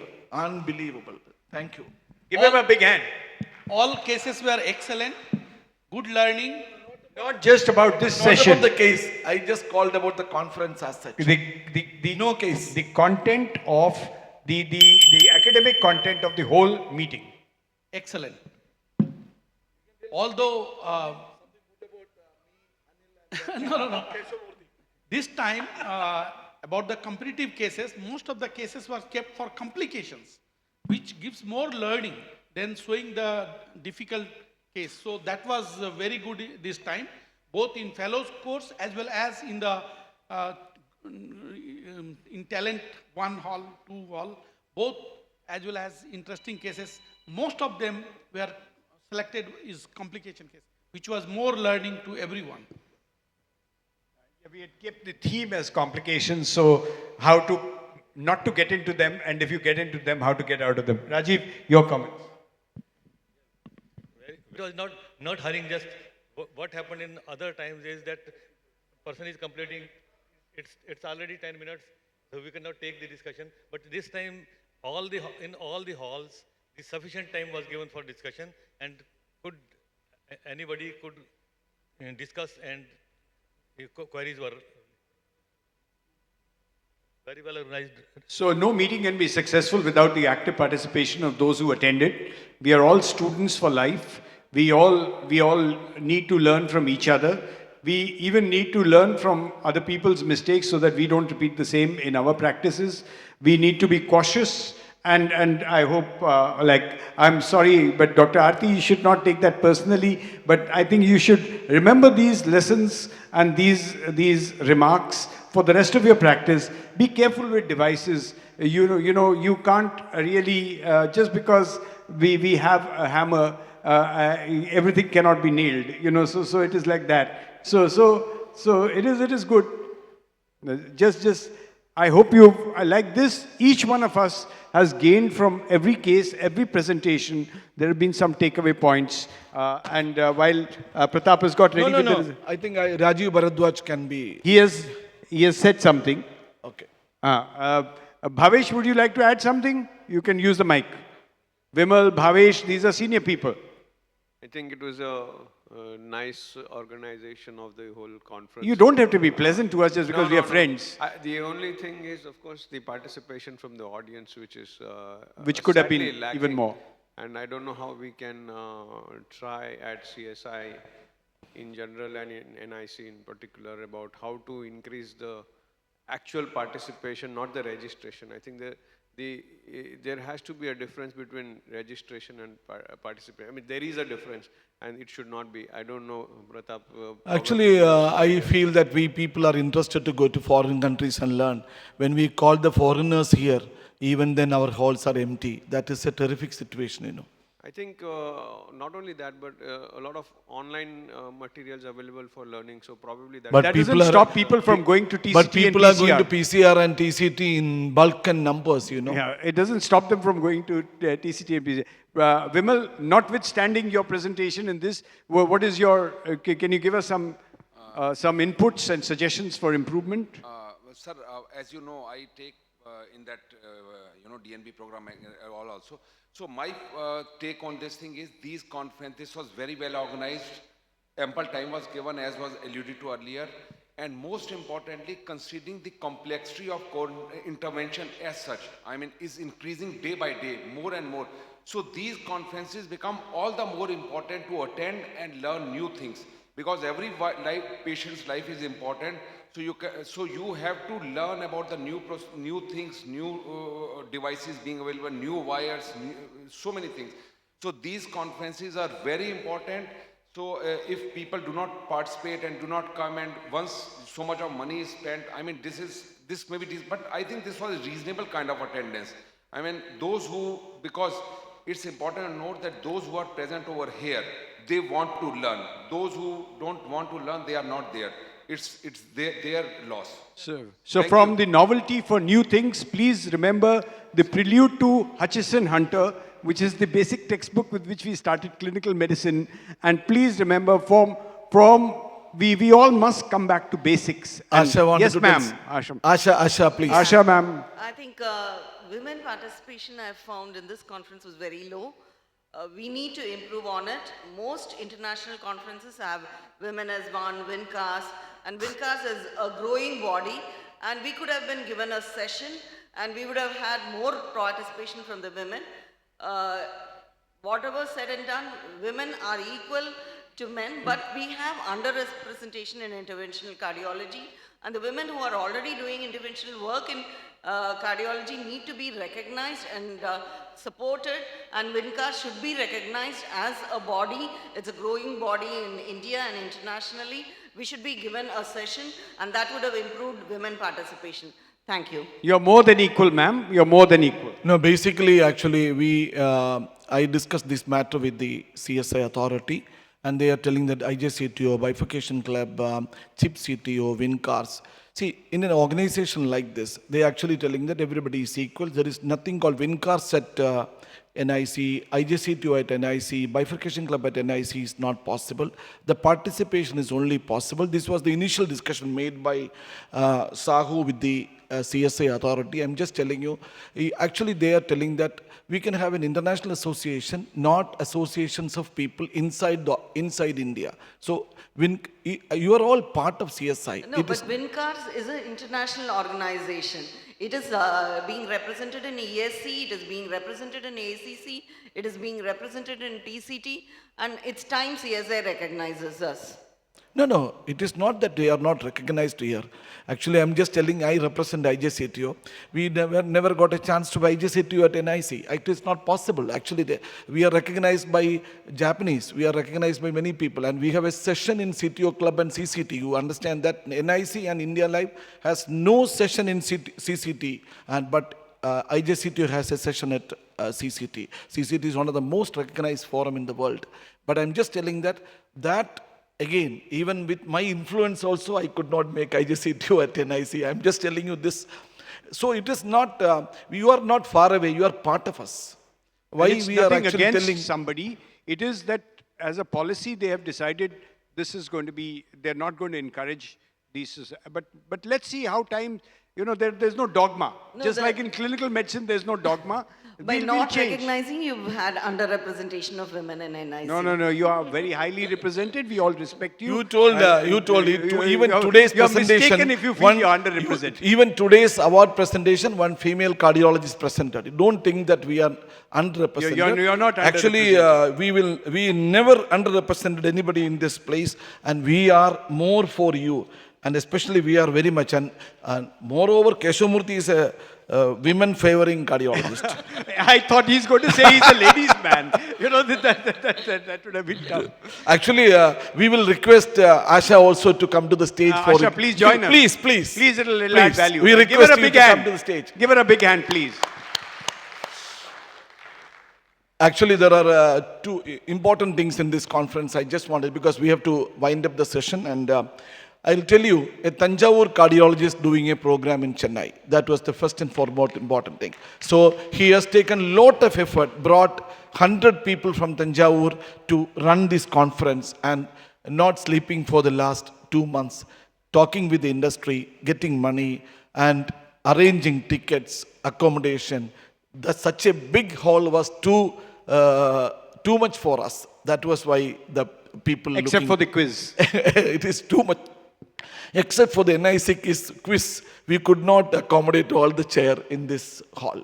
So that is one thing. Number two, the scientific chair actually, unluckily, his mother passed away, so he could not be in station. But I'm just telling you that there were 2-3 innovations he created in this scientific agenda. In the fellows course, usually multiple programs are there, but our fellows course was completely on all about complication. The credit goes to Anil Dal. He was the man behind the fellows course program, and actually we should give him. All thanks to Pratap. We were all working together, but I'm so happy that it was very well attended. There was no place to stand. And number 3, he actually wanted a program called Death on Table. Actually, when we put a Death on Table on our invitation for CD, actually Ramesh Dugapati from US sent a message to me, Pratap, do you think that we will get anybody who can present Death on Table? That day itself, actually innovation and Death on Table, we were actually having, these two are our classic CD presentation in this meeting. I'm not depriving other things. So we will have a soft corner for these two programs, because these were, Death on Table actually, people were reluctant to present. 19 CDs came. He himself, the scientific chair himself selected 9 CDs, and which was presented earlier, and that was actually again taken. So we will be announcing the prize now. The third prize is shared by 2 people.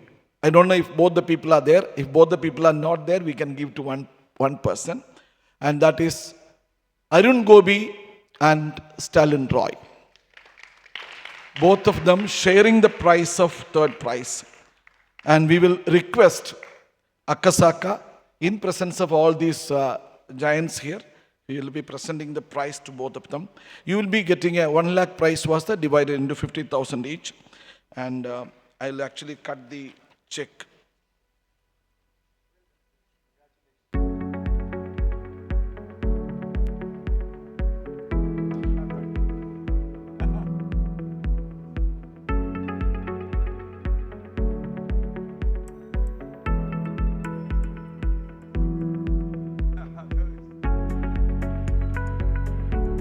Actually, it is a 1 lakh check for the third prize, and it is given for 2 people together, 50,000 each only.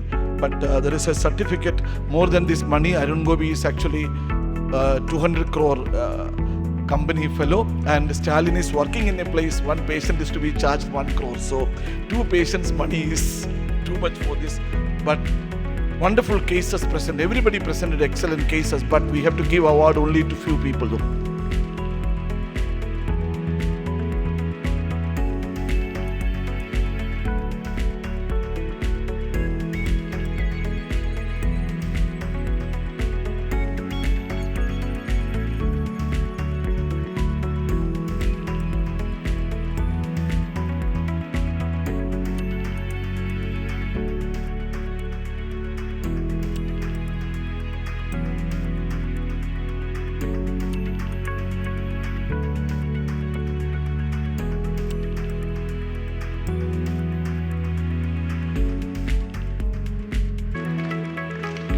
It's a 2 lakhs rupees and a certificate.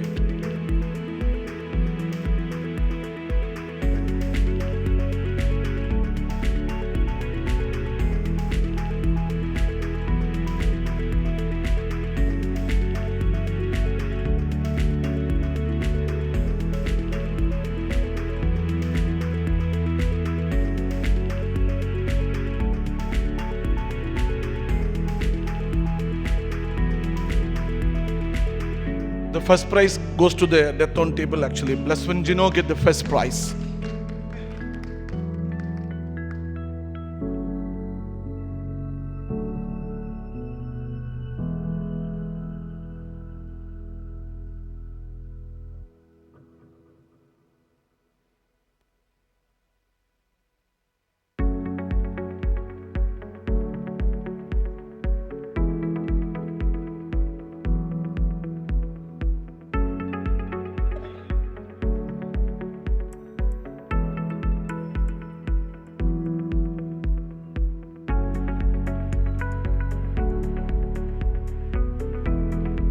I will request Keshav Murthy to give the final comments so that we can disperse for food and all.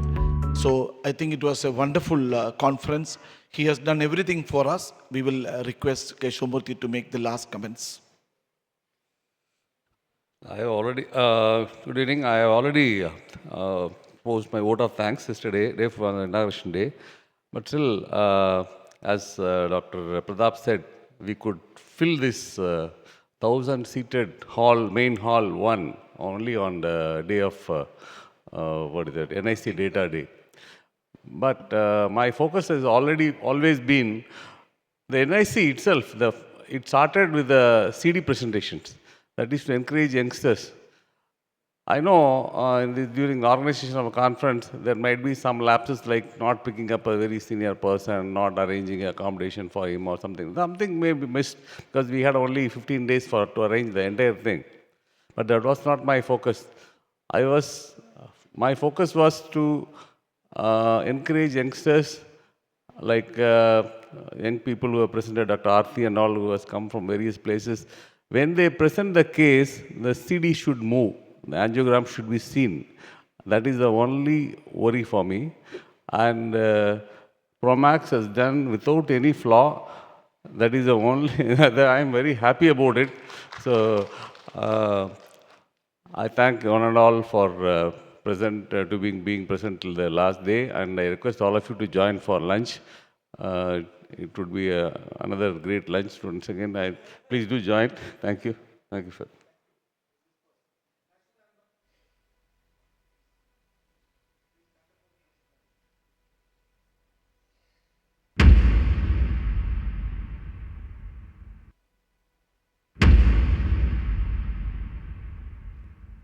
जनगण मन अधिनायक जय हे भारत भाग्य विधाता पंजाब सिंध गुजरात मराठा द्राविड उत्कल बंगा विंध्य हिमाचल यमुना गंगा उच्चल जलधि तरंगा तव शुभ नामे जागे तव शुभ आशीष मांगे गाहे तव जय गाथा जन गण मंगलदायक जय हे भारत भाग्य विधाता जय हे जय हे जय